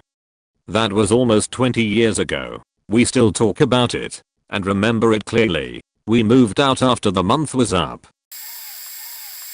When my father-in-law passed away in May of 2015, my wife is Filipina. My wife went to visit the Philippines for the funeral. She stayed for 2 weeks. When she came back the first week back, she went to work. I meditated one day and felt someone touch my forehead. Opened my eyes, no one there. Now here's the strange part that I would like someone to explain to me. We had a couple of balloons in the house.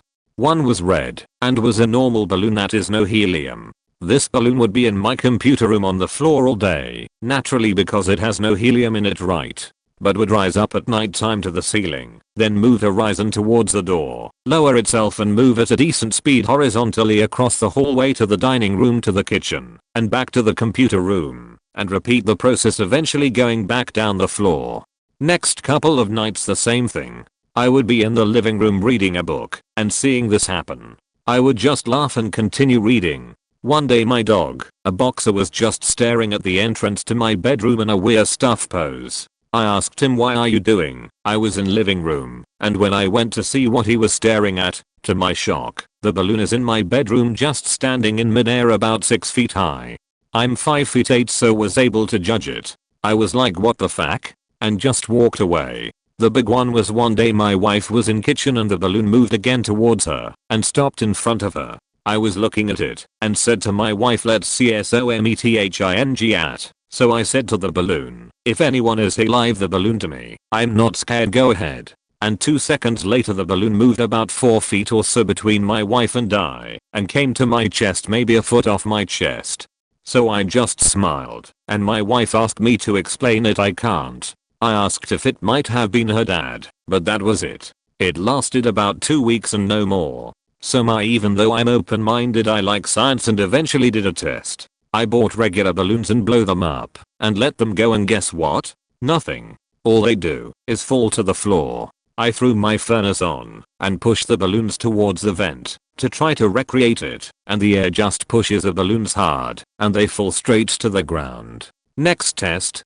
I actually had a helium balloon and all it does is stay stuck in the ceiling. No motion. Pushed it in front of the vents, get a little reaction, then goes straight up at ceiling and never moves. So my question is, how does a non-helium balloon, in May with no furnace on, windows closed, in computer room, rise up, move horizontally, lower itself to go under the door, move horizontally across rooms, repass the process 2 or 3 even more times a night, go back down for the night, and repeat the process for a week or so? Even levitating 6 feet in the air, a non-helium balloon, with no drafts of any kind, do all that when a helium balloon can't do that with drafts, or regular balloon can't do that. I would love a theory to see it live the way it did, all within a week, when her dad died, never to be related again. Even when I tried to recreate the experience, you can't help but wonder. Scientifically, I thought of static electricity, but that wouldn't explain the rising or horizontal motion across room and lowering itself to go under the door. Plus, why didn't it ever happen again? I draw no conclusions, but I do draw a blank. Anyways, I have plenty, but this experience goes down in my mind forever. I used to run all the time, fanatically. Long distance, sprints, intervals, you name it. Music was vitally important. I have the most janky, customized hodgepodge of video game music, movie soundtracks and various snippets of slowed down loops of miscellaneous that I've ever seen. The mainstays of this playlist, the songs I listened to every single run, were from the soundtrack to MDK2, a late 90s third-person shooter that I absolutely idolized. You could play as 3 characters, but most of the music came from Kurt Hectic's levels. He was my favorite. The way he ran, so purposefully, looking back and forth as we went, intense music in time with his steps. I wanted to be him so bad, and I pretended I was him while running all the time. It gave me a kind of superhuman endurance. Kurt Hectic never wanted to be a hero. I would always hear in my head. I ran only at night. Sometimes on tracks, sometimes on backward streets. Cars passed but I rarely encountered anyone face to face or anything. It was a very solitary me time activity. Strangely enough, I also used to get absurdly stoned before running. It somehow added to the intensity and to my endurance. One night I was in the middle of a run several miles from my neighborhood, very likely listening to MDK2 music and pretending to be Kurt Hectic. A car is coming at me and slowed down as it approached. This had never happened in years of running before. They rolled down the window, but their face was obscured by darkness. "Kurt," a male voice says. My name, obviously, is not Kurt. "No," I replied, covered in sweat and panting, instinctively leaning in so they could see my face better. "Oh," they said, and drove off. The synchronicity of it didn't hit me until after they'd driven off. Nobody knew about my embarrassing internal thoughts pretending to be that character, nor did I look or wear anything like him. Besides, it's a pretty obscure game, even when it came out, let alone a decade later. Probably just a coincidence, but it struck me to my core when it happened. To this day my only possible explanation would be that the car was actually being operated by anywhere from 2 to 4 adult raccoons. When I used to live in the Philippines back in 2013, I was part of a group called Pathfinders. It's basically like boy/girl/scouts. We went on a camping trip for a week in the jungle. Every night, a unit was assigned to guard the camp at certain times. The units would switch every 2 hours. My unit was scheduled to guard the camp at around 2 AM to 4 AM. We didn't really have anything to defend ourselves with except for flashlights. If we spotted someone approaching, we were supposed to shout, "Halt, who goes there?" The proper response was your name plus your unit number. If the proper response wasn't said, we'd have to yell to the main camp that post number whatever needs help. My post number was #7. My buddy's post number was #8 and a younger member was post #6. The night was mostly quiet until I hear my buddy yell the halt call. He said it twice with no response back. He didn't call the main camp for help, so I shrugged it off. Then I saw a white figure to my right from the torso up. I couldn't make out who it was because it was dark, but I was sure it was my buddy because he was wearing a white shirt that night. I didn't use the flashlight because I didn't want to blind him. I saw the figure disappear behind a thin tree. There is no way you could hide behind a tree that slim regardless if you had a build like a twig. Again, I shrugged it off because it was 2 AM and I was tired. I thought it was just my buddy patrolling the area. The rest of the night went smoothly. However, the morning after is what shook me. We all had breakfast in the center of the camp. My buddy asked if I saw the Wak Wak, a paranormal Filipino folktale monster. I told him no and said he was probably faking with me. But he wasn't known to be a joker, and he said he saw something disappear behind a tree near my post. He said he saw someone only from the torso up. It spooked him pretty good, so he called the halt order. Apparently, he never moved from his post. I would have dismissed the claim if it wasn't for the younger member I mentioned earlier. We didn't really know him that well, since he was new, so it was surprising that he approached us with a scared look. He claims to have seen it too, but not disappearing behind a tree. He said it was behind me with its hands over my shoulders. He only saw the torso up and couldn't make out a face.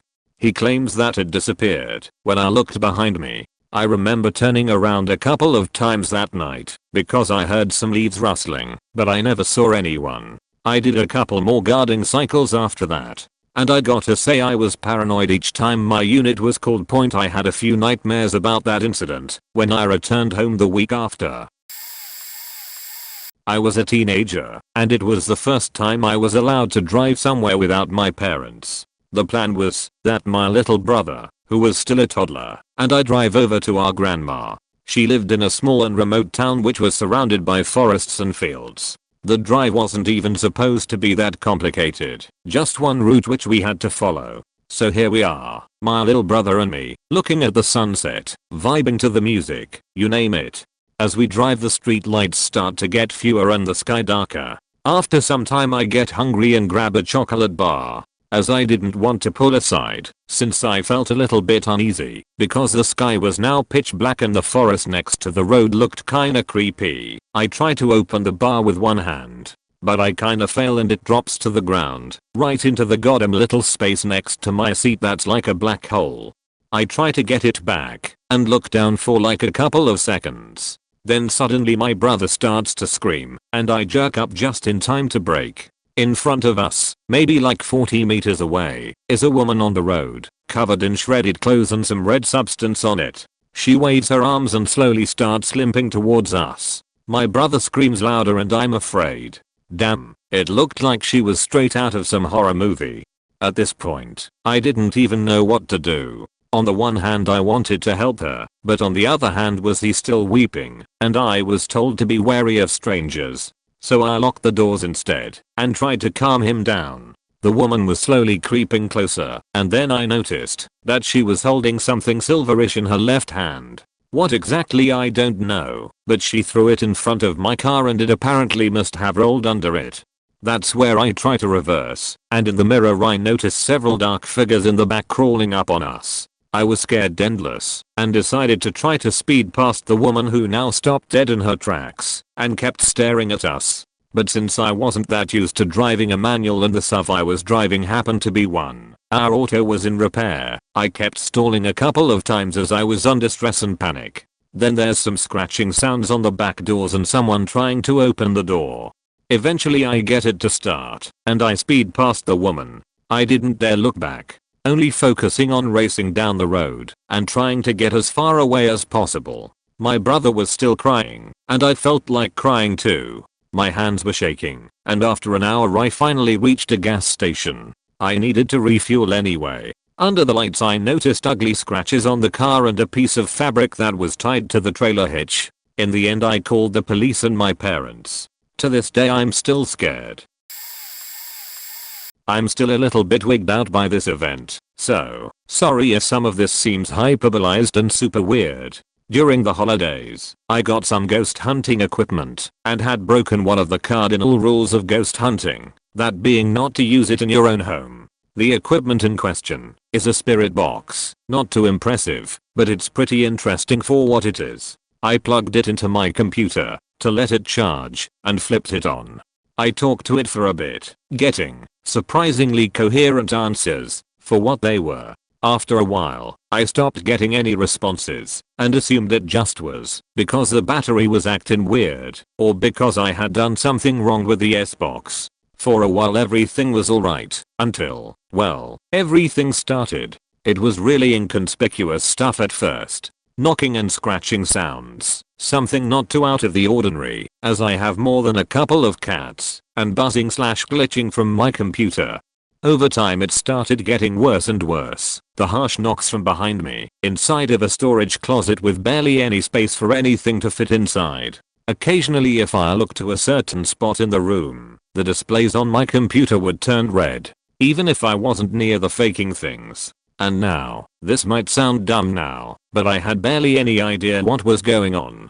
I had used my VR headset during the let's just say, extreme events. I think this might have faked me up really bad, because while in VR I felt like I was always being watched. I felt drained and depressed, more than usual anyways, and felt extremely paranoid while using my computer or VR. This all culminated into a final event where I had had enough. It might sound simple and could be explained somehow, but it was too faked up for me to ignore. I was playing a game, Halo Reach, and had needed a guide for myself because I had gotten turned around or stuck or something.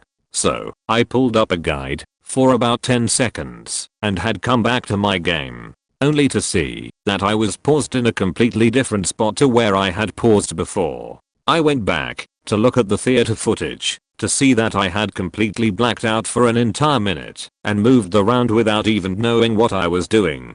The most faked up part is that I was where the guide had told me to be. I had done something I didn't even know how to do yet without even realizing I had done it. Later that day, I had more blackouts, and according to a friend I was on call with during the day, I had blacked out a couple of times, mumbling to myself or being completely silent for entire minutes at a time. So, I said, "Fuck that shit." I was done with whatever the fuck was going on and lit a bunch of incense and got help from my SO to cleanse my home. I've been relatively okay since, but things still occasionally feel off. I don't know if I want to use the S-box again after everything that's happened. TLDR, unintentionally invited something into my computer/home and lost control of my body for a bit. I should died a horrific death as a kid, yet here I am. First off, to set the scene, I grew up in the poorest, most redneck part of the sticks and the coastal plains. I want to say I was 9 or 10 when my parents went in together on a used, fire red, Murray-style go-kart. Basically looked like this, for my birthday. It was one of those kinds that, whenever the motor is on, there's always some kind of forward propulsion, unless you hold the brake. Important for later. I was ecstatic to say the least. About a month after riding it almost every day, I spent the weekend at my dad's, riding it round and round his single wide. Mind you, he lived in the middle of a junkyard, full of old cars, trucks, etc. since he rented the land, owned by the mechanic just up the road, so it was a narrow squeeze at some turning points of my makeshift track. Looking back, the whole situation was ridiculously unsafe even for an adult, but I didn't know any better. I was just a generally cautious kid having a blast making laps and occasionally going off course to make donuts in the empty fields on the far end of the house. Once he thought I had the hang of it, my dad, a NASCAR junkie clearly clamoring with a need to see some speed, had me stop and asked if I wanted to go faster. I said no and even remember being flustered because I had almost hit the tree around the tight end of the house a few too many times at the speed I was already going, but he bent down and made some kind of adjustments to the motor anyway. When he told me to let off the brake, I put the typical pressure on the accelerator and suddenly the cart screeched and zoomed way beyond what I had become accustomed to. I narrowly avoided hitting that same tree, and, to this day, I don't know why my feet froze on the gas, while my hands barely managed to control the wheel. After whirling just around the tree, I panicked and couldn't seem to control it anymore. The cart was headed straight into the back of a truck with stacks of pointed fence tops sticking out, all ready to impale my little child's skull at breakneck speed. I remember hearing my dad scream as he chased me around the corner, while I shrieked and clutched the wheel for dear life. I can only assume this was because of the adrenaline, but for a brief moment everything seemed to move in slow motion and all I could think, over and over, was, I'm gonna die. It's gonna hurt, and I'm gonna die. This may sound dramatic, but somewhere in that slow, I think I kind of accepted death, and squeezed me eyes closed, just not wanting to see it happen, at the very least. I felt myself barreling on, the sound of the go-kart loud in my ears and my eyes screwed shut. Time passed and the cart motor was still whirring from spinning wheels, and I was sure I was supposed to have been dead by then. I remember slowly opening my eyes to see the pointed end of the most jutted fence post was only a breath away from making contact with my forehead, yet I wasn't moving. My dad, finally having caught up, rushed to turn off the motor and scooped me up to take me inside and check for injuries. I remember asking him why I wasn't dead. He said it was because my granddaddy was in the seat next to me protecting me, as an angel I suppose, and I asked why for real. It turns out, there had been a tarp covering those fence posts in the back of that truck, and it had fallen to the ground just behind it. Somehow, the back wheels of the go-kart got caught in it and stopped it, yet I never felt the motion stop. To this day, I don't understand how or why it happened like that instead of just dragging the tarp along. After building a new house, my parents got a divorce and my mom couldn't afford the new house alone, so we had to move into a rental. My mom quickly found a place that would accommodate my sister, then 16, golden retriever, her and I, 14 at the time. My mother is a total history lover and this rental not only fit the bill money-wise, it was, at one time, the first prison of my county closing in 1841. People were hung in our backyard and the cells in the back attic were still intact. We mainly used that area for storage. Over time it was eventually converted into 2 apartments. We had the entire second story and third story / attic. The place was large with a long hallway that connected all of the rooms with the only bathroom at one end of the hall and my mother's bedroom at the other. Over the 6 months we lived there strange events occurred. Like all good ghost stories we would have items move around the house and doors that would open and close on their own. Now I know what you're thinking. Old houses are drafty, and pressure is opening the doors. Not when the door's handles were latches that you had to press down hard to even open the door. Our kitchen cupboards also latched shut, but would also open on their own. Not really all too scary, right? We would shrug it off and move on. After 4 months of dealing with poltergeist-like activity, the aptly named dark man began to appear. One morning, while I was still asleep, my sister entered the long hallway walking towards my mother's room and saw a dark human-shaped figure walk into my mother's room. Thinking that it was my mom, she called out for her, only for my mom to answer from behind her at the opposite end of the hallway. Gathering their courage, they went to investigate, but no one was there. Each of us had run-ins with the dark man in different parts of the house. Even our gentle golden retriever became uneasy and would stare and growl and seemingly nothing. We felt a threatening nature with this dark entity and begged my mom to start looking for a house so we could leave this actual prison. The last straw that made my mom throw in the towel still haunts me to this day. After falling asleep, my mom was awakened to someone quickly crawling into bed and straddling her. When she opened her eyes, a scruffy looking man was inches from her face. He snarled, "Get the fuck out of here." We moved into a new home within a month. Unfortunately, the next house was even worse. When I was 8, me and my dad went to a bookstore to get some books. In this bookstore there were 2 children's sections. They were across from each other, and there was an aisle in between them. My dad went to the bathroom, which is in the very back of the store, and he told me to stay in the children's section. So I did. I was the only one in the children's section for a couple minutes until a mother and her son, around 11 years old, came in.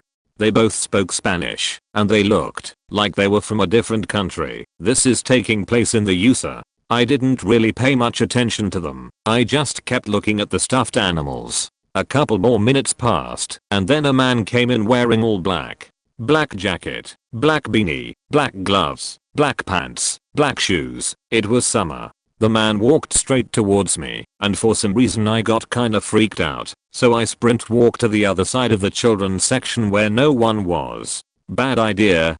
I watched the man from the opposite children's section for a couple seconds, until he turned around and walked towards me again. I was really scared now, so I bolted out of the children's section altogether. I ended up in the school textbooks area, and as I looked around, I hadn't been in this area before, so I didn't know exactly where I was. I realized that the dude was literally right behind me. His back was facing mine.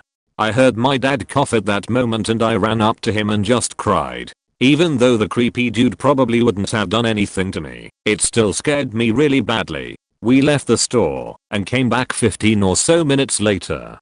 As we were in the parking lot, walking back into the store, I saw the creepy dude walking out of the store, holding the kid back quote's hand that was in the children's section with me, with no mother in sight. The kid looked really scared, and I couldn't see the man's face. I really hope the kid is okay and that was just his dad or something. I work at a preschool with a bunch of kids aged 3 to 6. When I started there, one particular child, Jack, absolutely hated me. He is incredibly pale, super weird, and was always looking at me when I wasn't looking. He would actually scream at me then run when I would come near. One morning, I wore a bracelet of the Virgin Mary to work. At recess, a few kids and he were playing around me and they said, "Ms. Competitive _ at 6823, I like your bracelet." Me too. Without even looking, Jack quietly said, "I don't." Fast forward to after work, I took a nap. I had a dream unlike any other I've ever had. I'm at the entrance to my back porch, where it's raining, and I'm looking at the porch from inside the kitchen. This unnaturally tall, thin pale woman with black eyes and a dirty white dress suddenly manifests and is hissing at me with a gaping black maw full of sharp teeth. I'm already terrified, but then she screams, "Jack enjoys feasting on your soul," which just confuses me. But when she takes a step towards me, her feet hiss as she steps to the threshold of the door, and I realize she can't come inside. My mom is very spiritual and has Jesus type stuff everywhere. Suddenly I look down at my Virgin Mary bracelet and get the idea to recite the whole Lord's Prayer, which I somehow fully remember in my sleep. I recite the whole thing. The demon woman starts freaking out as I do this. As I say amen, she bursts into a cloud of black ash and disappears, after which I wake up. I went downstairs and the weather outside was exactly like my dream. It had begun raining while I was asleep and the sky had changed color. I felt like I hadn't slept at all and like I'd just been awake the whole time. I shit you not, when I came back the next day, he was nice to me. We are friends now, and he will even hug me when he sees me. When we were children, my sister would have a recurring dream. Every night I would wake to her screaming and crying. She said in the dream, she would wake and have to use the restroom. As she passed the foot of the bed, a woman in a pink robe that looked like my mother would lunge at her with a knife. The dream would end after that. This would happen every night. My parents made me switch rooms with her. For her, the dream stopped once we made the switch. I had the same exact dream once, but that was it. We ended up moving a year or so later because of a 1995 storm that flooded the house. Years later, our family was looking through old picture books and it reminded us of those dreams my sister had. My mother said she didn't tell us this when we were younger because she didn't want to scare us any more than we already were at the time. She said all kinds of weird things happened in that house. Glass broken, TVs turned on and off, etc. But what she told us next scared the hell out of us even to this day. She said, after the room swap, days later she was watching TV late one night waiting for my dad to come home from his night shift at the refinery. Out of the corner of her eye she sees someone pass by her right shoulder walking slowly to the hallway that connects to our bathroom and the master bedroom. My mother said she stayed frozen for a second before her instinct finally kicked in, and she got up and followed whatever this was. By the time she got to the hallway she got a better look at this thing that just walked into her bedroom. It was a woman. My mother only saw the backside of her, but says the woman had the same hair as her and was wearing a pink robe. Mom said she ran into the room and found nothing but screamed out, "Leave my babies alone. Leave this house alone." She said all of the craziness stopped after that. Glad we were forced to move out of that house. I know this was long, but I thought I would share. Gave me goosebumps writing this. Around 8 years ago I woke up one morning like someone flipped an on switch in my brain. This happened 5 minutes before my alarm went off. I was wide awake with no dreams in memory and the only thing in my head was mom has cancer. At that point in my life I never woke up without an alarm and I was always groggy until I had coffee. I was normally hitting the snooze a few times. Nothing was different in my routine that week. I was 32 years old, not very close with my parents, a married homeowner with daughters, ages 2 and 4, working a stressful job, managing 60 people. Needless to say, my healthy self-sufficient parents in their 60s weren't at the top of my list of concerns. I've never been a hypochondriac and my family doesn't have a history of cancer. The fact that this was so bold in my head, coming out of a dead sleep, was beyond strange to me. Nothing like this had ever happened to me before or since. Anyway, I get up and start getting ready for my day. As I'm showering, my wife comes in to start getting ready as well. I tell her about my experience and she shrugs it off with a dismissive, "Huh, that's weird." I continue on with the morning. I get the kids ready, drop them off at daycare, go to work, and after 3 hours it's still on my mind. I'm perplexed and it's weighing on me. I took a break, went out to my car, and for the first time ever, yes, I'm a bad son. I call my mom, just to see how she's doing. She's pleasantly surprised by the call and starts mildly complaining about normal, 63-year-old recently retired lady things. Basically she's bored. We chat for 5 to 10 minutes and end the call. I couldn't bring myself to tell her the reason for my call. I didn't want to freak her out. A couple minutes later I decided to call my dad and tell him the story. I asked that he have her get a solid physical. She did. 3 weeks later she is diagnosed with stage 1 breast and uterine cancer. She had a hysterectomy and a lumpectomy for the tumor on her breast.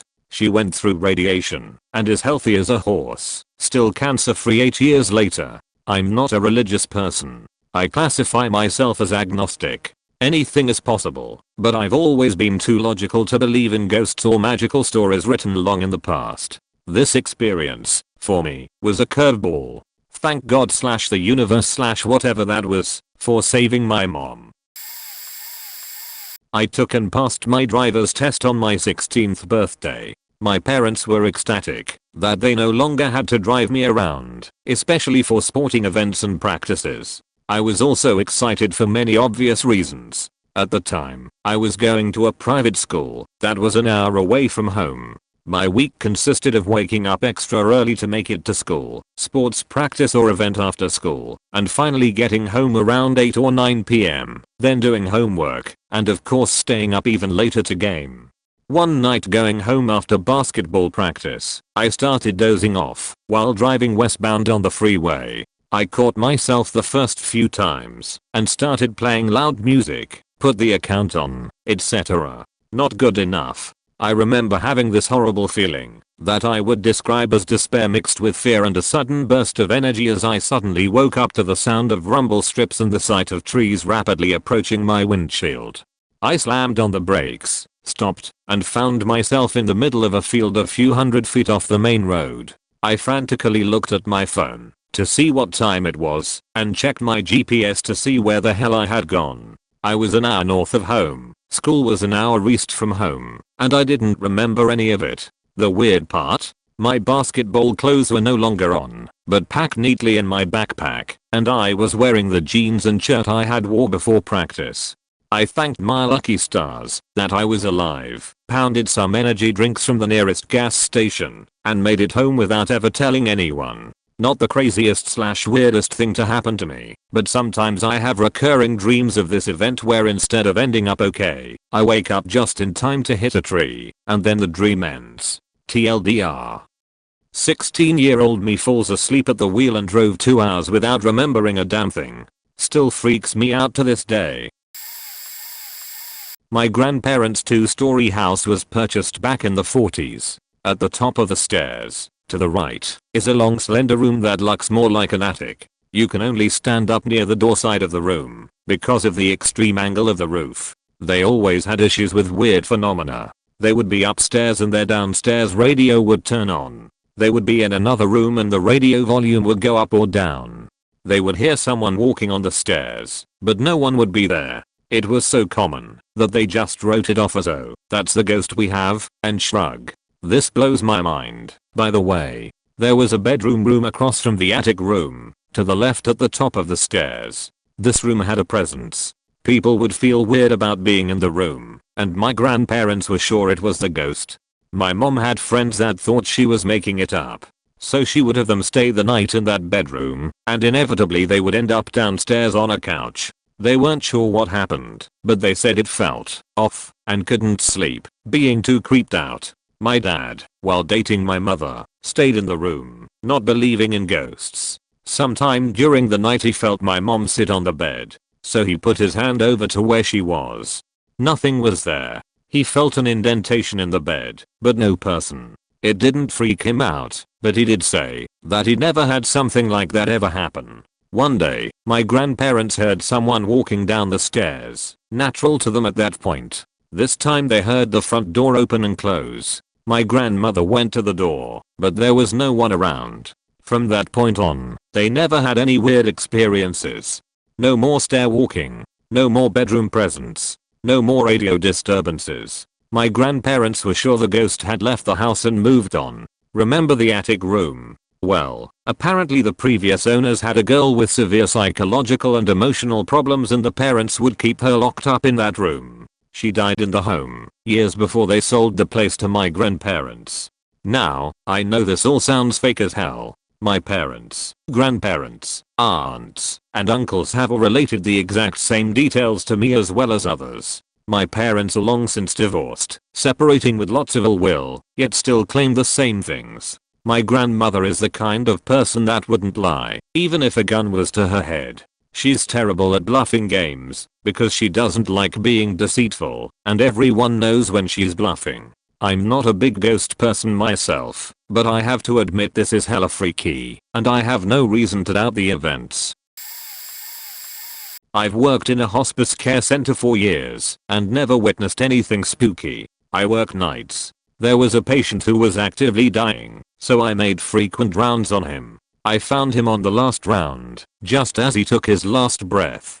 I waited a moment, To make sure, before I listened to his heart to verify his death. The head of the patient's bed was next to the bathroom door, which was opened by a good foot or so.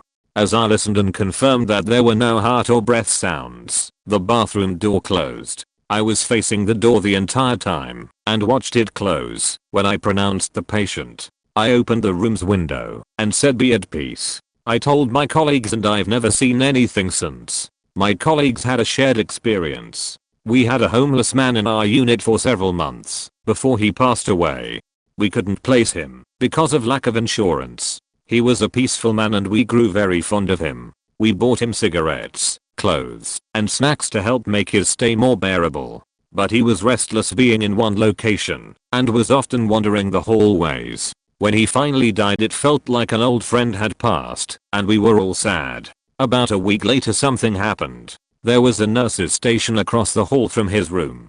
We usually turn off a lot of the lights at night. That nurse's station is usually a little darker than the rest because it's located at the end of the hall near an unused part of the building. We usually place a lamp there to use at night. Both of the nurses claim to have seen a dark shadow go past the nurse's station. After it happened, the one nurse closest to the hall asked the other, "Did you see that?" Both confirmed they saw the same thing. We think it was him still wandering the halls.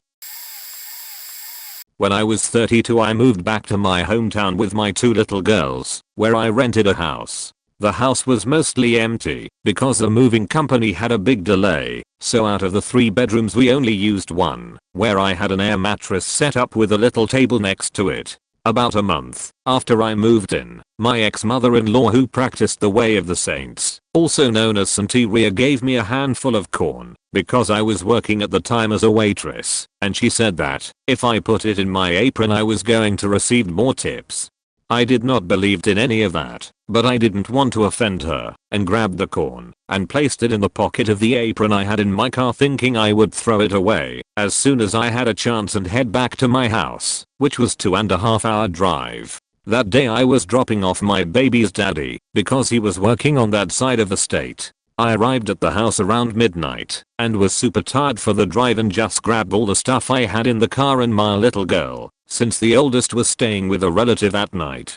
I just set everything down on that room I had set up and tried to go to sleep. I finally fall asleep and forgot completely about that corn she gave me. Sometime around 3 a.m. I hear footsteps coming from the front door through the hall, and I see a black figure standing over in the bedroom doorway. The black figure then walks into the room and sits next to me in the bed. I could literally feel the airbed moving. Then it leans towards me and in a deep voice, "Tell me you are going to be mine." All throughout this experience I could not move, but was trying desperately to grab the cell phone that I set in the table next to the bed. After that thing said that, it goes away, and I was finally able to move to find myself holding my cell phone to my chest. I got up and immediately, though, about the corn. I always believed that there are doors that should not be open, and by accepting that corn I think I opened one.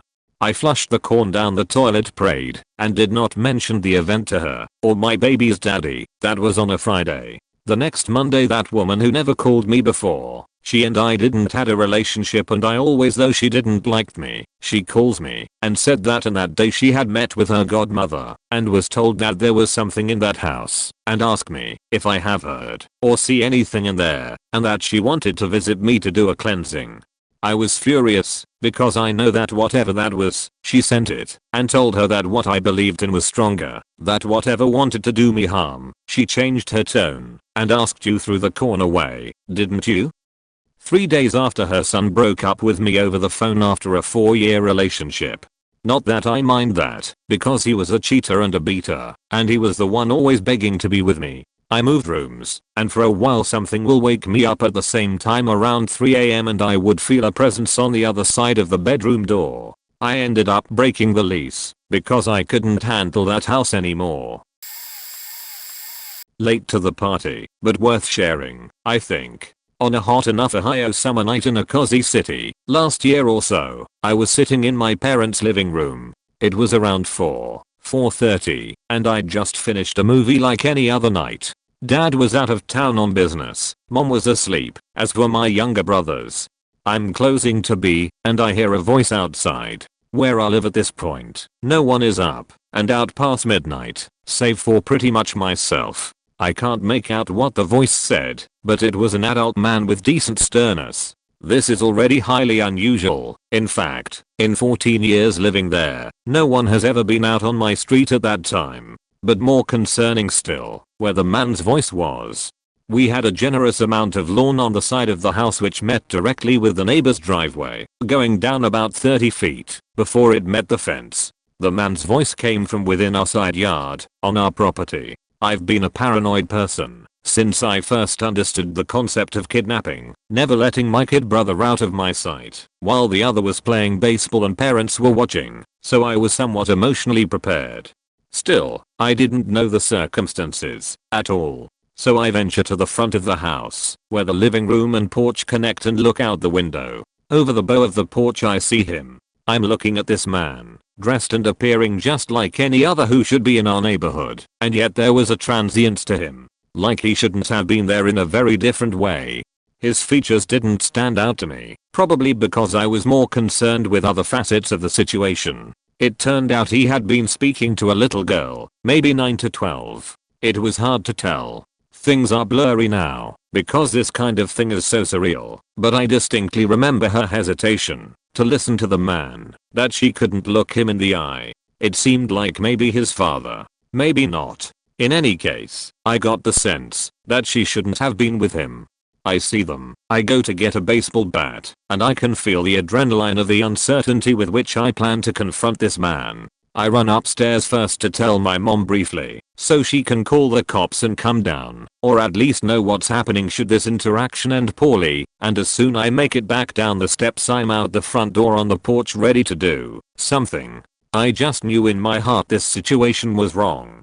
Why were they in my yard? Why did they look like that? Where were they from? And what were they doing? My earliest rationalization is that they had been cutting through yards. My neighbor's backyard is very easy to sneakily access, and it opens into mine. Maybe he'd taken her and was trying to avoid detection and she whimpered at this spot. I don't know, and I didn't know what I was going to do to find out. I knew that if this little kid was in danger, whether or not I could talk to or overpower the man, I had to try something. Better to be safe than have a little kid go into the night never seen again. I open the door, and as I'm on the porch, there's still the aura that they are here or just were. But they aren't in the side yard, and they are not down either side of the street. I hop the porch and check the backyard. Nothing. They couldn't just disappear. The street is a straight shot, and illuminated well enough to see people at each end. But they just weren't there. Gone. I talked to the police on the phone, and they sent a car down in short order, checking other driveways, etc. Perhaps they hid in another neighbor's lot. When I came out, the cops took it seriously and took my statement, even though there was no trace. The memory fades into something I'm uncertain of, but I still feel uneasy if I think about it. I've told this story before, but I'll tell it again in case some didn't read it. Our house isn't haunted, nor have we ever had anything happen. So, at the time, our house was having foundation issues, so the sliding glass door didn't close properly. There was a small gap at the very top. There is a small creek that runs behind our house. We were readying for bed one night. My dog was chilling on the corner of the bed. I was walking down the hallway toward my bedroom after turning all the lights out when I see my dog snap to attention and run back down the hallway from where I came. I got curious, so I followed her. The AC had turned off, so I could clearly hear something coming from the backyard where my dog was already at the glass door. As I got closer, I could hear a faint whimpering. I reached the glass door and cracked it open a bit and could now clearly hear sobbing and wailing coming from right near our fence line. It was dark, but I could make out the familiar shapes of my backyard. My wife was already standing at the hallway and could hear it also. As I'm looking to the right, I hear some rustling to my left and look over at the tree line. I cannot tell you what I saw, only describe it as a way oversized trash bag that was dangling from the tree right behind our fence. At this point I start yelling at my wife to bring my rifle, only cause it has a powerful flashlight on it, but she's freaking out almost to the point of crying. So I run to my bedroom, grab it and run back pointing the light up at the tree. Nothing there. What I know I saw dangling wasn't there anymore. No more crying or wailing heard. Now I'm not saying we heard La Llorona, but we definitely heard something.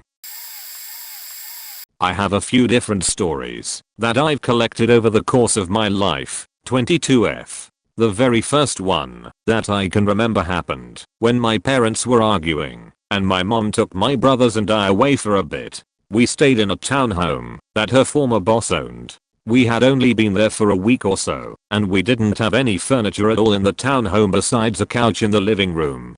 We all slept on blankets in the living room floor together. The first thing I can recall about living there was waking up one night to scratching on my pillow. The townhome was nice, didn't have any pests or anything like that, and we didn't have any animals. I didn't pay any attention to it and went back to sleep.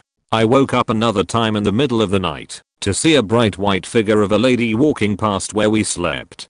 I was pretty young, so I can't remember if I woke my mom up, but I'm pretty sure I did. I also vividly remember hearing the cabinets in the kitchen slamming over and over again another time, only to go in there and not see anything. The cabinets had child safety locks on them. The second memory I have, it was December 2007. I was 9 years old. A little background on this event. My great grandmother loved me very much and took care of me a majority of my life. She is a big part of everything that I'm today. I spent every moment that I could with her, and she was my very best friend. She would always comfort me and make sure that I felt loved. I didn't have a great life growing up with my mom and dad. Anyway, my great grandmother became very sick, which resulted in her being admitted to the ICU in our very small town. I visited her every chance that I could. I remember seeing her on the ventilator and crying my eyes out holding her hand. She was in the ICU for 17 days fighting for her life. My mom and her son, my great uncle, would sit with her every day and every night. One night, my mom came home to shower and check on all of us at home. After she went back to the hospital, I was sitting on the living room floor with my dad watching old western shows. That was our thing. We had a small monitor next to the TV that showed us our security camera footage. Small town with lots of theft, and my dad loved to trade for things, so he had a lot of stuff in our barn in the back of the property. I noticed that my dad was watching the security cameras more than he was watching his western shows. He loved them, so it was odd. I started paying attention to the cameras as well.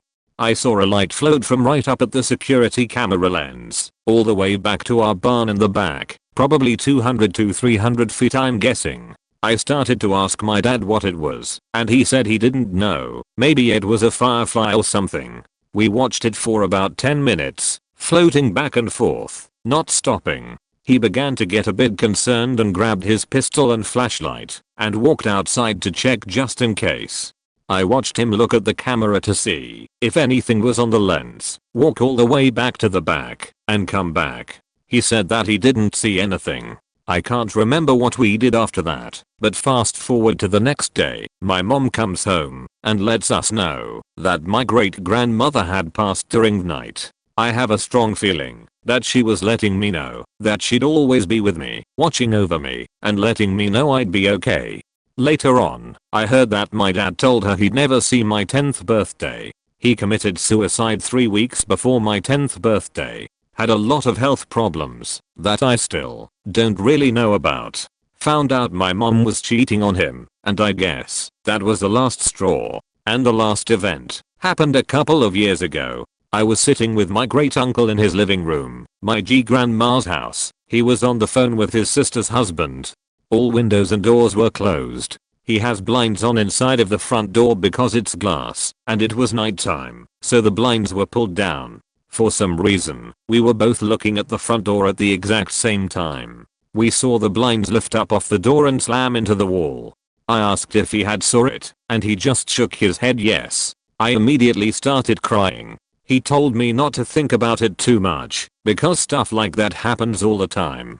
Grandma and her husband were both cremated, and he still has their urn in the living room. I have many more stories I could tell about staying in that house.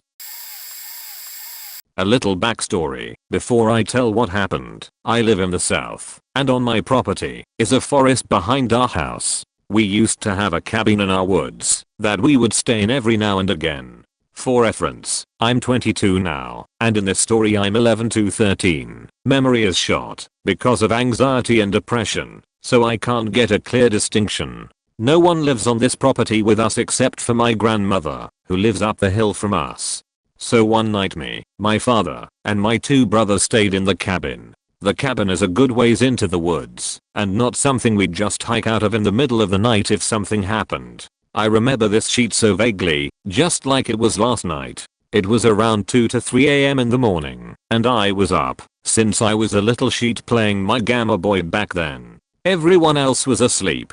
I heard a noise outside like someone fumbling around. I was next to the window laying on the bed closest to the wall. So all of a sudden I smelt a burning smell for some reason. Like a very vague odor of wood burning. I started freaking the hell out, and woke up my father. My father checked everything, the stove, lanterns, and nothing. Nothing was on fire, and even he could smell it. It literally smelt like a small fire was ablaze, but everything was off.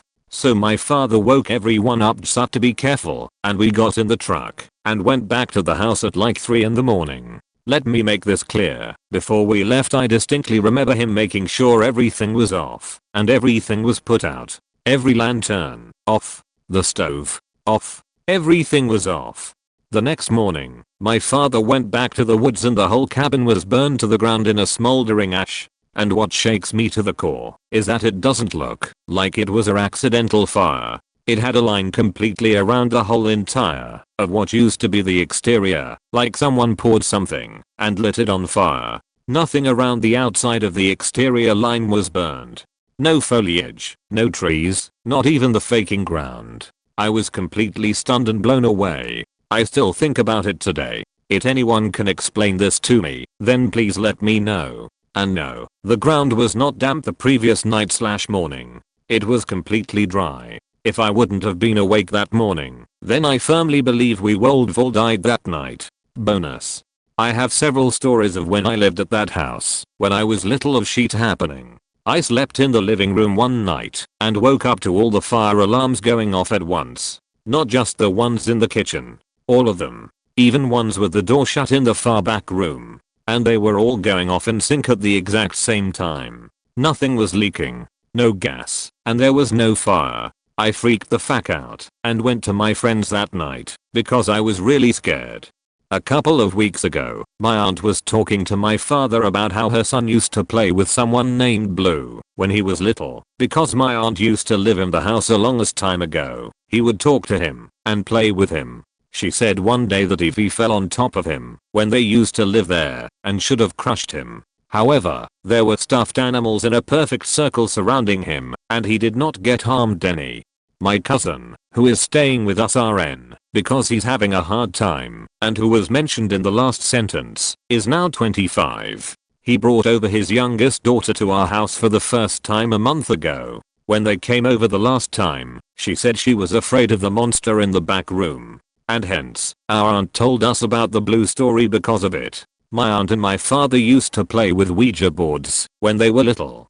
I remember him telling me this story. Him and my aunt were playing on one day in the exact house he still lives in when they were little. They asked the board how did our grandfather die, and the board replied smoke. They didn't think nothing about it, but at a later age, learned that their grandfather died of lung cancer from smoking. They never touched it again. My father is a extremely huge Christian and has told me to never fuck with them and I haven't.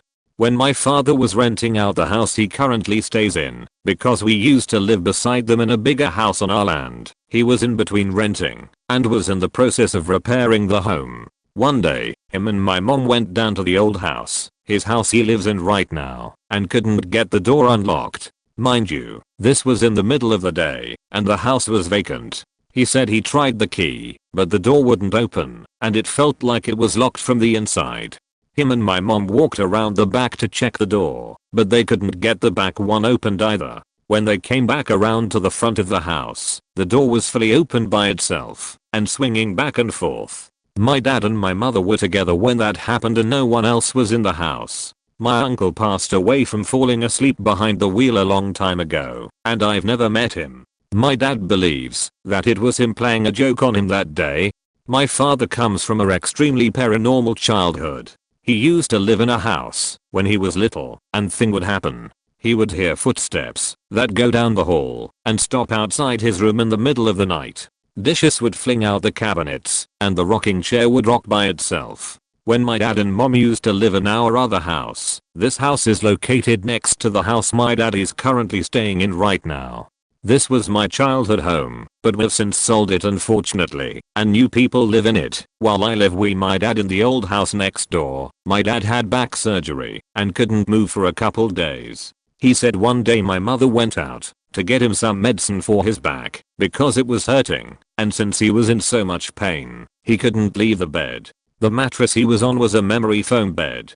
He couldn't move and said he felt and saw someone lay beside him and make the bed go completely down. He was scared shitless but couldn't move. After a couple minutes went by, he saw the mattress sink back up like someone he couldn't see got off of it. He thinks it was my uncle who was messing around with him again. Thank you guys for reading. If there's anything anyone would like to know, then please let me know. I can add more experiences if need be, but I'd like to stop it here for now, since it's pretty long. Thank you all for reading.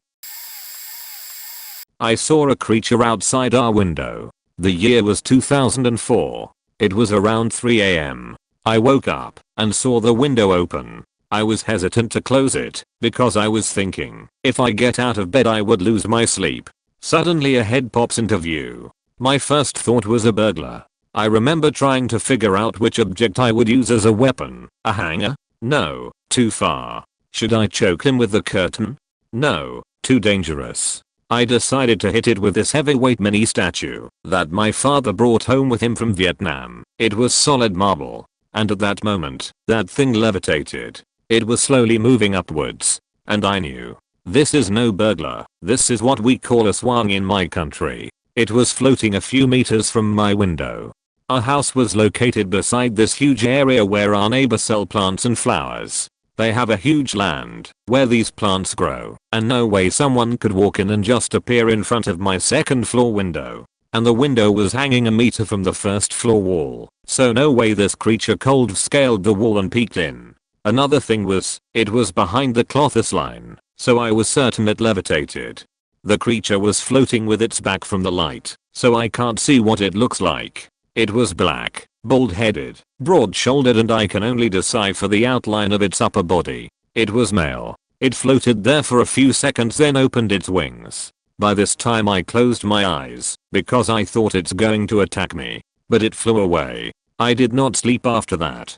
When I told everyone at breakfast what happened, they laughed at me and told me it was only a bat. We live in a city, and there's this huge ass bat the size of a full-grown human. They said it was probably nesting in the tree in our neighbor's garden. I know how bats nest. I've seen a bat with a wingspan of 2 meters, and it's certainly not shaped like a human with a bald head, broad shoulder and rounded ear.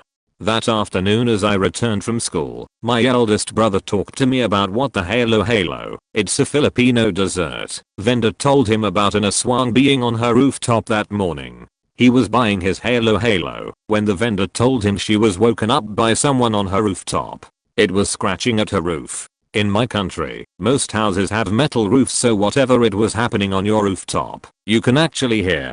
She had a feeling it was not human, and she was so sure it was an aswang. She did not hear it walking there, just scratching her roof. It landed there. The next day, as I was preparing my packed lunch, I overheard our other neighbor, not the garden owner, talking to my mom about a stranger peering inside her house through her window. She couldn't make out the face of the man. She said he's evil. Another neighbor said, when she walked out of their compound early in the morning, she saw a man standing in front of their gate staring maliciously inside. She said she can't see his face because the street lights were behind his back. She said she got scared and immediately went back inside her house. Then there was this pig who was making noises in front of our neighbor's door. There is no piggery in the area. I know the creature was the same person our neighbors were talking about. No matter how hard my parents told me it was a thief trying to figure out how to enter people's houses. The incidents happened within days from each other, and whoever the person this creature was looking for lived inside the compound next to our house. Apparently, there was a pregnant lady and we did not know this until our neighbor who told us about the swang, the pig, making noises outside her door. I've received a lot of ridicule from this story years after. Even now, only my sister, who sees things, believes in whatever I saw. After the last incident with the pig, I did not hear any more stories from our neighbor until months after, when my father told me he heard someone in the early hours walking beside our house and the neighbor's dogs whimpering. Sometime during the night, they were howling. I've always believed in spirits and supernatural beings. I don't have the gift, but I've experienced unexplainable things. However, I never thought I would actually saw a being that people would only talk about. It changes you. Thank you for reading, and please be kind to me. Regarding swangs, my father's family lived in Mindoro where they farm and tend to the cattle. He said during harvest season, they would sleep in a nipa hut in the middle of the farm because it's more convenient than going back to their houses. He would sleep with an attic underneath his pillow because he said there was a time when he was attacked by an aswang. He felt it choking him, but couldn't see it because it was pitch black. My father taught us about these things and what to do when we encounter such entities because we would visit my grandparents during summer vacation. They live in a barrio far from Bayan. My sister, who inherited my father's gift, would tell me she would saw entities. Not just ghosts, but also entities. She would tell me, if I ever see them, just pretend they're not there. Still the best advice.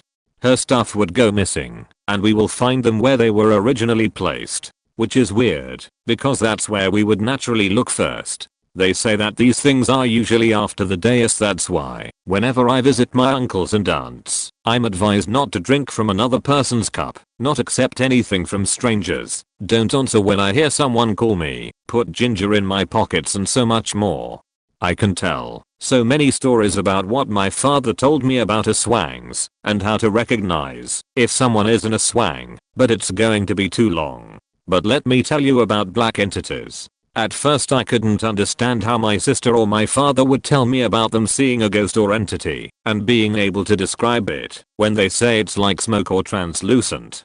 In my maternal grandparents' house in Manila, it's an old house built early 1900s, I saw a black entity. I only saw its outline, but it's black. I was about to enter a room and saw it standing across the hallway, just a few feet away from me. I knew it was staring at me, even if I couldn't see its eyes. With that encounter I finally understood my father and sister. You will be able to describe them only by sensing, by a feeling.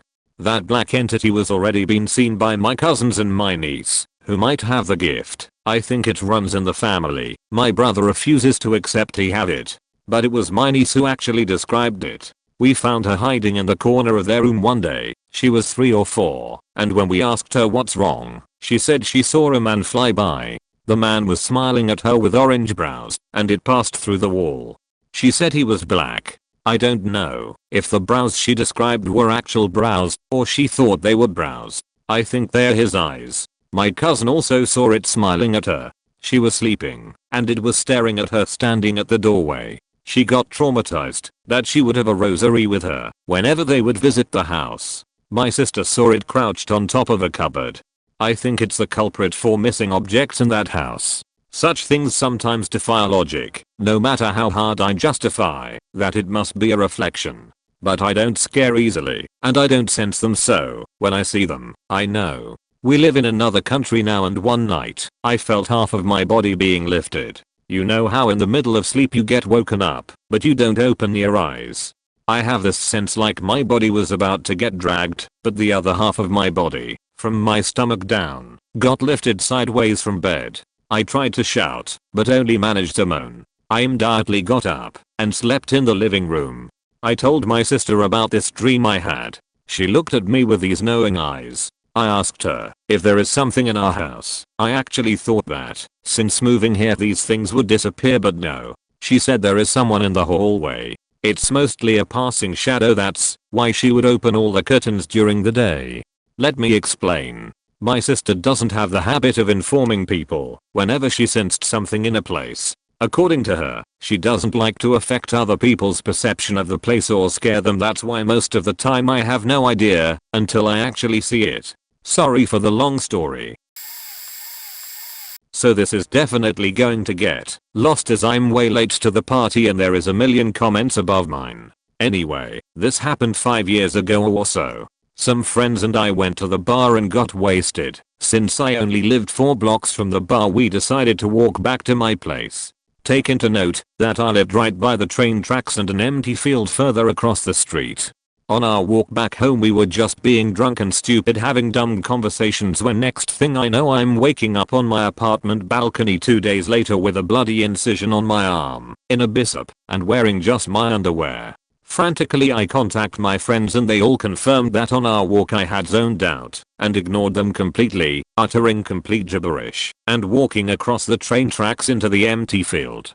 They all just assumed I was playing a joke on them and continued to my apartment. They had a set of my keys in case of emergencies. They all passed out at my place and were alarmed when I wasn't home the next morning. Again, they just assumed I was either drunk asleep in the field or had been picked up by the police for public intoxication. They were all super alarmed to hear that I was at my apartment with no recollection of getting there a whole 2 days later. I try my best to brush it off, but a few weeks go by and where the incision on my arm starts to ache and a lump started to form. I go to the doctor and as soon as I went to get it checked on, it disappeared and there is no evidence, scar, lump, anything that it ever existed. To this day my arm will still ache at times, sometimes worse than others, but the lump ceases to exist. Just typing this made me have chills again and I'm not sure how to feel about it. I was 21. I had just started dating a guy I had known and sort of crushed on since I was 14. I should have been super excited about this because it turned out that my crush liked me too. But instead, something was off. I couldn't figure out what it was. There was nothing obvious at all, no red flags. He was perfectly nice. I'd known him for 7 years and knew him well, but I just couldn't shake the feeling that something was wrong. I'd been dating him for about 2 weeks when I went to sleep and had a dream. In the dream, I was in a car repair garage, very dreary and dirty. I had dropped my car off there, and the guy I was dating, we'll call him Bud, was supposed to pick me up and drive me home. Instead, the guy working at the garage handed me a sealed envelope with a letter in it. He said, "This is to you, from your boyfriend. He couldn't be here." I looked on the front of the envelope and there, written in big black marker, were the letters NME. I was very confused. In the dream, it was clear that those letters were somehow a stand-in for his name, like he had written who he was on the outside of the envelope. I woke up before I could open the envelope, and the big feeling I had when I woke up was confusion. The dream stuck with me all day. Later that night, I met up with him. "Hey," I said, "I had the weirdest dream last night." I told him about the dream, and when I got to what was written on the envelope, I said it out loud for the first time. It said it was from NME. As soon as I said it out loud, I knew exactly what it was. NME, say it. Enemy. It was so awkward. He heard it too. I had just let this guy know that my subconscious, at least, thought he was an enemy. But it was his response that really shook me. Instead of laughing it off, or being sort of jockily offended, or saying "wow, I wonder what your brain is up to," he instead became immediately suspicious and guilty, acting like, "What have you heard? What do you know?" His response to this dream, which I had not taken seriously, unnerved me so much that I broke up with him the next day. About 6 months later, I was having a conversation with a high school friend I hadn't seen in a long time. "I hear you're dating Bud," she said. "How is that going?" I told her that we had only dated for 2 weeks and that it didn't work out, but didn't tell her anything else. "Well," she said, and then launched into this whole long story about how this guy was well known for being a date rapper and sexual assaulter. She named the names of 3 separate people I knew who had had bad illegal experiences with this guy, including herself. I was super creeped out, but also relieved. My subconscious actually sent me a letter in my dream to warn me about this guy. I'm glad I listened. We lived in the house that my great-grandparents had built, and all kinds of unexplainable things have happened there. My parents were divorced, so just me and my dad lived there. I was visiting home at Christmas from college my freshman year and was still asleep around 10 AM when I heard the TV really loud from the living room. I walked down to the TV and it was on full blast. My dad was at work and all the doors were locked. The next morning as I was walking into the living room I watched the TV screen go from black to on. Then the volume bar at the bottom of the screen turned itself up. I stood there frozen with every hair on the back of my neck standing up and eventually got the courage to turn the TV off. It did it several more times while I was home for Christmas. My dad said it was just my great grandma who had died when I was 3. Other weird stuff that we chalked up to her over the years were light bulb jumping vertically out of a chandelier, waking up to boots filled with dog food. We didn't have a dog at that time. Seeing someone behind us in the bathroom mirror. We both experienced this several times. Chairs being moved, cabinets opened.